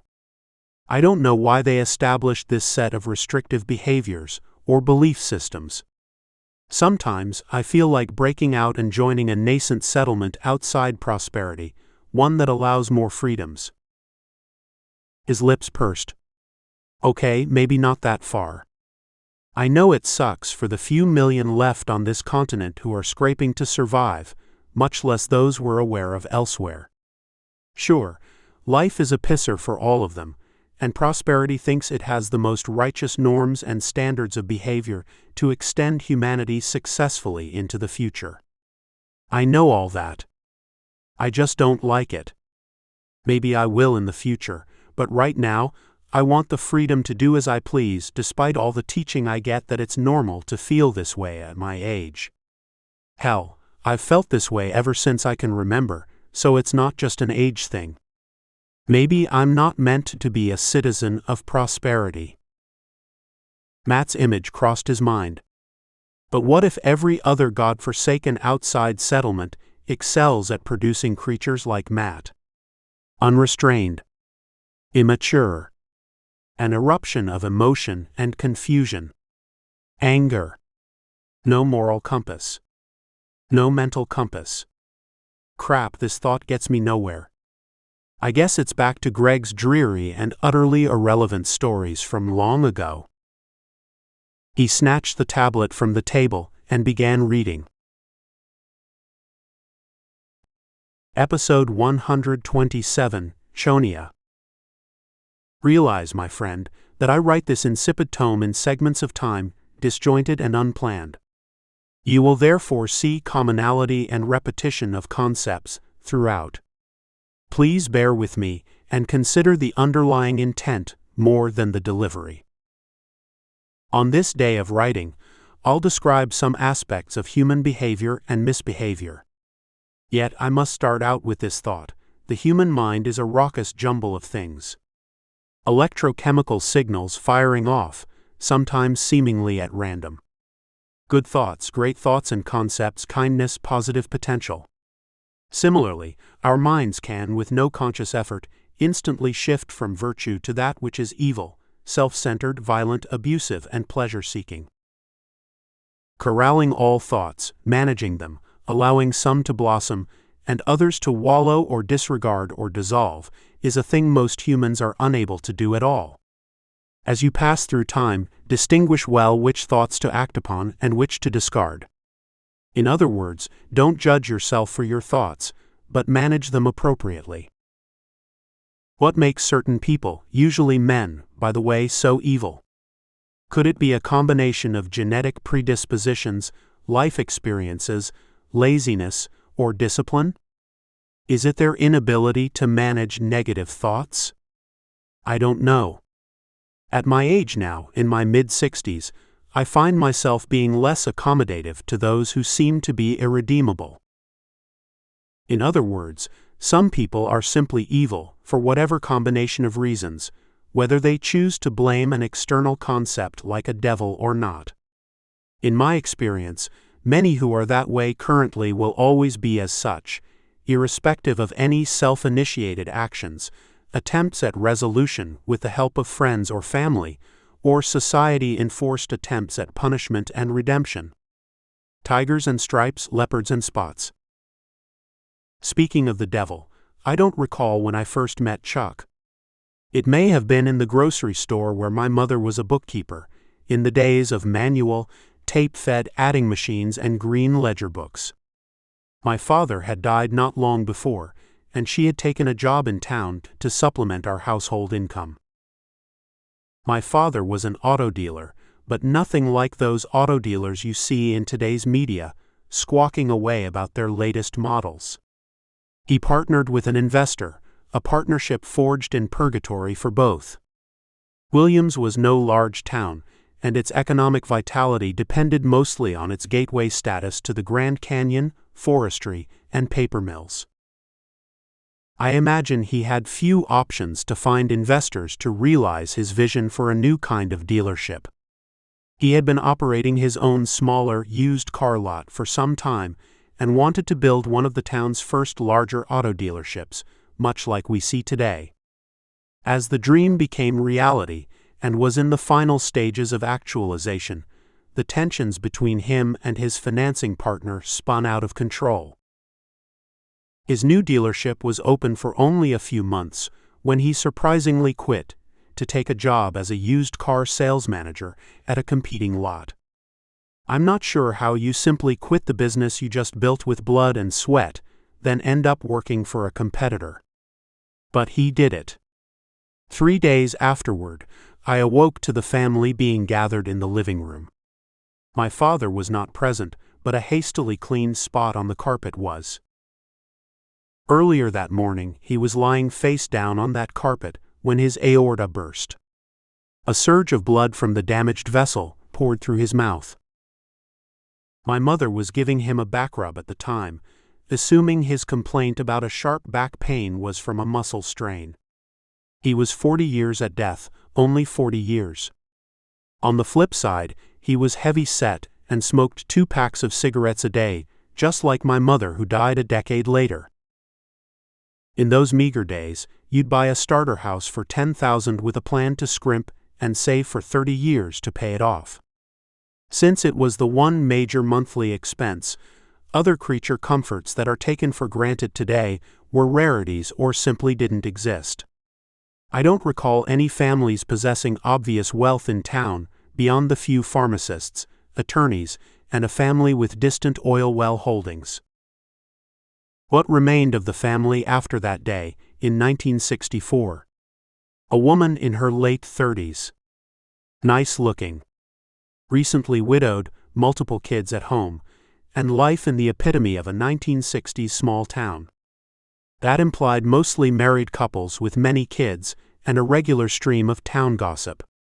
Her newly deceased husband was a half-owner in one of the town's most obvious and potentially successful businesses. What could go wrong with that picture? Chuck. Chuck went wrong. He was from a town outside Williams, and he met my mother at the grocery store as a cigarette salesman. Not the most prestigious job to have, but one that probably paid the bills for his family. By his own words, he was a good Catholic and didn't believe in divorce. Following a string of bad personal luck, including the death of my father and brother, which I'll discuss later, my mother moved the family to Phoenix in 1966. She was tired of being the focus of town gossip, and her relationship with married Chuck was heightening the tensions. A native of Los Angeles, she wanted to return to the relative obscurity that a larger city provided. When our family moved, Chuck unfortunately tagged along. It wasn't that he lived with us at the time, but he stayed at our house on occasion. His wife and family presumably believed he was staying in Phoenix on business. By summer 1967, we had settled into our new home in the desert. I was barely beginning to comprehend things that were happening beyond the limited range of my daily life. Why is Aunt Chonia coming? I asked my mother one morning after burning my fingertips on the cherry strudel that just popped from the toaster. It'll be good for you to see her, and your dad would have been pleased she's coming. Besides, she wants to visit you guys. She's afraid of losing touch, given the way things are now. And Dahlia and I are going to Vegas for a few days. We really miss each other since the move, and need to get reacquainted and have some fun. I shrugged, assuming an entire week might be wasted, because conservative Aunt Chonia would force me to stay indoors. It was early summer, after all, and being outdoors was everything to me. Exploring the desert. Riding bicycles miles and miles through undiscovered neighborhoods and new home construction sites. Hopping onto the back seat of my best friend's Honda motorcycle and gliding across the flat, hot landscape of northwest Phoenix, swaying and swerving to avoid cacti, creosote bushes, and palo verde trees.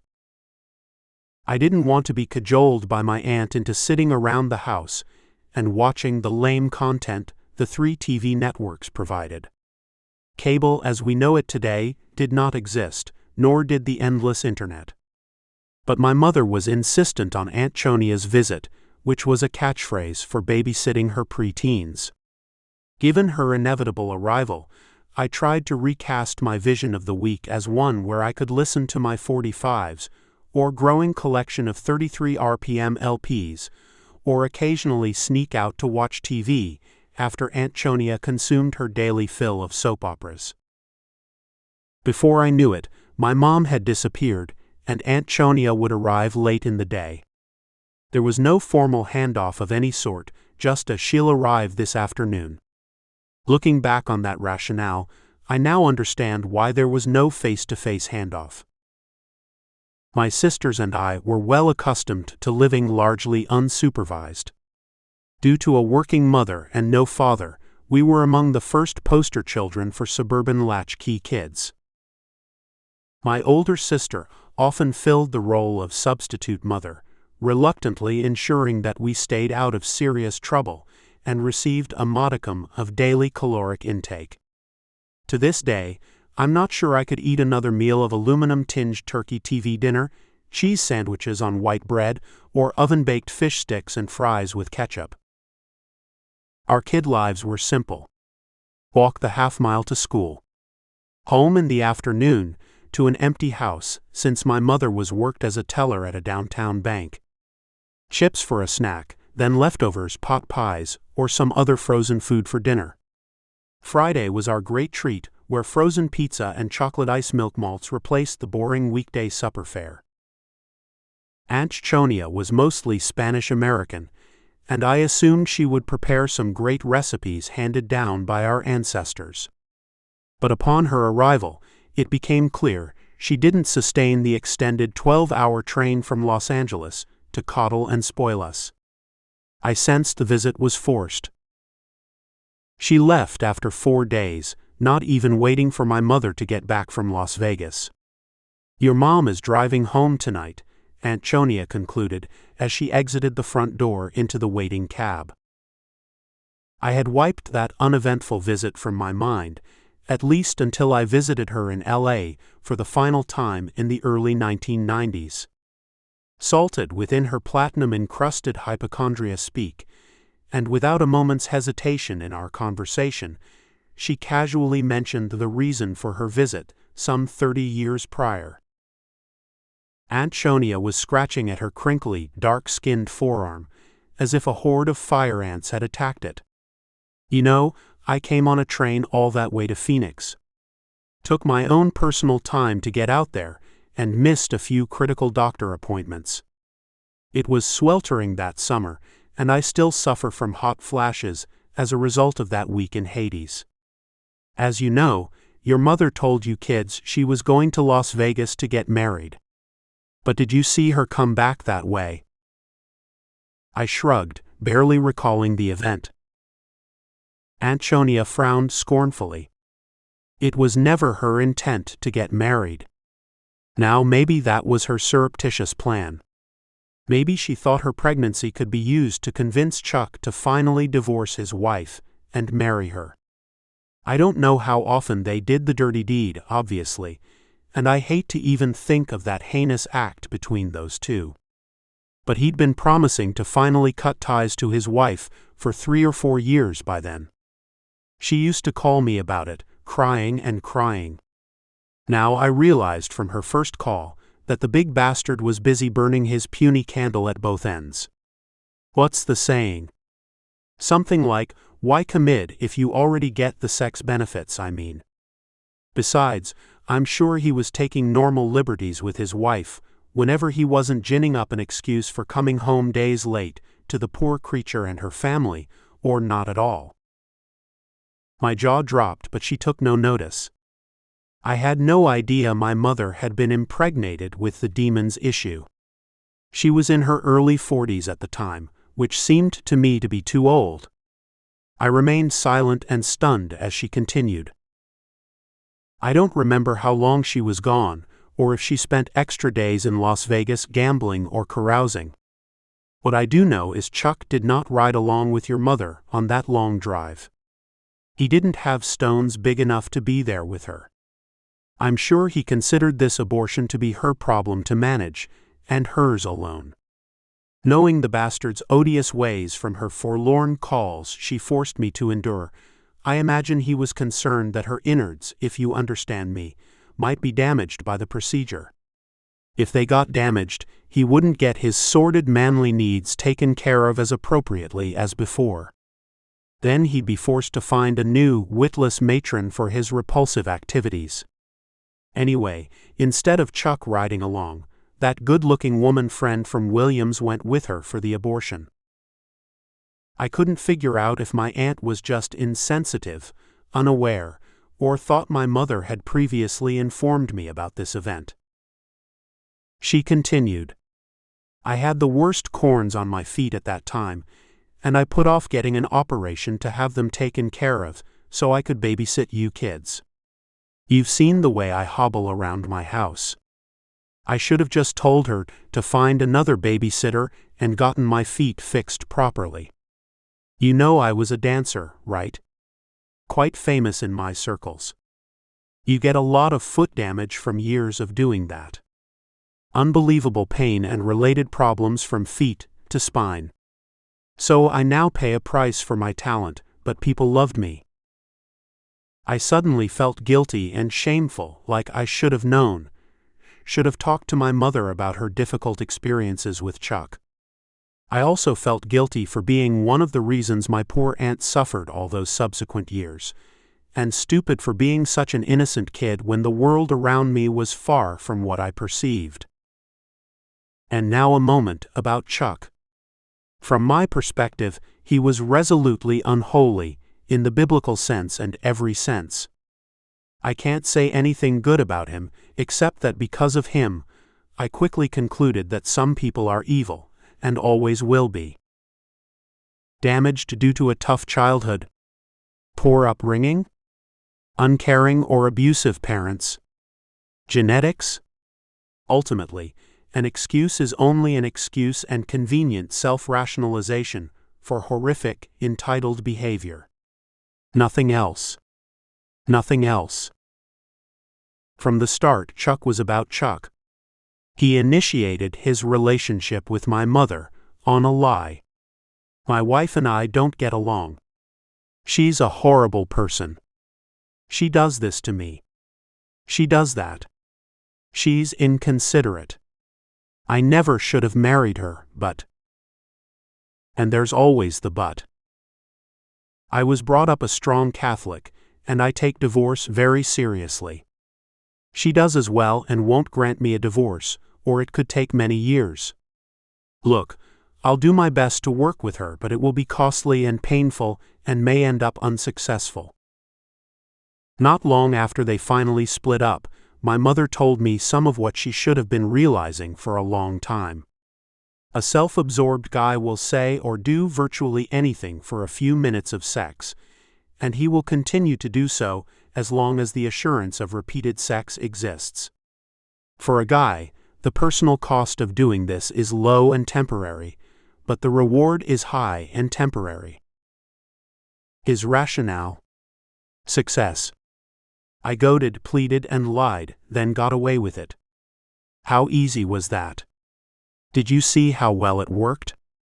Did you see how I manipulated her and forced her to do as I demanded? Then I got my reward. What power I have. Power over another. Power to gain pleasure from another. Power to maintain this beneficial livelihood I've created. My successful creation. My wizardry at conniving and convincing. In the initial stages of Chuck wooing my mother, he also developed a strange connection with my younger sister, a preteen, overwhelming her with special attention and gifts. Where she was praised, I was derided. My older sister and I thought this was perversely strange, though I'm unsure if my mother saw it as such. I have little doubt he would have been forcing evil things upon the poor girl, had he been allowed. The story about Chuck does not end there. No, unfortunately, there was much more. Months after the Las Vegas trip, and a few months before my mom and Chuck finally married, she was driving us kids home from a long trip to visit my grandmother in California. A wild thought popped into my head. "Mom, I think we're getting something important in the mail, like a big check," I prophesied. Within an hour of arriving home, my mother was sifting through the mail. Excitedly, she called me away from the television to sit at our counter. "Greg, you must have ESP. Take a look at this." It was a cashier's check for $50,000. I was dumbfounded. "What? Is that a fake sweepstakes check from the magazines?" She shook her head. "It's not fake. This is ours, all ours, and we need to decide what we're going to do with it." In a state of disbelief, I uttered, "Well, Mom, you better sleep with it under your pillow than take it to your bank and deposit it tomorrow. Also, don't tell a soul. Why would anybody send us that kind of money?" She looked at me a bit sheepishly. "You know, your dad had that car business. He was a 50% partner. Here we are in Phoenix, and I don't know anything about running a car dealership in Williams. They agreed to pay me this money to sell our share to them. Does this have something to do with that money they were sending you every month? Yes. $500 a month.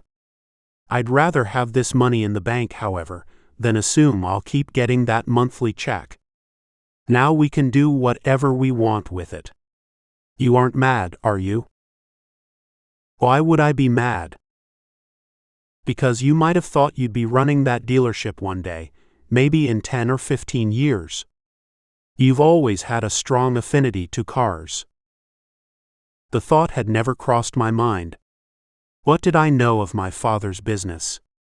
I was only nominally aware of my dad's half ownership and simply assumed his partner took full responsibility once he died. I thought she was receiving monthly checks due to the sheer generosity of the dealership. The sale of the business, however, had nothing to do with generosity from anyone. Instead, it had everything to do with coercion and malcontent by the evil one.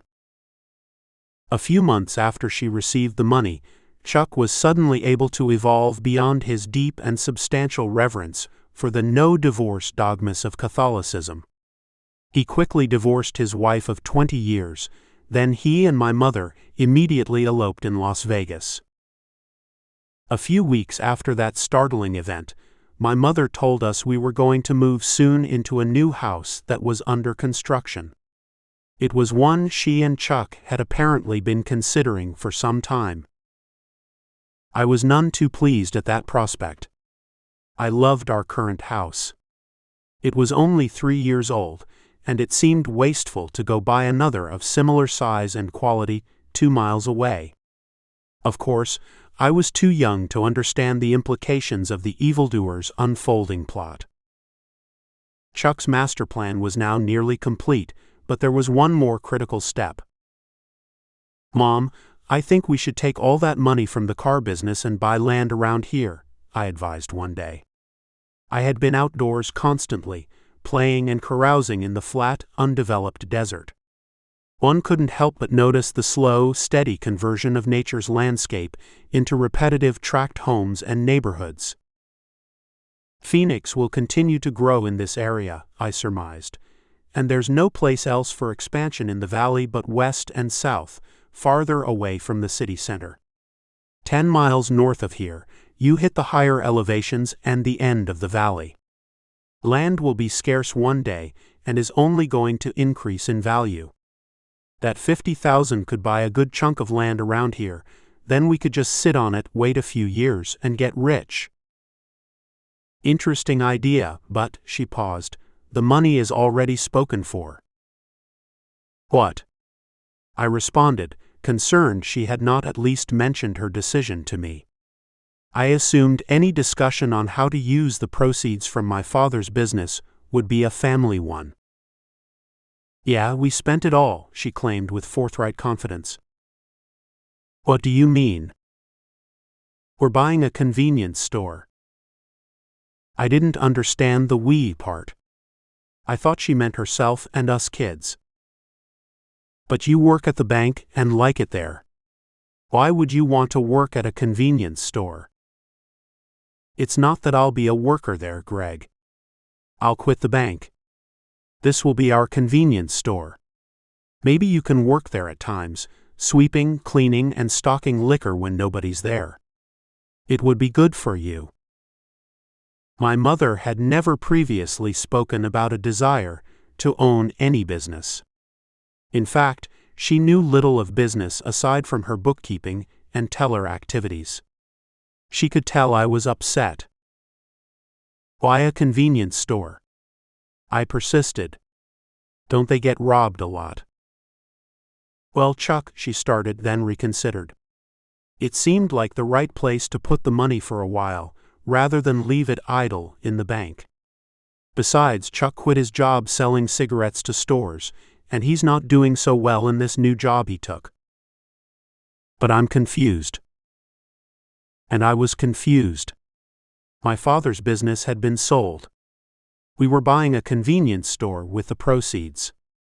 We had moved from a barely lived-in house to a brand new, just constructed one in which we'd all live, Chuck, Mom, and my sisters. And Chuck had just bought a car for himself. My early teen mind must have known these new financial arrangements smelled rotten. Adding to this were the other uncomfortable aspects to the Chuck beast. He continued with his odd, goopy attraction to my little sister. Conversely with me, he was gruff and never said a nice word, so I avoided him around the house. My simple and joyous world of early teendom was getting thick and murky. Episode 128, Beaten.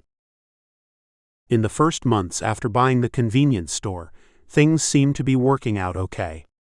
However, my mom kept mentioning the liquor inventory that was oddly missing and the possibility that an employee was stealing the profits.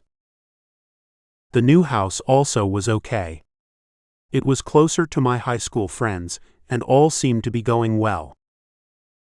Except for the yelling, which always escalated into crying, which often escalated into screaming.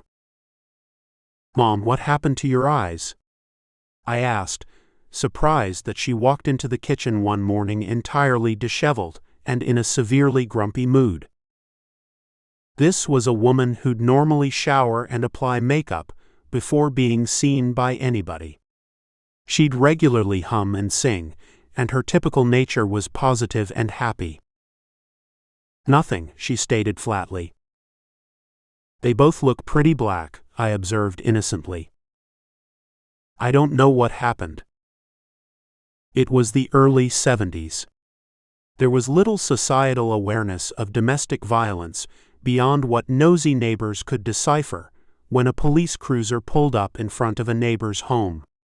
Same for child abuse. It's not that it wasn't happening, it just wasn't getting coverage by any news outlet. Awareness of such things was generally beyond my comprehension. My blood surged with a daily supply of freshly minted hormones, and my mind was engaged in current girlfriends and those who might become such. I had no time to take notice of other people's concerns, even my mother's. Until it escalated one time too many. A few weeks prior to her two black eyes, I finally came to the realization that Chuck was hurting her in some way. Abusing her. That the arguments were not just two people yelling at each other any longer. This was a 6'3", 250-pound monstrosity tearing away at my 120-pound mother. But I had school sports friends' homework. Girls. I hoped it was a temporary thing. Besides, when inhuman events occur, it's easy to wallow in a state of disbelief. I had heard of spousal abuse, but you always think it's a corner case and applies to other families in lower socioeconomic classes. At first, I rationalized in my mind about the screams I'd heard. In fact, it was not even clear to me how two married people interacted, since I was entirely unaware of how my dad and mom got along in the prior years. One evening, however, the violence finally sucker-punched me. It may have taken my slow-acting brain a few months, but hearing your mother screaming behind closed doors 30 feet away eventually has an impact, even on testosterone-laced gray matter. "Chuck, stop it," she pleaded, as he wrapped his large paws around her skull and pulled viciously at her hair. The screaming and moaning continued for a half hour. My heart was pounding with anger, and my teenage mind went to work. Wait. This is my mom he's hurting. I have to stop him. I've had enough. I don't care what she thinks, this needs to stop. I had decided to maim him, even kill him, as necessary. Whatever it took to stop him from further harming my mother. My desperate mind quickly concocted a plan. My bedroom door was closed, but I was afraid to open it without a weapon in hand, since I would need to walk past their bedroom, where the abuse was happening. I knew if Chuck saw me right then, given our mutual disdain for each other, my life would be instantly in jeopardy, as well as my mother's. However, I couldn't easily stride down the hallway, past their bedroom, and out to the storage room where I kept my baseball bat. With that bat, I assumed, he couldn't react quickly enough to my swinging at his knees. Once he was kneecapped, my mother and I could both safely exit the house. I had also not considered other consequences of my actions. It's hard to do that in the moment when the woman who loved you more than anyone else in the world is screaming at the top of her lungs. Sensing the bat was high risk if I missed on the first swing, I threw back the closet door and stared at my .22 caliber long rifle. It wasn't mine, at least initially. My dad and mom were hunters in Williams, and having guns and ammo around the house was normal. Frantically, I searched for bullets and found none. I tore everything out of my closet from shelf to floor, hoping for even a single unspent shell. Failing that search, I sat on my bed to determine my next move, fearful that each new cry might be her last. What good would it do anyway, if I had bullets? I'd need to shoot him directly through the eyes. He's a big horse, and a lousy .22 caliber will only make him angrier and give him an excuse to kill me. Worse, it's a bolt action. What if I don't kill him with shot one?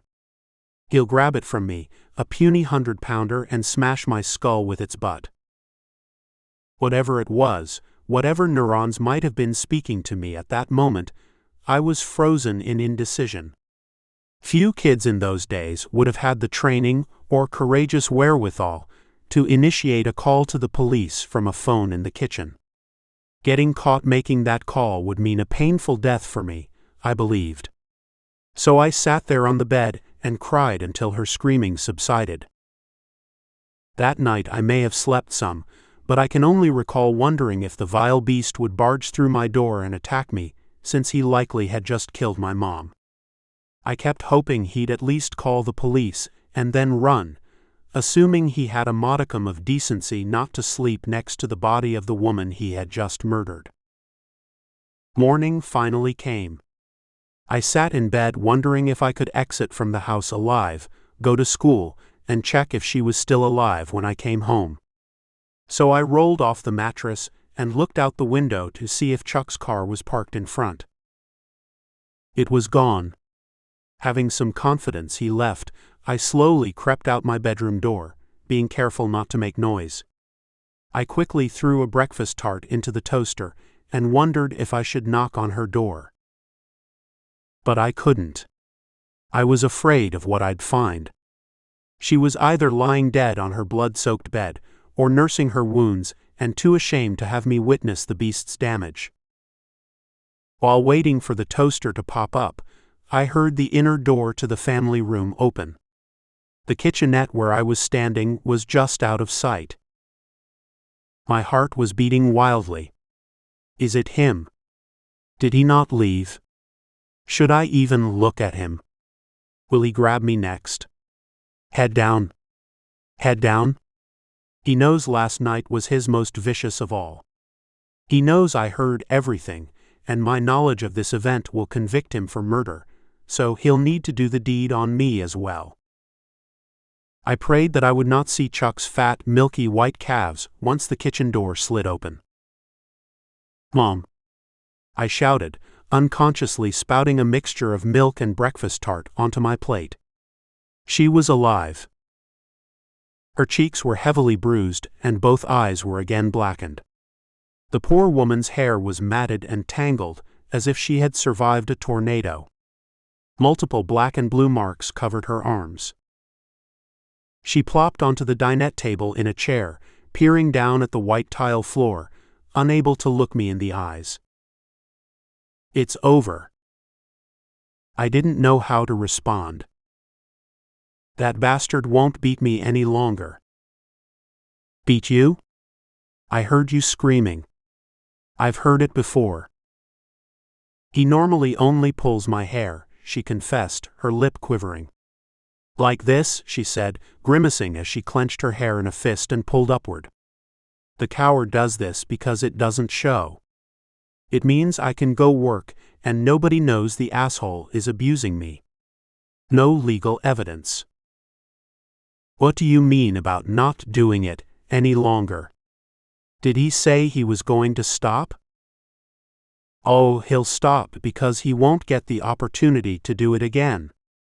I told him I'm divorcing him, that this will never happen again. Then he continued hitting me. God, Mom. I'm sorry I couldn't help you. God's not involved in this, but that son of a bitch better never come back here. If he does, I want you to immediately call the police, or get out the back door and go to a friend's house and call. I told him I'm visiting our neighbors this morning, to Jerry the attorney, and filing for divorce with a restraining order. That's where I'm headed right now. Mom, is there anything I can do? I was in shock, and just wanted to get away from the raw emotion and guilt I felt. No. Go catch your bus. I'm taking care of this right now. It stops today. This devil will no longer hurt me. Then she stood up proudly and walked across the kitchen and through the carport door to visit Jerry. Unfortunately, that wasn't quite the end of this encounter with personified evil. Chuck had yet to conclude his master plan.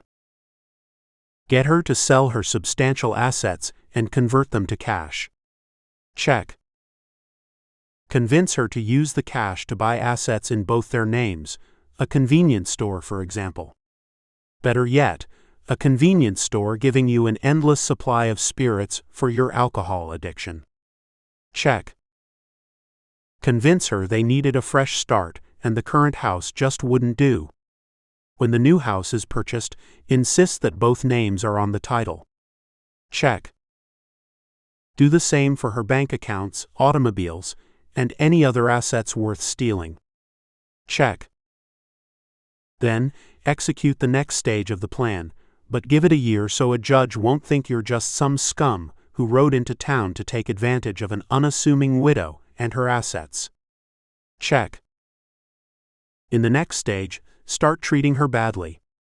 Don't make it obvious because you might look like the criminal you are. That's where the hair comes in. Check. Abuse her so badly that she files for divorce. Check. Employ a guileless attorney who appreciates fine spirits from the convenience store for his social events. Check. Despite the fact that you recently came into the marriage with no assets to your name, not even an auto, make the attorney petition that you deserve 70% of the estate because you were the wizard who helped monetize her assets and realize substantial gains and benefits from them. Check. Then, sit back with enough money and alcohol for a good while before it comes to a bankrupted end. At that juncture, foist the same plan again on another sucker. Partial check. Despite retaining one of the top divorce attorneys in the state, the gracious judge saw through the demon's devious plan. Chuck was granted his car and a 4-figure sum of money. So no full check on that element. Yet there was one more check that may have successfully been executed by the demon. Sitting at that same dinette table some months later, my mother walked into the kitchenette and sat down to speak to me. She usually didn't do this, so I knew something was up. She stared out wistfully at our dog in the backyard. I got a call last night, she said, a distant look in her pale blue eyes. Who from? Oh, the lady's name is not important. Suffice it to say, she lives somewhere in Arizona. She has a small daughter, and she's a widow. Her husband had a business worth a lot of money, apparently. It was not clear to me why she was bringing this up, but my stomach was starting to churn. My mind otherwise was on school, homework, and girls, not necessarily in that order. She had to call me to see if I was as evil as he made me out to be. It finally clicked. Chuck? I asked. She shook her head. He found another woman who bought into his lies. She called me because she couldn't believe anyone on earth could be as horrible as he indicated. And guess what? What? He's working on her like he did me, trying to connive her into selling her husband's business. Schmoozing cozily with her daughter, so much so that the lady feels very uncomfortable about their relationship. Maybe he's just a really sweet guy to children, she says. Isn't that a laugh? She wondered, unsmiling. So, what did you say to her? Did you tell her? She puckered her perpetually red painted lips outward with uncertainty. Of course.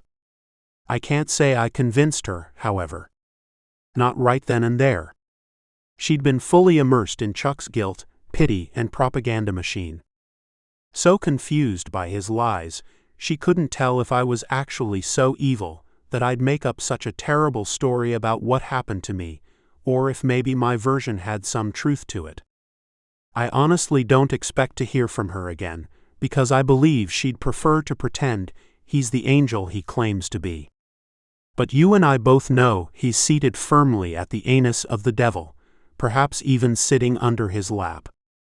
I can't help her any more than I did, but I fear she won't seek any help, and prays to herself that my painful story is completely untrue. Episode 129 Stroke. During the year of marriage and subsequent few years, the experience with Chuck had aged my mother by a decade. She held herself differently and sang very rarely. She didn't lose her omnipresent sense of humor entirely, but it was subdued and muted like an old, torn blanket thrown over a once colorful couch. I was too busy with my own life to pay much attention to what was going on in hers. After her short stint as a convenience store clerk and manager, she quickly sold the business at a loss to raise cash. Then she went back to what was comfortable for her, as a teller at another bank. 2 years later, again while I was in the kitchen eating breakfast, she entered from her bedroom looking disheveled and mumbling something about what a tremendous headache she had. I was accustomed to her complaining occasionally about headaches, but they usually subsided after a dose of aspirin. I always chalked these up to her blue eyes, unable to handle the bright sunshine of Phoenix summers. She grabbed an aspirin from the cabinet and glass of orange juice, then proceeded back to her bedroom. About 40 minutes later, after readying myself to get to classes, I was headed out the door when the phone rang. "Hello," the man's voice said. "Can I speak with your mother?" "Sure," I replied. "She's in her bedroom. Can I tell her who's calling?" "Yes, it's Eddie from the Savings and Loan. She was supposed to come in this morning, and we haven't seen her yet. I don't remember her asking for the day off, so I just want to be sure nothing happened along the way." "Okay. Let me get her. There's an extension in her room, and she can pick up there." I set the phone down and ran down the hallway to knock on her door. No answer. A louder knock. Still no answer. Placing my ear against her door, I listened for the sound of the shower. Normally, she'd sing in the shower, so I was pretty sure she wasn't there. "Mom?" No response. "Mom?" I repeated louder. Given her lack of response, I ran around checking the house. Then I took to the front yard, searched around, and again to the backyard. No sign. Odd, I wondered. Her car is in the carport. Maybe she's at the neighbor's next door. I have to get going or we'll be late for class. My drive from Northwest Phoenix to Tempe was 45 minutes on a good day, and with parking and running to class, I needed to allocate an hour minimum. Showing up late meant arriving to a locked classroom door, and I was nearing that hour mark. I figured I'd try her bedroom once more before leaving. "Mom!" I yelled as loudly as possible. A weak, muffled reply. "What?" I was less relieved than angry that she didn't reply to my first call. "Oh, you're awake. Eddie's on the phone and says you were supposed to come in to work today. Are you getting ready?" While I waited for a response, I tried her doorknob. It was locked. "Mom?" "What?" "Did you hear me? Eddie's on the phone." "I'm sick," she interrupted. "Not going in. Bad headache." "Okay. Should I tell him that?" No response. I ran to the phone. "Sir?" "Yes," he replied, obviously perturbed he waited so long. "Sorry, she's sick and it took a while to get her to respond." He was getting angry now. "So, she's not coming in today?" "No, a migraine or something. She can't make it." "Well, have her call me when she feels better. I need a full staff here, and we're already missing one of our tellers. I may need to go out on the line and help customers myself." "Okay, sir. I'll let her know." He hung up without saying goodbye. I looked at the clock. Damn, likely will be late for my class. I scurried back to my mother's bedroom door. "Mom, he says to just let him know when you feel better."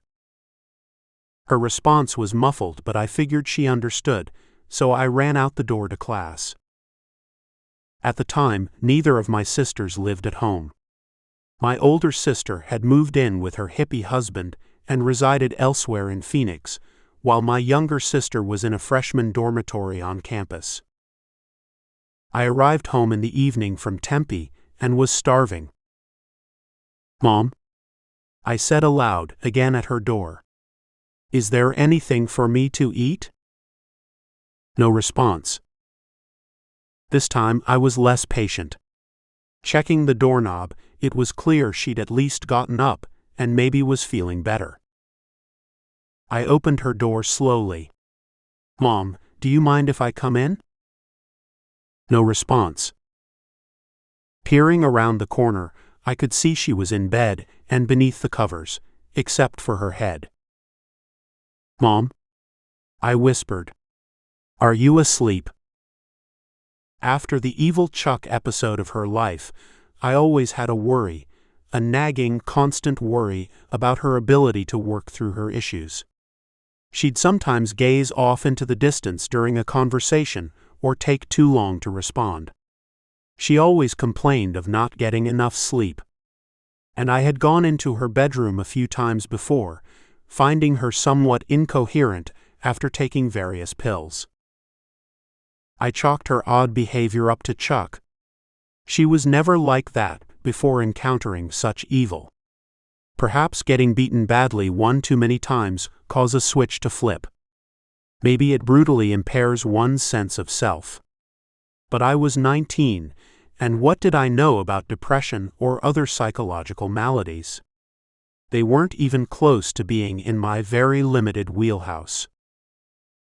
At 19, I was the same insensitive guy who too loudly asked a friend in Psych 101 class, "Hey, when is that drunk getting here?" My friend frowned and shook his head disgustedly at me, pointing discreetly to the front of the class at the distinguished gentleman in a nice suit and tie, a volunteer who came to discuss his addiction and road to recovery. Joking about someone being a drunk was just one example of my insensitivity and high degree of self-absorption at the time.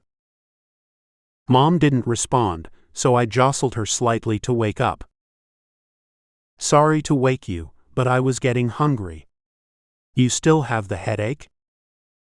"Aha," she uttered. Her doctor's name and number just happened to be on the nightstand. I didn't like what I saw, so dialed away. He answered.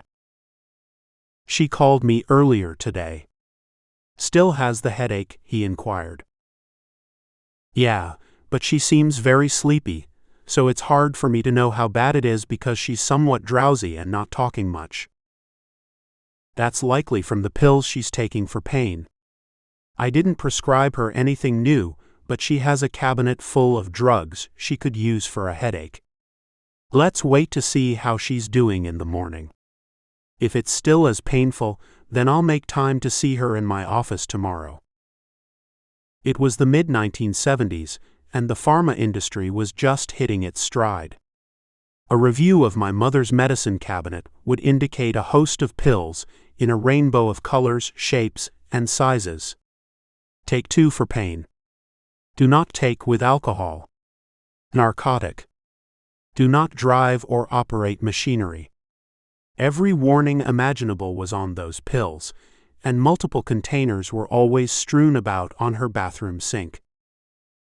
Okay then, I replied. I guess we'll see how she's doing in the morning. If it's still as bad, I'll take her to your office if she can't drive. Tomorrow was a Tuesday. Afternoon classes only, and I could allocate time from my busy schedule to cart my poor ailing mother to the doctor if needed. It was a hot September morning in Phoenix. At 9 a.m., the air conditioning was muttering its resonant hiss through the white grating above my bed. My mind was in that pre-waking stage of fine rest and solitude. What the hell is that sound? I wondered. A loud snoring. Clearly a human sound, but only my mother and I were at home. I threw on a pair of pants, somewhat perturbed that I was fully awakened by the annoyance, and strode slowly up to her closed bedroom door. The sound grew louder. I'd never heard anyone snore that loudly, not even as a joke on a TV show. I opened her door. There was my mother, sitting up straight in bed, her legs covered by the sheets. Her eyes were closed, mouth open, and her head snapped backward at each snore. I assumed she was in some phase of dreaming. Mom? She didn't respond. I shook her shoulder. Mom? Still no response. I picked up her blue Princess phone. The 911 crew arrived within minutes. I met them at the door and showed them to the bedroom, believing she had taken some inappropriate combination of drugs. The young EMT lifted her eyelid. Stroke, he affirmed to his partner matter-of-factly, as if I was not present.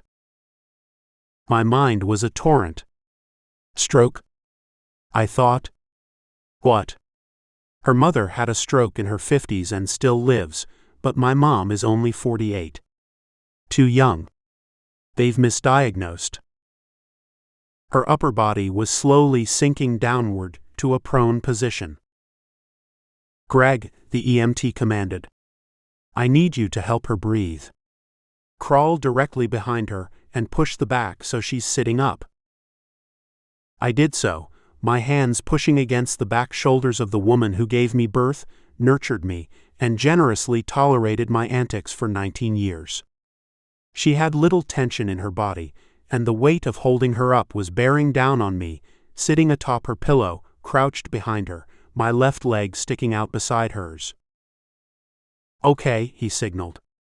We're moving her from the bed and placing her on this stretcher now. Just as he completed this sentence, her hand tightly grasped my exposed left calf. She let go as they lifted her from the bed.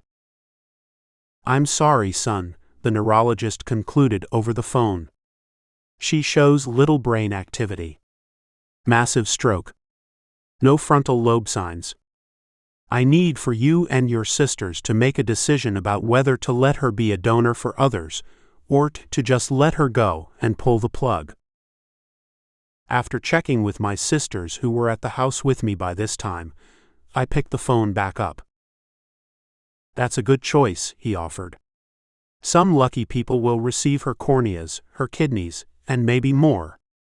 I'll need you to go to the hospital to sign papers so we can get this done. Within the next hour, I was in the frigid ICU at the hospital, signing papers a nurse had placed before me. I peered to my left and noticed a middle-aged woman lying fallow on a bed, her upper body oddly unclothed. I looked away. Was that my mother? I'll never know if that's the last I saw of her, but it matters not. I much prefer to think of her as that woman who jumped into the small but fast-moving channel of deep water into which I had slipped while walking 10 paces behind her on the way to Rainbow Bridge. I still retain the ruined brownie camera she wore that day she saved my life. Why is it you always hold a little regret for the obvious last thing you should have said to someone when you had the chance? That stupid little, "I love you, Mom. You're the greatest." Maybe because you didn't express it enough times along the way. Episode 130, Home. Glad to be back home? Becca asked, dropping her pack onto the kitchen table. Sword gazed around the small kitchen for a moment. I suppose. Happy about not having to eat that crap hospital food. Geez, Mom, they are even more militant than you about ingesting sweets. No desserts. No videos. No fun. Nothing but boring school stuff and pouring through the terribly tedious stories you forced me to read. Good for them, she smiled. He thought about his trip home on the shuttle, passing by onlookers. Which of them knows what I've been through? My face must have been splattered on every vidscreen and newscast. I'm sure the adults are making Robbie and me out as examples of classic stupidity. No teenager in his right mind will swallow that line, however. Based on Robbie's messages to me, we're the talk of school. Did you see how people were looking at me on the shuttle? She knew where his mind was going.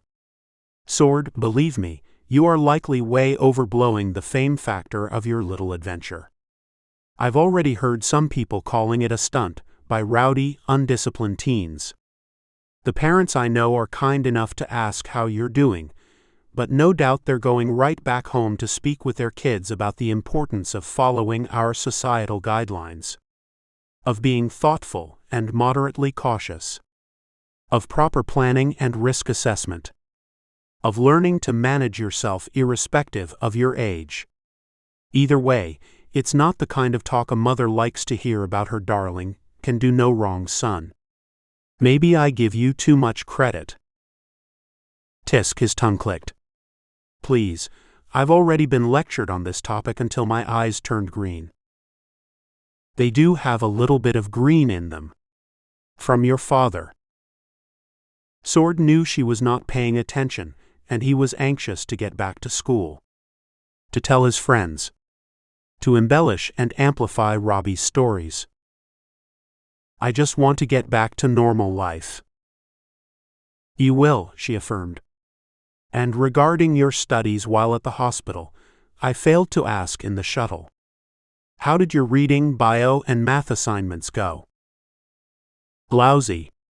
Not really lousy, but I couldn't get as much done because you made me read that crappy old diary again for hours, and I'd fall asleep every few minutes. He's a terrible writer with even worse stories. Becca rose and stepped to the sink to begin preparing dinner. Oh good, she replied, her back to him. So you read more of the diary as I asked? He sighed. Required readings. Utterly boring. Most of his current reading and literature classes were on history, but not the fun kind. Not the tales of seafarers from long ago. Or the Revolutionary War and Wild West. Or of heroes larger than life.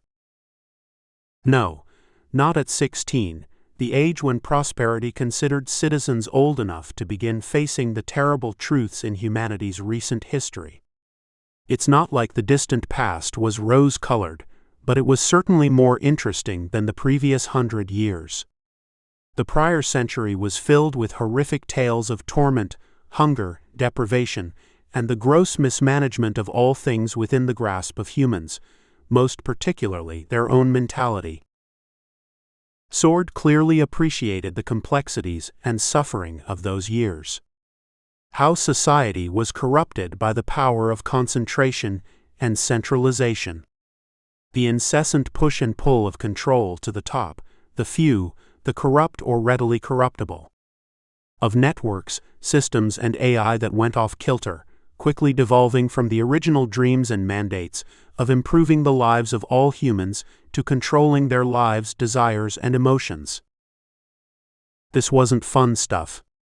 It was immeasurably tarnished, viscous mires of poison and pain, very removed from his everyday life.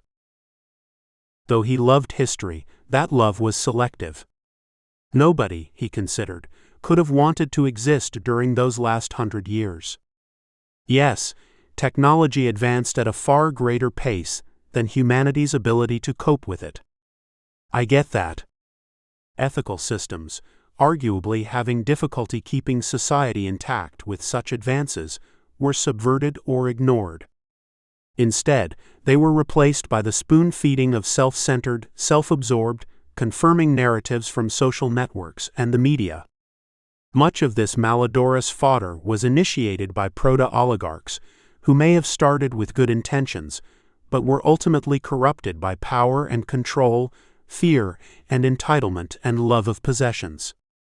No society in the history of the planet could ever get beyond that great filter.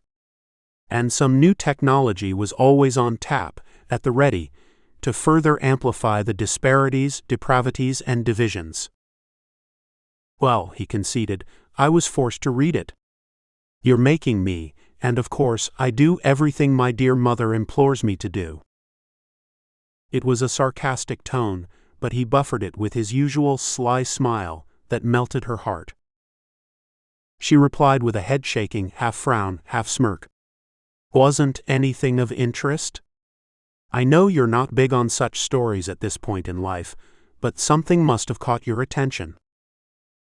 Despite the last century of turmoil and prosperity's disciplined code of living, teen boys had changed little. He would admit to nothing that made him seem weak. No. Nada. Well, some of it was a confirmation, I suppose. Becca stopped chopping onions and turned to face him. Confirmation? Of what? You won't like me saying it, he warned with a grin. Then say it. I'm sure I've heard worse from you. Confirmation that people are generally rotten. Meaning? Meaning this guy's mom was getting beaten up regularly by the bad dude she married. A genuine villain, though not the kind you admire or elevate in any way. Not the kind with any redeeming qualities. The human manifestation of a demon. Becca swiftly swept away from the sink and sat down at the chair next to Sword. Her fingers outstretched, she wiped her eyes with the back of her arm. Are you crying? She couldn't tell him. Couldn't bring herself to say what she'd considered telling him before. Not enough evidence yet. Not enough to make an accusation that might expel the man from prosperity. I don't have to remind you to never. Mom, you make me read prosperity's stoic literature every day. I know it's wrong to physically assault people, like what this Chuck guy did to Greg's mom. She was silent, nodding her head. Onions. The onions make me cry. But on the topic, I'm letting you know now, so you can be ready for it. I will soon be confronting Matt about what he did to your poor little forehead. Mom, he whined. You can't do that. He'll think I accused him because he and I don't get along. It was Robbie who saw it, and we don't even know if he was lucid. Sword clasped his hands together in mock prayer. Please, please, please. Don't say anything. I think it was actually a arachnine strike, or maybe the moto seat, or my head hit a rock. Shush, she demanded. It was no rock. How do you know? The options were running through his mind. He could move out when Matt gets so mad at the accusation that he makes it intolerable for him to live in his own house. Or if Matt denies it and leaves her forever, then she's mad at herself for accusing him. I know it's true because I received first-hand confirmation. From Robbie. I told you. He was delirious, maybe more so than me. No, not Robbie. Do you recall that girl you were with in the hospital? Daisy? Of course. Then he realized she might be involved, and slapped his forehead without thinking. Jesus. Ouch. You didn't talk to her, did you? My God, Mom, I'm just getting to know her, and you're going to wreck it all. Wound still hurts, huh? She observed. I'm not wrecking anything. He was dumbfounded. His own mother was standing in the way of their budding love. How could she possibly have been involved? You asked, she replied, standing up and shifting back to her onion at the sink. The guy who arrived right after Matt and told him to calm down? That was Daisy's father. Shoo. She turned, knowing what might come next. Oot, he slurred. I thought only Sylvia's father was there. Daisy's father, too? You asked her dad if Matt hit me? I didn't need to ask. He contacted me of his own volition. That's the kind of decency we build in prosperity, one where people care about each other. Creating and maintaining a sense of local community. And no, he wasn't overstepping his bounds. And yes, he put himself out there with courage and a willingness to face Matt on the off chance they'd see each other again. Sword, people in prosperity are bound together to create a perennial human society, and even something done like this in the anger of the moment must be reckoned with. He slumped in his chair with eyes closed and felt a burning lump in his throat and moist heat on his eyelids. Don't drop a tear on this.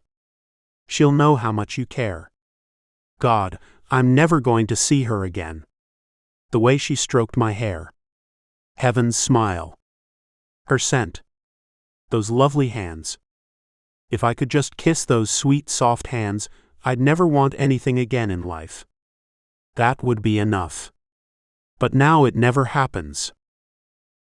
So much for Daisy, he mumbled. Becca sighed. Allow no more than a second to feel sorry for yourself. I know, Mom, I know. You remind me of that daily. I didn't harm your future with Daisy, I'm sure.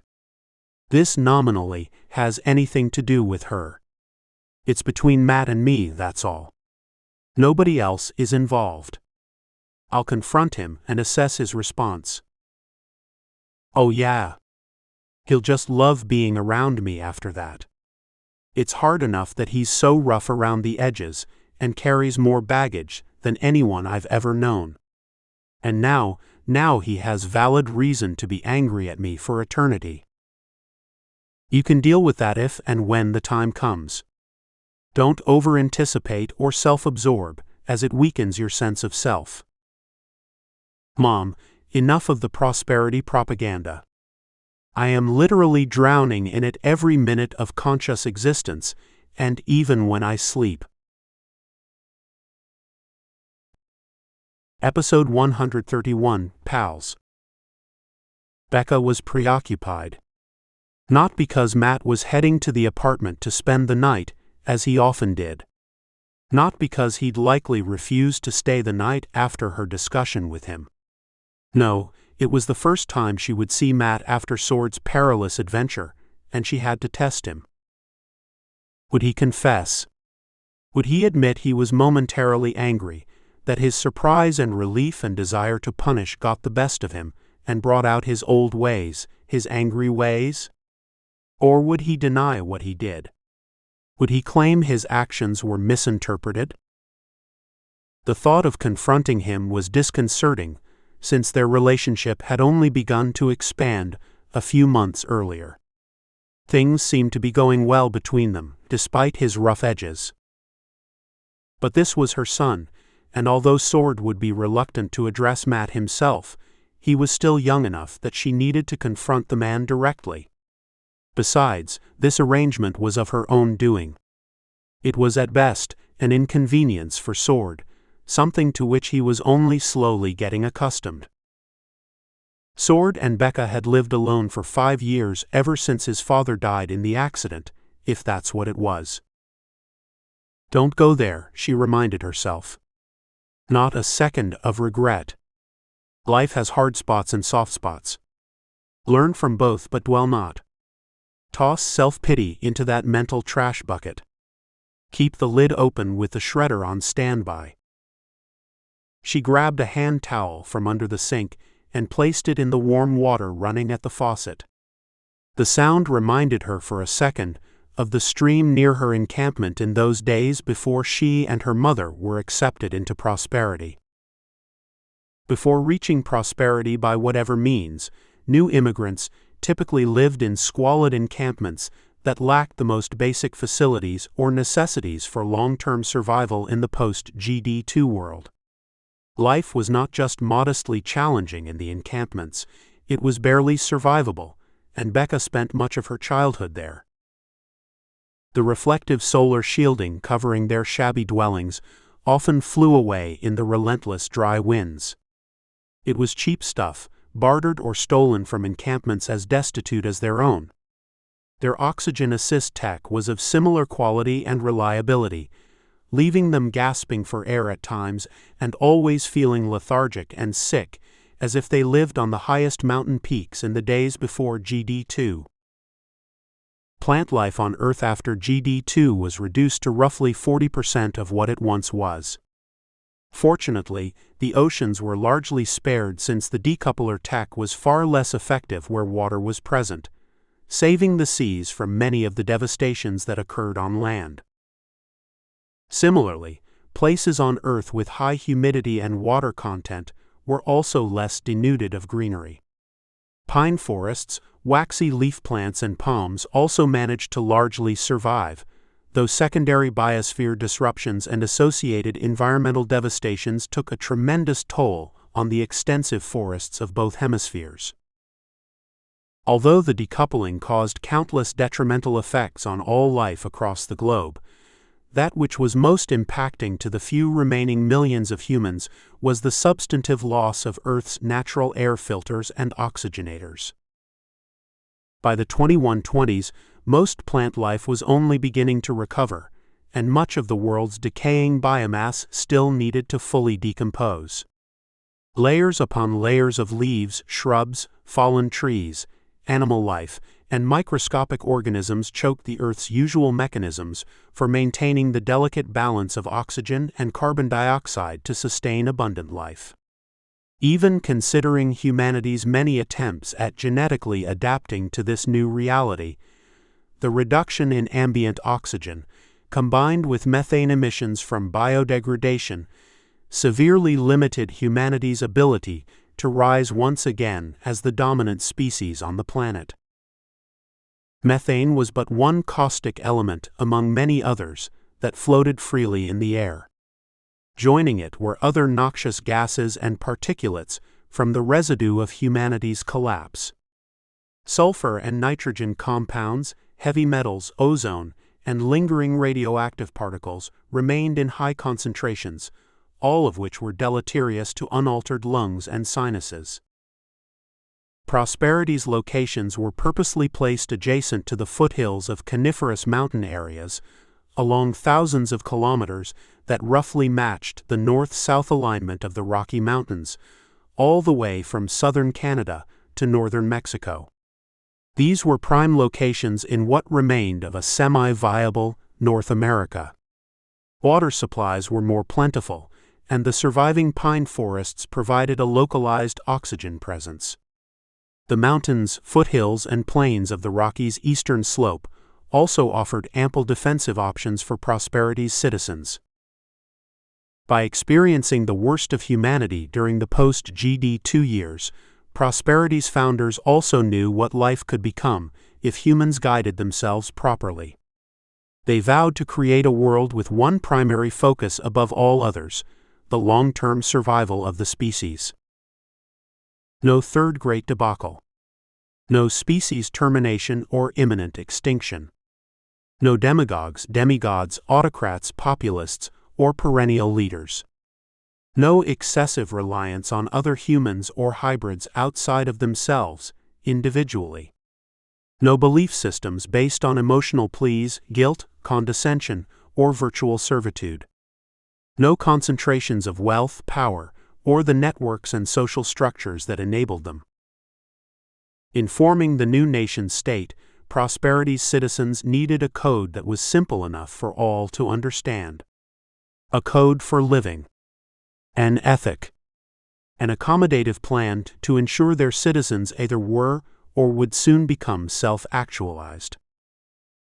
They understood this needed to begin immediately and become embedded in the hearts and minds of citizens. Self-actualization, they observed, should moderate and eventually eliminate the unfortunate historical precedent of individuals to acquiesce to others beyond oneself, be that politicians, religious leaders, or the supernatural. Humanity was on the brink. Its previous social structures and belief systems, they concluded, had obviously not worked. None of these systems avoided or prevented the multiple, successive travesties of the prior century. In fact, most of the extant belief systems seemed to contribute to the demise of humanity, always demanding allegiance and assigning Godhead-like powers to fallible humans, governments, or even sentient AI entities. The founders understood what they didn't want, which was every social system that humanity had tried previously. They needed something more than a simple credo, but far less than a static belief system. Take the best, discard the worst.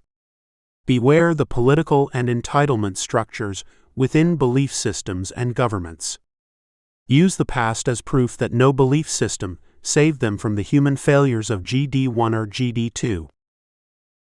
In contemplating humanity's long history of successive failures, the founders concluded the only way to survive in the long term was to place species viability above all other belief system in society. That meant above religions, technological advancements, political dogmas, or other belief constructs. Their core objective was to extend the longevity of humanity in its varied forms through pragmatic, rational existence over time, so society was structured to achieve that objective. Practicality, adaptability, longevity, simplicity. These first principles formed their oft-used acronym of PALS to focus their thinking and daily actions. Is the rule, norm, or process practical and pragmatic? Is it adaptable to changing needs? Does it enable or enhance the primary objective of species longevity? Is it simple, memorable, and easily applied? To sustain a cohesive and productive society over the long term, the founders adopted many of the principles of the ancient philosophy of Stoicism. Originating in ancient Greece, Stoic philosophy had never been implemented at the heart of any society. Unlike other human social systems implemented in the past, Stoicism was difficult, unnatural, and in conflict with every element of natural animal instinct. Demanding discipline, effort, and control of the self, its focus on self-reliance and anti-levelism was antithetical to centralized governmental or caste-based control. Every individual was inherently and equally valuable, irrespective of wealth, parentage, or inborn or acquired capabilities, including all forms of human hybridization. From the primary tenets of Stoic philosophy, Prosperity's founders established a codex of ethical norms and rules for treatment of their environment, their community, each other, and outsiders who wanted in. Given no official name, this simple codex was commonly known by all as the Stoics' checklist. But human society required far more than a checklist to prevent a repeat of past apocalyptic mistakes. Technology had been used by the oligarchs and their courtiers and benefactors to rip apart society's ethical fabric by exerting enormous power over human minds and bodies. Prosperity's founders were therefore forced to strike a balance between technological advancements and its nascent, untested ethical system. At the coming of age, normally 19, every citizen was allowed to modify their longevity. Some might prefer an unaugmented, normal birth-to-death lifespan to the potential for immortality, though most inevitably would choose the latter option. This included the ability to age backward and forward, allowing an individual to live through infinite numbers of lifetime cycles as they so desired. Citizens were also provided choices for other adaptations. Genetic modifications of a person's code were widely acceptable, including hybridizations with other plant and animal life. However, pervasively passing these modifications through to the germ line were generally not permitted. Human-machine integrations, once called gripper or mech technologies that fused human musculoskeletal systems with metallic and machine augmentations, were generally forbidden except as applied to immigrants who possessed such adaptations upon arrival.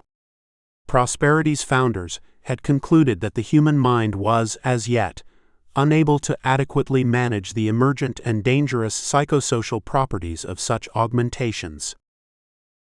Also disallowed were chipper technologies with direct connections from external data sources into the human brain. The founders were keenly aware that the societal costs of centralized control, especially from networks, applications, and the narratives that emanated from them, far outweighed any benefits or efficiencies of such centralization. Prosperity utilized a data network for its citizens, but all systems and content were created and managed locally. Devices to access the network, once ubiquitously available as cell phones, computers, or chipper devices, were far less abundant by design.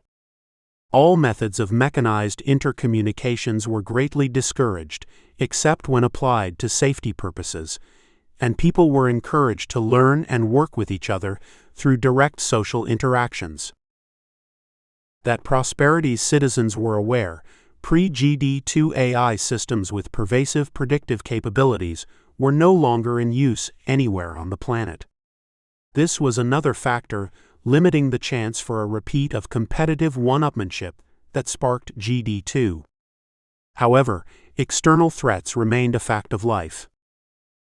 Marauding bands of stragglers, many of them mechs, continued to roam everywhere on Earth. Most retained extensive flesh-metal integrative modifications, standalone robotics, or sophisticated nanotech. The most threatening of these groups had been eradicated in North America. Small bands might attack one of its city-states on occasion, but Prosperity deployed ample monitoring and defensive systems around its perimeters and in the sky to minimize and counter such incursions. Prosperity's city-states were generally not a target of outsiders due to its nominal material wealth. After GD2, the wealth of billions was available for the taking among the few remaining humans who cared for adornments and possessions. Consistent with its stoic norms and rules, Prosperity both de-emphasized and discarded most things of life previously considered as wealth. Besides, most immigrants were simply searching for a just and equitable societal system with some degree of survivability or defense against the next man-made or natural disaster. What did Prosperity own that they didn't? Cleaner air, better defenses, better access to food and shelter, a code of ethical conduct. What did the deprived have that Prosperity didn't? Life without rules and norms. Episode 132, Matt. Despite her best efforts, Becca's early life of deprivation and fear still weighed heavy on her psyche.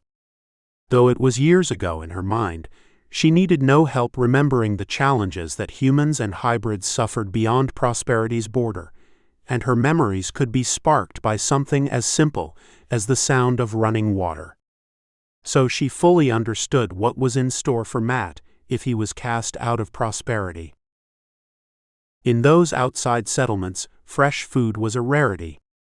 The large portion of petroleum-powered farm equipment had never been converted to solar and battery power, and those that were became generally useless because few battery reconditioning plants remained functional on the planet. Gasoline, a throwback to the previous century, was also in constant short supply, since few of the world's refineries were operating. Like all newcomers, Becca knew that Matt had been sternly warned during Prosperity's initiation training about embarking on critical missteps, follow the ethics and rules, or risk returning to the outside. This warning was not in jest, and she was aware of multiple instances where expulsion indeed happened. It was 5 o'clock. He would be arriving soon, knocking on the door. Smiling, caressing her in his strong arms. Such comfort there, she considered, closing her eyes and recalling their physical closeness. My desires for fleeting comforts, those endorphins, are working to cast aside what I must do. Don't give in, girl. You're tougher than this. He rapped at the door. Becca? Are you there? Just a minute, she pleaded. Becca looked around the corner to the bottom crack of the door to Sword's room. Door closed, light on, likely studying. Good, she thought. I'll coerce Matt into my bedroom. Luckily, my walls aren't connected to Sword's, so the poor boy shouldn't be disturbed by emotionally charged conversations that might occur after I confront him. Although nothing about Matt's physical appearance was genetically enhanced, his body features were naturally large. Massive hands, roughened and calloused from years of toiling on straggler farms, dwarfed her own. His bones protruded jaggedly from every segment of his body, particularly his chiseled face. Long chin. Large, high-placed cheekbones. Lobulous ears sticking out from his close-shaved head that otherwise would have been covered by black hair to match his constant 5 o'clock shadow. Matt was ever energetic. Exuberant at times. Becca liked to think he was on a path to a happy place, that he was beginning to grasp the meaning of self-actualization. Such a thing was possible for even the most damaged straggler, because they were lucky enough to arrive at prosperity, the best place on earth that anyone was aware. Newcomers were no longer subjected to the severe deprivations of their previous lives. They experienced caring and concern between all citizens, irrespective of origins or belief systems. They lived a consistent set ethical rules based on obvious truths.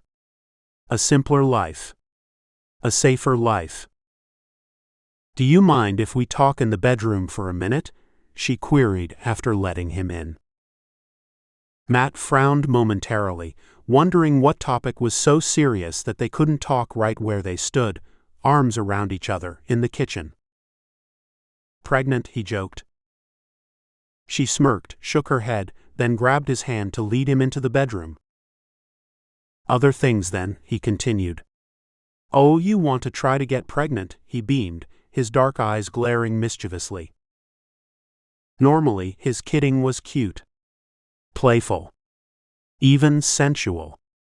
But not this time. Can you sit down while we talk? She requested, knowing this conversation would be more effective if she could look at him eye to eye, on an equal mental level. He acknowledged, then continued with levity. Okay? What did I do wrong this time, my dear? She peered down at the tile floor, the same flooring throughout the entire apartment. Her mind wandered to her attempts to cover its monotony with colorful rugs and carpets. She began. You. She flipped her head back and stared at the ceiling. Addressing him head-on was too difficult. Matt, when you rescued Sword and Robbie. She paused for a moment, thinking this hint might cause him to recall what he did and ask forgiveness. Repentance. Understanding. An indication he was not lying to himself. progress toward self-awareness.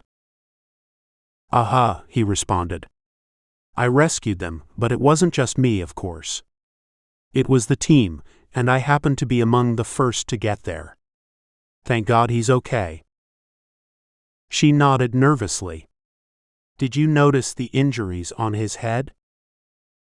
Matt frowned and cast his eyes over her head, as if he was no longer talking directly to her. His shoe started tapping the floor. "Well, I haven't seen him since he was unwrapped from his bandages, at least when I was at the hospital. But he's a tough kid. He'll recover quickly." "Not that tough, at least not his forehead." Her comment hammered Matt, confirming the not-so-subtle implication of the damage he inflicted. "What about his forehead? Those rachnines slapped him pretty hard. Kid's damn lucky his face is still intact. Hell, I've seen people completely torn apart in 10 seconds by those monsters and other genetic miscreants. Not pretty. Where is he? I'd like to see how the poor guy is healing." "Never mind." She stopped there. It poured from her mouth unwillingly. Now that it was stated aloud, shouldn't she just leave it at this? Wedge it in a soft, uncertain but mentally acknowledged place? An inference only. Indirect and purposely subtle. Wouldn't that be enough of a warning that he, in his anger, broke one of prosperity's primary tenets to never harm another except when directly threatened? She could just forget about it, and maybe this side of him would never show its nasty face again. Maybe this transgression would be the final one to turn him around and let him see the error of his ways. Becca clasped her hands together and nervously fidgeted with her fingers. Matt thought he'd take her lead. "Never mind. Not that big of a deal, I guess. I thought you were about to lay into me for something. But hey, how can you lay into this sweet baby face?" He grinned confidently. Baby face, she thought. He had to remind me. He hit my baby's face. I don't care if Sword is 16 or 616. That's my child. "Please don't stand up yet," she requested, noticing he was rising from the chair. "Seriously?" he frowned. "You hit him." She paused. "You hit my boy while he was on the ground and unable to protect himself." "I did what?" He spat, red-faced at her accusation. "What are you talking about? You're saying I hit Sword when I rescued him? Shit, I can't believe you'd lie like that after I risked my own life to save him." She hoped he wouldn't respond like this, but he was on the path. She prayed he'd stop and come clean. "Matt," Becca requested, taking a deep breath to expel her next comment. "Please lower your voice. Sword is a few meters from here, and he'll hear everything." Matt had already risen, puffing his chest out as if readying for a fight. He was accustomed to confrontations like this, and could agitate like the best of them. That's what he grew up with, and he knew his imposing size would cause any normal human to cower. Normal, meaning unaltered. Not a hybridized mech or biologically enhanced clipper. Becca was not enhanced, and he knew he could win this one by the sheer threat alone. Overwhelm her with his imposing size. Shift his large body around the room. Engage into her physical space. Pound the floor with his large feet. Strike fear in her to recant this allegation. She stared at his knees as he paced the short stretch of floor between the bed and wall. His fists were clenching off and on. Veins were bulging in his neck. Then he stopped pacing and towered directly over her, as if he was falling forward onto her body. He pointed his index finger an inch from her face, right between her eyes. She drew her head backward to avoid direct contact. "You accuse me, the person who took out his own time to leave work on a very busy day to join the search party. Me, the guy who rescued your son from death, who scared off the arachnines that were just about to tear him to shreds? Who the hell do you think you are? Not wanting to get stepped on, Becca lifted her feet from the floor and crossed them under her legs. She was uncomfortable, sitting on a soft bed with her back arched unnaturally and unable to sit erect. Unable to breathe deeply.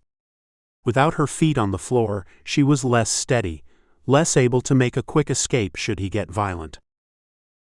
Her heart was pounding, and she was trying to maintain composure. She tried to recall any prosperity saying or caution or principle she could muster to help her manage this moment at nominal damage to everyone. "Voice," she demanded. "What?" "I'll fucking hell yell so everyone in this entire unit hears me," he screamed. "I don't care what they think. That's your problem, bitch. You care too much about this prosperity bullshit. You're always trying to be the model citizen, Little Miss Righteous." She knew he was intentionally distracting her, trying to divert the argument and force her to respond to his accusations. Deflect, evade, and redirect. She knew this technique from her training. "That's off topic." "What the fuck topic?" "You hit my boy." His teeth were clenching, and he started to spit as he talked. "Your boy. Your angel boy? The angel who was out doing stupid things, causing everyone to go out of their way to fix his fuck-up? That boy of yours who can do no wrong. Do you understand how much you spoil him?" She could feel her neck tightening. Should I let him go? Is this enough? He knows. We both know. Maybe he just needs time to cool off. No, I can't do that. Not fair to me or Sword or him. He needs to admit what he did.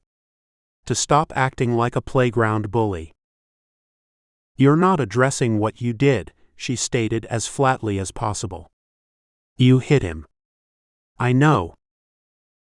He was still towering over her, and she noticed his right fist slowly rising up.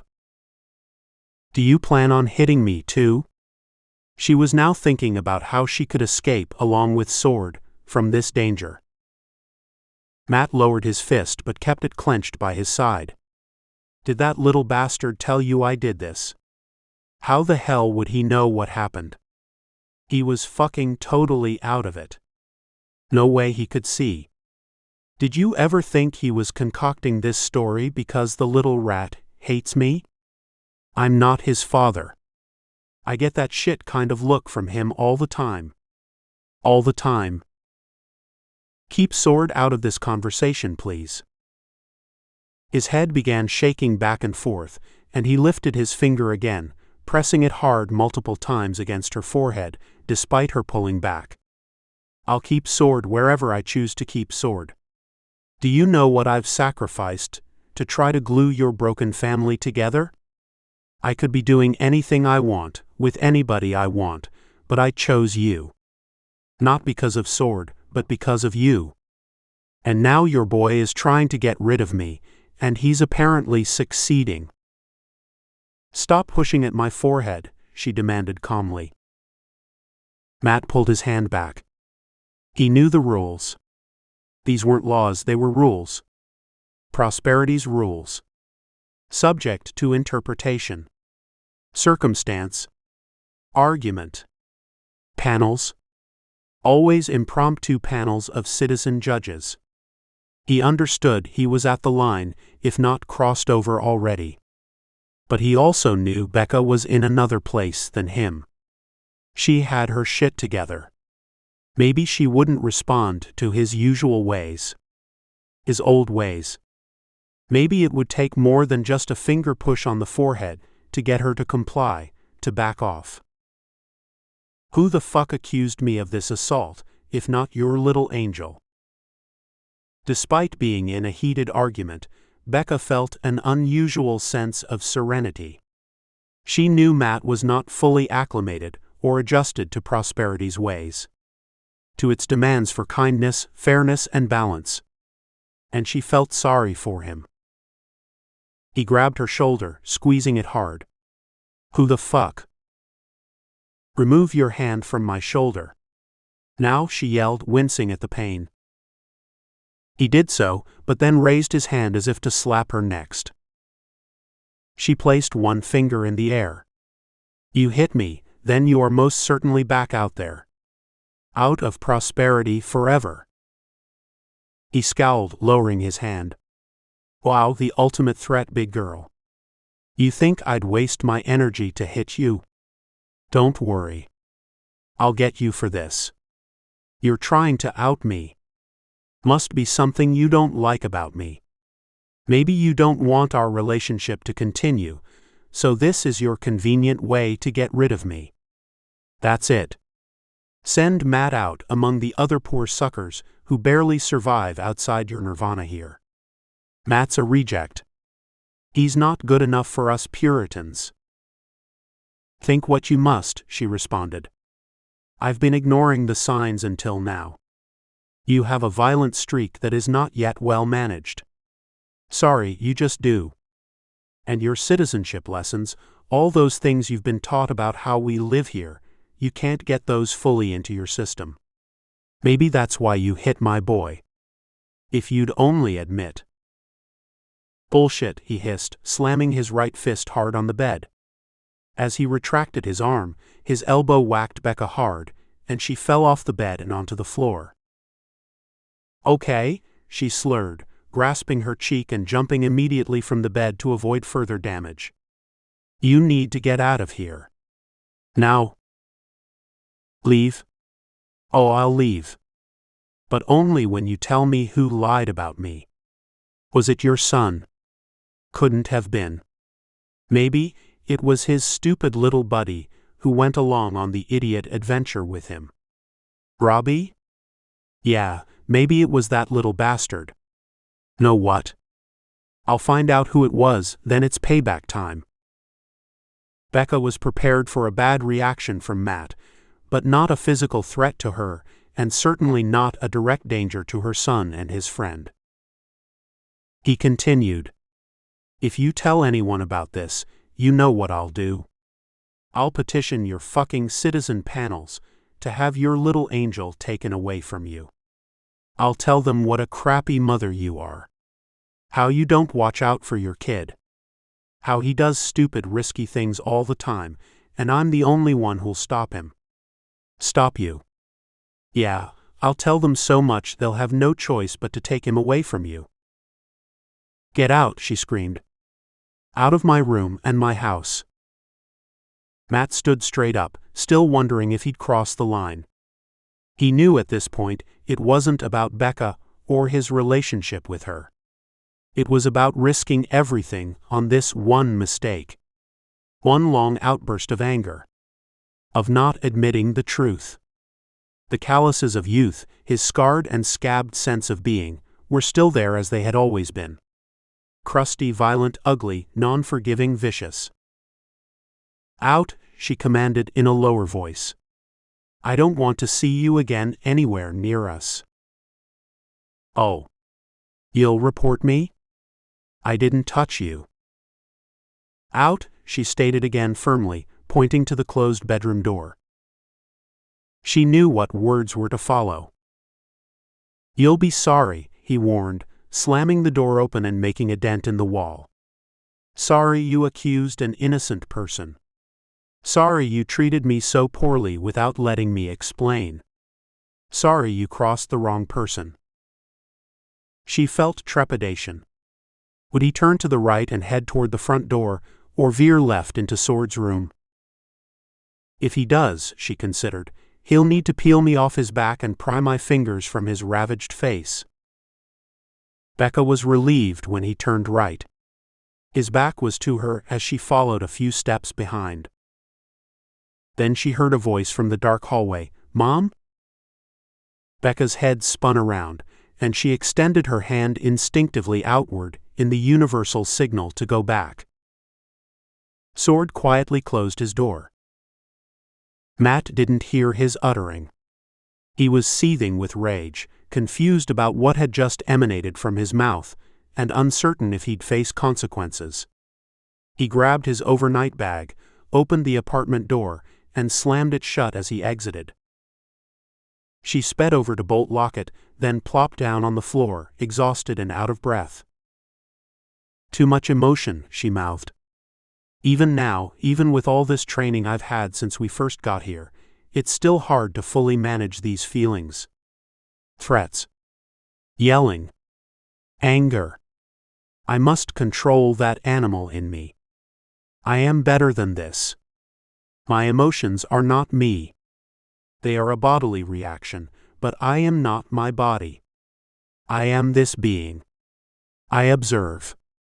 I manage. Clear thinking. Logical. Thoughtful. Considerate. Kind. Not everyone is this way.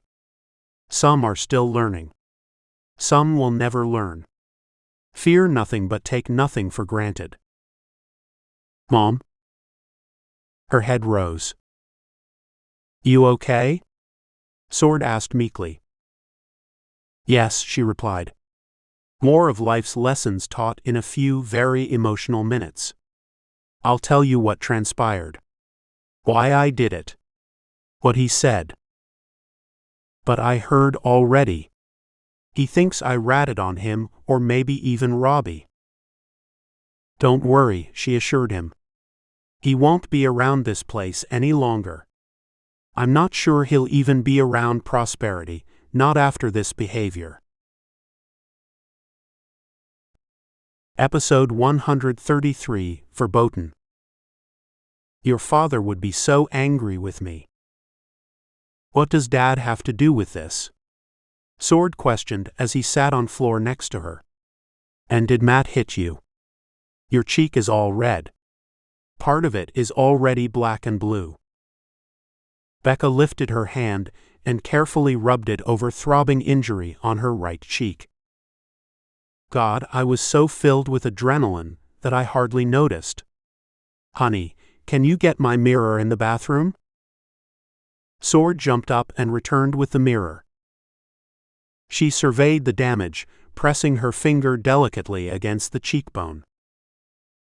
"Ow, Jesus.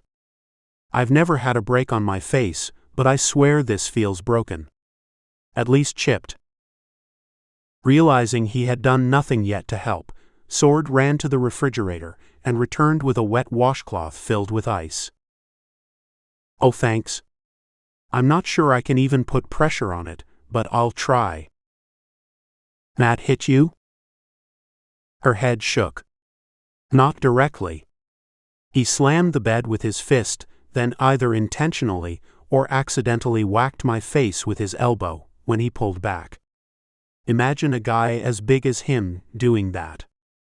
I ended up on the floor, but didn't notice how much it hurt until just now, looking at it."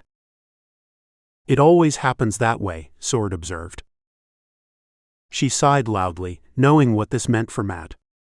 Given the emphasis on training citizens to adhere to a consistent set of norms and rules, Prosperity by design had developed few laws. But breaking some norms could be worse than breaking others. Kids fighting on a playground due to a spat might get a sanction. But an adult hitting another adult. Certainly a reprimand. Possibly expulsion. An adult hitting a child, then another adult within days of each other? Certain expulsion.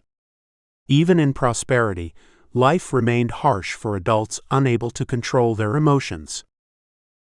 Sword tilted his head, surveying the cheek. "I'm no doctor, but by the looks of it, your cheekbone is broken. You need to get it seen like immediately." She closed her eyes and nodded. "I don't want you to talk if it hurts too much," he suggested, patting her shoulder.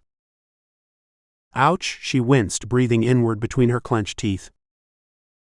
"He hit your shoulder as well?" "He'll get sent back," she thought. "First Sword, then my shoulder, then my face. And the threats, even in anger. It won't matter if the elbow to the face was accidental. You don't get physical in any argument. Strictly verboten." He didn't hit my shoulder, she acknowledged, but he squeezed it very hard for a few seconds. Is it broken too? She moved her shoulder slowly in a circle. No, I doubt it. Still moves. But you're right. I need to have both looked at. Okay, Sword confirmed, for the first time in his life feeling like he was responsible for his mother. It was a clear turnabout from anything he had ever considered. To this point, he always viewed her as the adult, the parent, the overseer, the ethical teacher, the disciplined and gentle persuader. And everything he thought of himself in relation to her revolved around what he needed to do to keep her happy. Yet he'd also find mischievous and hidden ways to evade her requirements, now and then, to get away with as much as he could, though still stay in her good graces. This time was different, though. He sensed vulnerability. How she might think of herself in relation to others. That she might want to enjoy her life a little bit beyond prosperity's standard stoic lifestyle. A mate. Someone to share her life and thoughts with. Sword wondered what she might be thinking now that Matt had transgressed so openly. There would always be another Matt, however. She was so good-natured. A great mother. Super sensible. Kind. Guys would always take notice of her. She'd have no problem finding a replacement if that's what she really wanted. We'll go together, then. But can I ask again? Why did you mention Dad would be angry? Becca opened her eyes and stared at the floor, remembering her deceased husband. Your father was a decent and kind man, Sword. I can't say he was a great man, not like a great writer or artist or statesman. Just the kindest person. And he loved his science. Loved living life with us. Loved me. Adored you. He wouldn't be mad at you for going out with someone else, I mean, after he's been gone for 5 years. No, he wouldn't be unreasonable about that. But I think he'd be mad I let my guard down with Matt. Why? She leaned back against the couch and hung her head backward, hoping it would relieve some of the throbbing pain in her cheek. Because I was feeling sorry for myself, and self-pity is a negative that always leads to other negatives. You know, I saw Matt do other things that I otherwise should have stopped or redirected. But I let him get away with inappropriate or judgmental comments about other people, excusing that he grew up in a brutal world and was simply not yet acclimated or self-aware. Sword frowned, thinking his mother showed no evidence of this. Mom, I don't ever see you feeling sorry for yourself. You always tell me, what happens is what happens and repair that which is repairable, but regret not. No, she admitted, I let Matt get away with things with his anger, because I wanted a replacement for that fantastic man I lost in an accident, a horrible accident. And I was willing to let my guard down, to rationalize Matt's angry and violent behavior, because I felt lonely and a bit sad. It's still hard for me to accept what happened to your dad, especially without being able to say goodbye to him.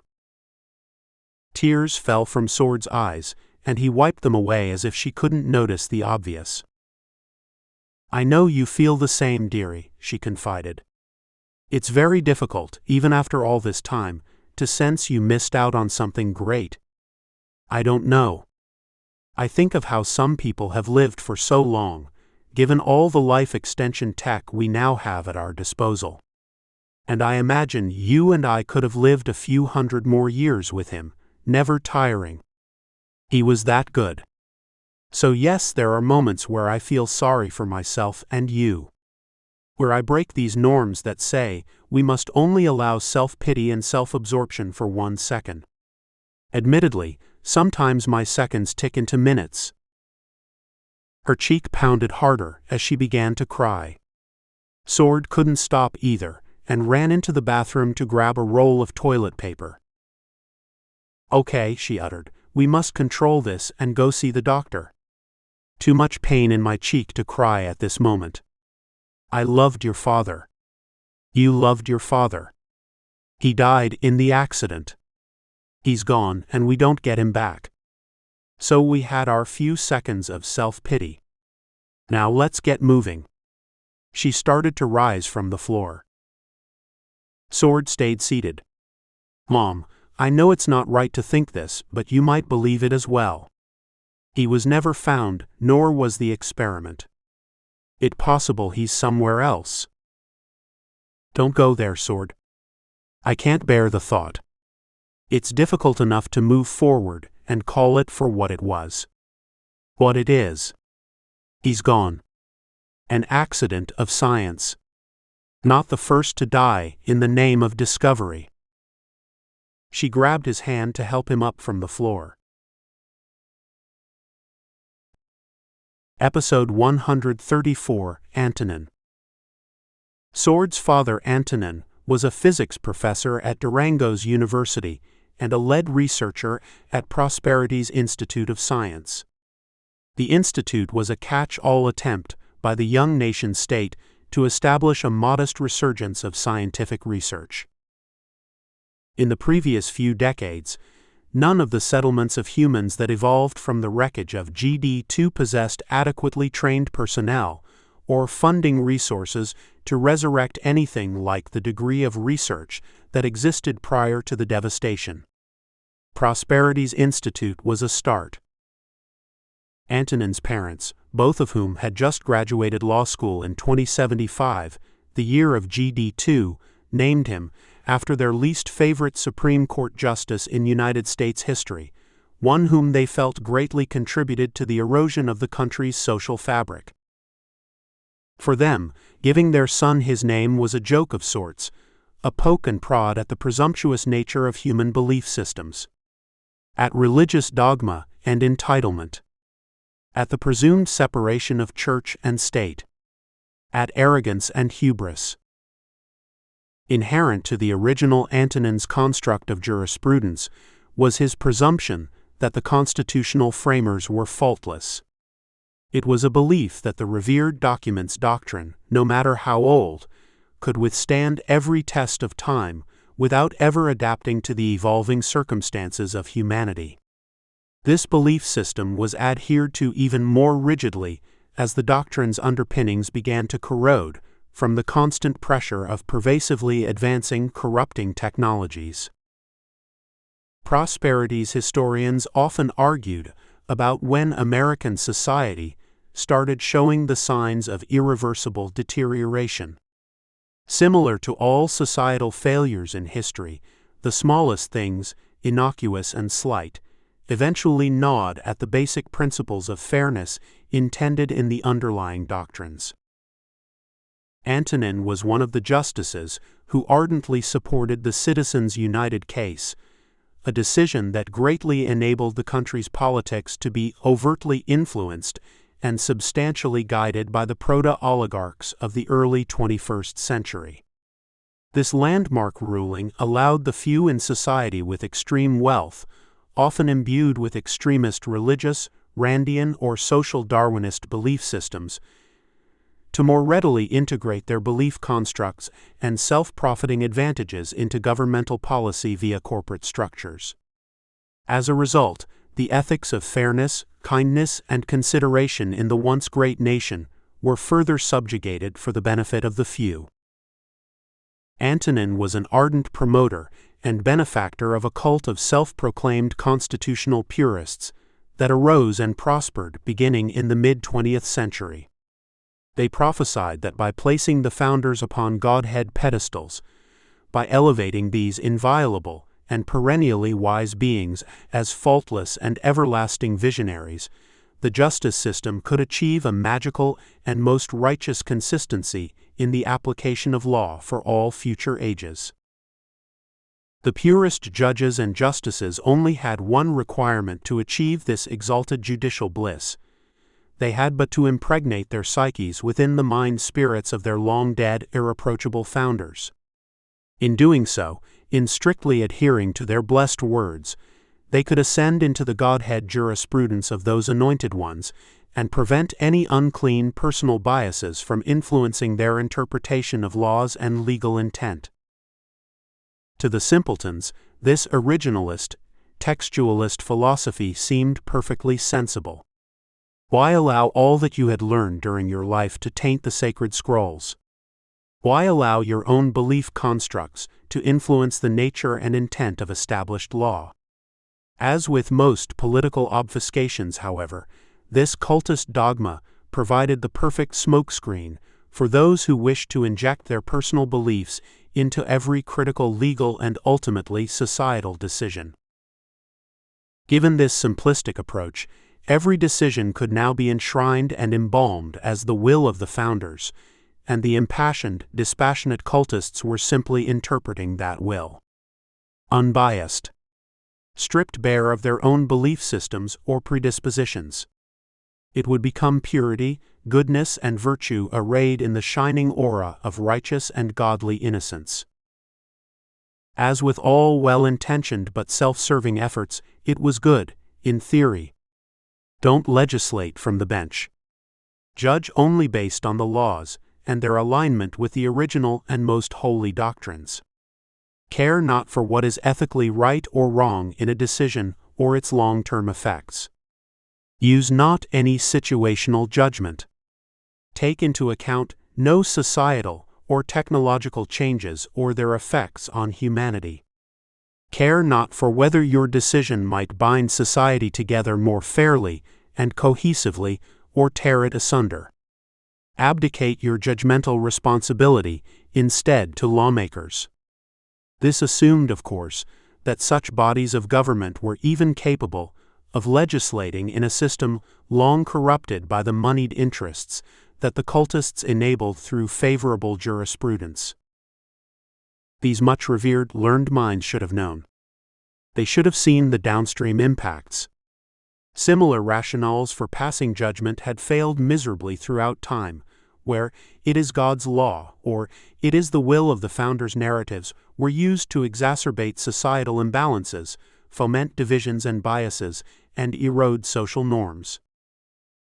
Their efforts were ultimately a fool's errand, at least as understood by prosperity's historians, as they assessed why America lost its global standing and functionally unraveled as a working democracy by the 2030s.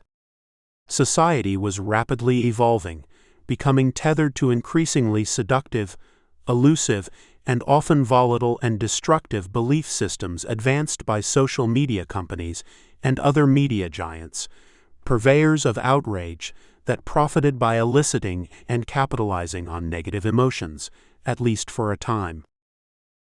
Society's de-evolution was also accelerated by multiple technological advances that occurred simultaneously and fed off each other. New methods of targeted gene splicing using CRISPR technologies grew rapidly, advanced by the widespread instantaneous exchange of knowledge through networks. Cost reduction in this tech occurred at a far faster pace than any Moore's Law could have predicted, enabling over 1 million genetic engineering laboratories to exist worldwide by the early 2030s. Though many of these labs were created for commercial, academic, or medical interests, others existed solely for military or defensive needs. And then there were the specialized labs, funded or otherwise supported by the emerging proto-oligarchs and their many courtiers and profiteers. The purpose of these labs was not overtly exposed, but the well-positioned knew exactly why they existed. They allowed the wealthy and powerful, the higher castes of beauty, advantage, and birthright, to actualize their Randian and social Darwinist belief systems into the genetic realms. Not only could they now be born and bred into success by way of birth, luck, or intelligent access to fortune, they could also amplify their genetics to augment and enhance any desired capabilities or senses that might cement their superiority among others. Such modifications could include something as simple as improving memory or math skills via genetics. Parents would pay handsomely for genetic augmentations to ensure their children were hyper-advantaged mentally or physically or both. Others embraced enhanced physical characteristics via hybridization with mammalian, animal, or even plant DNA to achieve desired capabilities. As each new technology supported and fed off the others, the pace of change accelerated beyond anyone's expectations. AI became the tool du jour for genetic experimentation. The GEDI or gene drive community used AI systems extensively to concoct backroom genetic infusions purported to cure any number of ills or enhance sensory, physical, or mental skills that a purchaser felt required enhancement. Simply stated, too much technology happened in the time span of a few decades. This rapidity of change and the continuous nature of new discoveries and applications ultimately overwhelmed society's systems, most particularly the legal system. Who was at fault when an AI-controlled chipper committed a crime? The chipper? The AI? Both? How was an embedded chip in a person's temple any different from an unaltered person using a cell phone to consume the same AI-inspired social network content that motivated the crime in the first place? Was the AI sentient and therefore culpable? And if so, must an AI be considered a discrete entity like a human? Were all appendages of an AI separate individuals, down to each computer monitor or networked printer?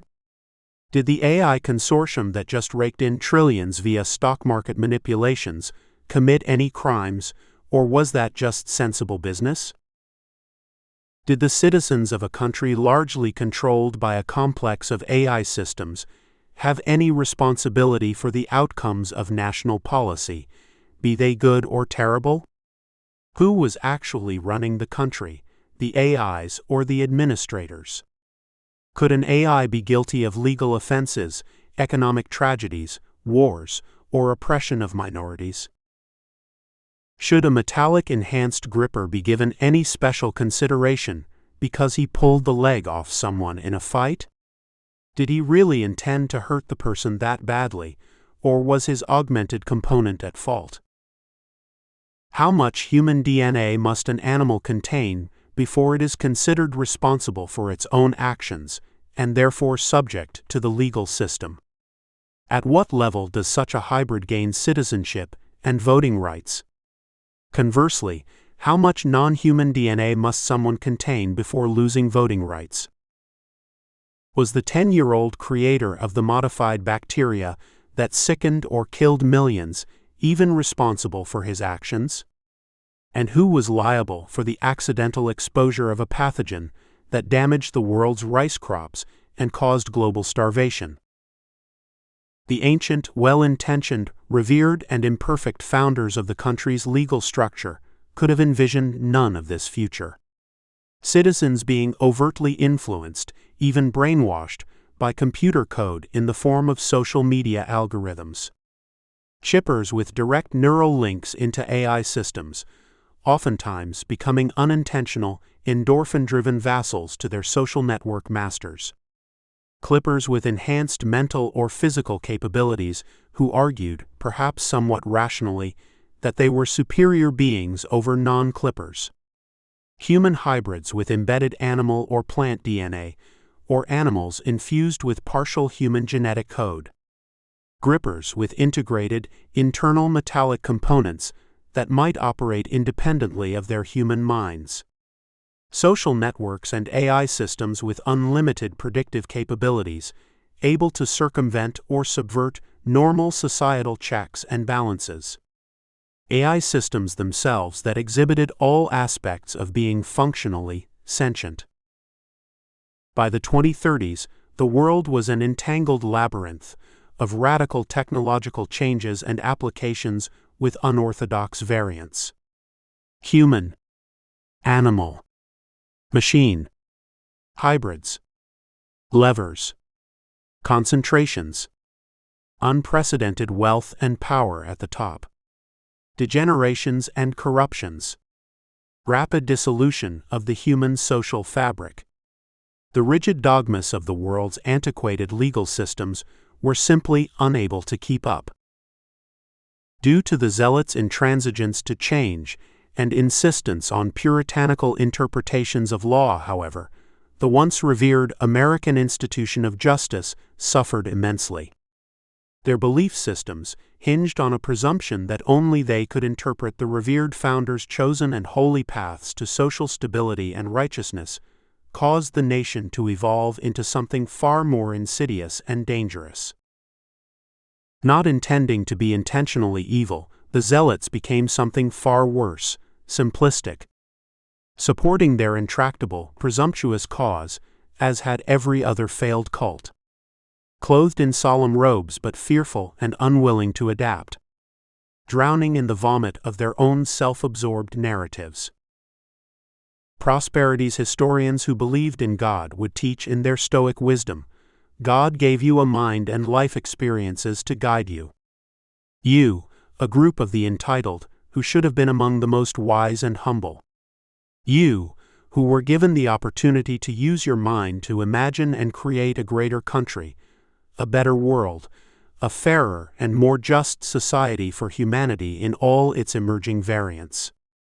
You, who should have helped the species adapt to the requirements of the time, technologies, and circumstances. But what did you do? You abdicated your responsibilities. You pretended that your increasingly obsolete originalist, textualist interpretations of law were free from your own learnings and biases, when instead they were utterly reflective of such. Those prosperity historians who excluded God from the happenings of humanity would observe, people in positions of power are almost always engorged with and enslaved by hubris. It comes with the territory. Offer them lifetime appointments, particularly in an age of eternal lifetimes, and you create the unintended beast. Give them originalist theologies, and they will always reshape those theologies within their own inherently biased belief constructs, while using their founders' doctrines as convenient cover to enshroud and obscure their own dogmatic intentions. A theology is a theology, whether applied in religion, law, or any other field. Where the species stands now after multiple self-wrought devastations is adequate proof that these prior ways, rules, norms, and laws of humankind were not adaptable to the changing needs of society.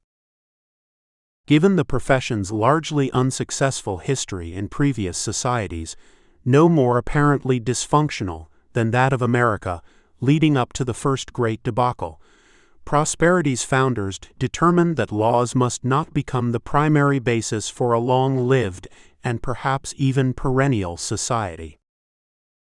Instead, they focused on developing and teaching underlying tenets that should have resided as the societal foundation of all norms, ethics, and laws. Fairness, equanimity, balance, human consideration and kindness, self-awareness, local control, elimination of concentrations and the networks that enabled such, technological advancement only as it aligned with society's ability to manage it. It was a long evening for Sword and Becca. Hours at the hospital. X-rays. A confirmed shattered cheekbone. Police reports. Treatment for bruises. Social worker interfaces. Explanations. Sword was not yet fully recovered from his own injuries, so he was glad to be back home after such a difficult day. He sat silently in his bedroom chair, unable to fall asleep. It was a small room, typical of Prosperity's unpretentious accommodations. Like his mother, Sword was a bit tired of staring at its bioplas consistency. But their apartment was adequate, like everything else in Prosperity. Nothing over the top, no garish differences between the wealthiest and poorest in society, and systems in place to rebalance such wealth, to avoid the excesses that provoked humanity's last two great debacles. He couldn't get his mind off his father. What would he think if he was still alive? Where would they be as a family? He was a scientist, after all, working in some very edgy areas of quantum physics. That's what got him into trouble, if it was trouble that he ultimately encountered. Nobody ever discovered or adequately explained what happened. And oddly, no evidence of flesh, blood, or DNA was discovered at the accident scene. It was 2 a.m. and his head was buzzing. I'm not even sure I said goodbye to him that morning, he pondered. Too concerned about my school day. Cripes. I need something to help me get sleepy. Crazy crap going on the last 36 hours. What's that saying about raining and pouring? It's pouring. Ah yes, pouring. I'll read something pouringly boring to take my mind off this day. He grabbed his pad and clicked on Greg's tail.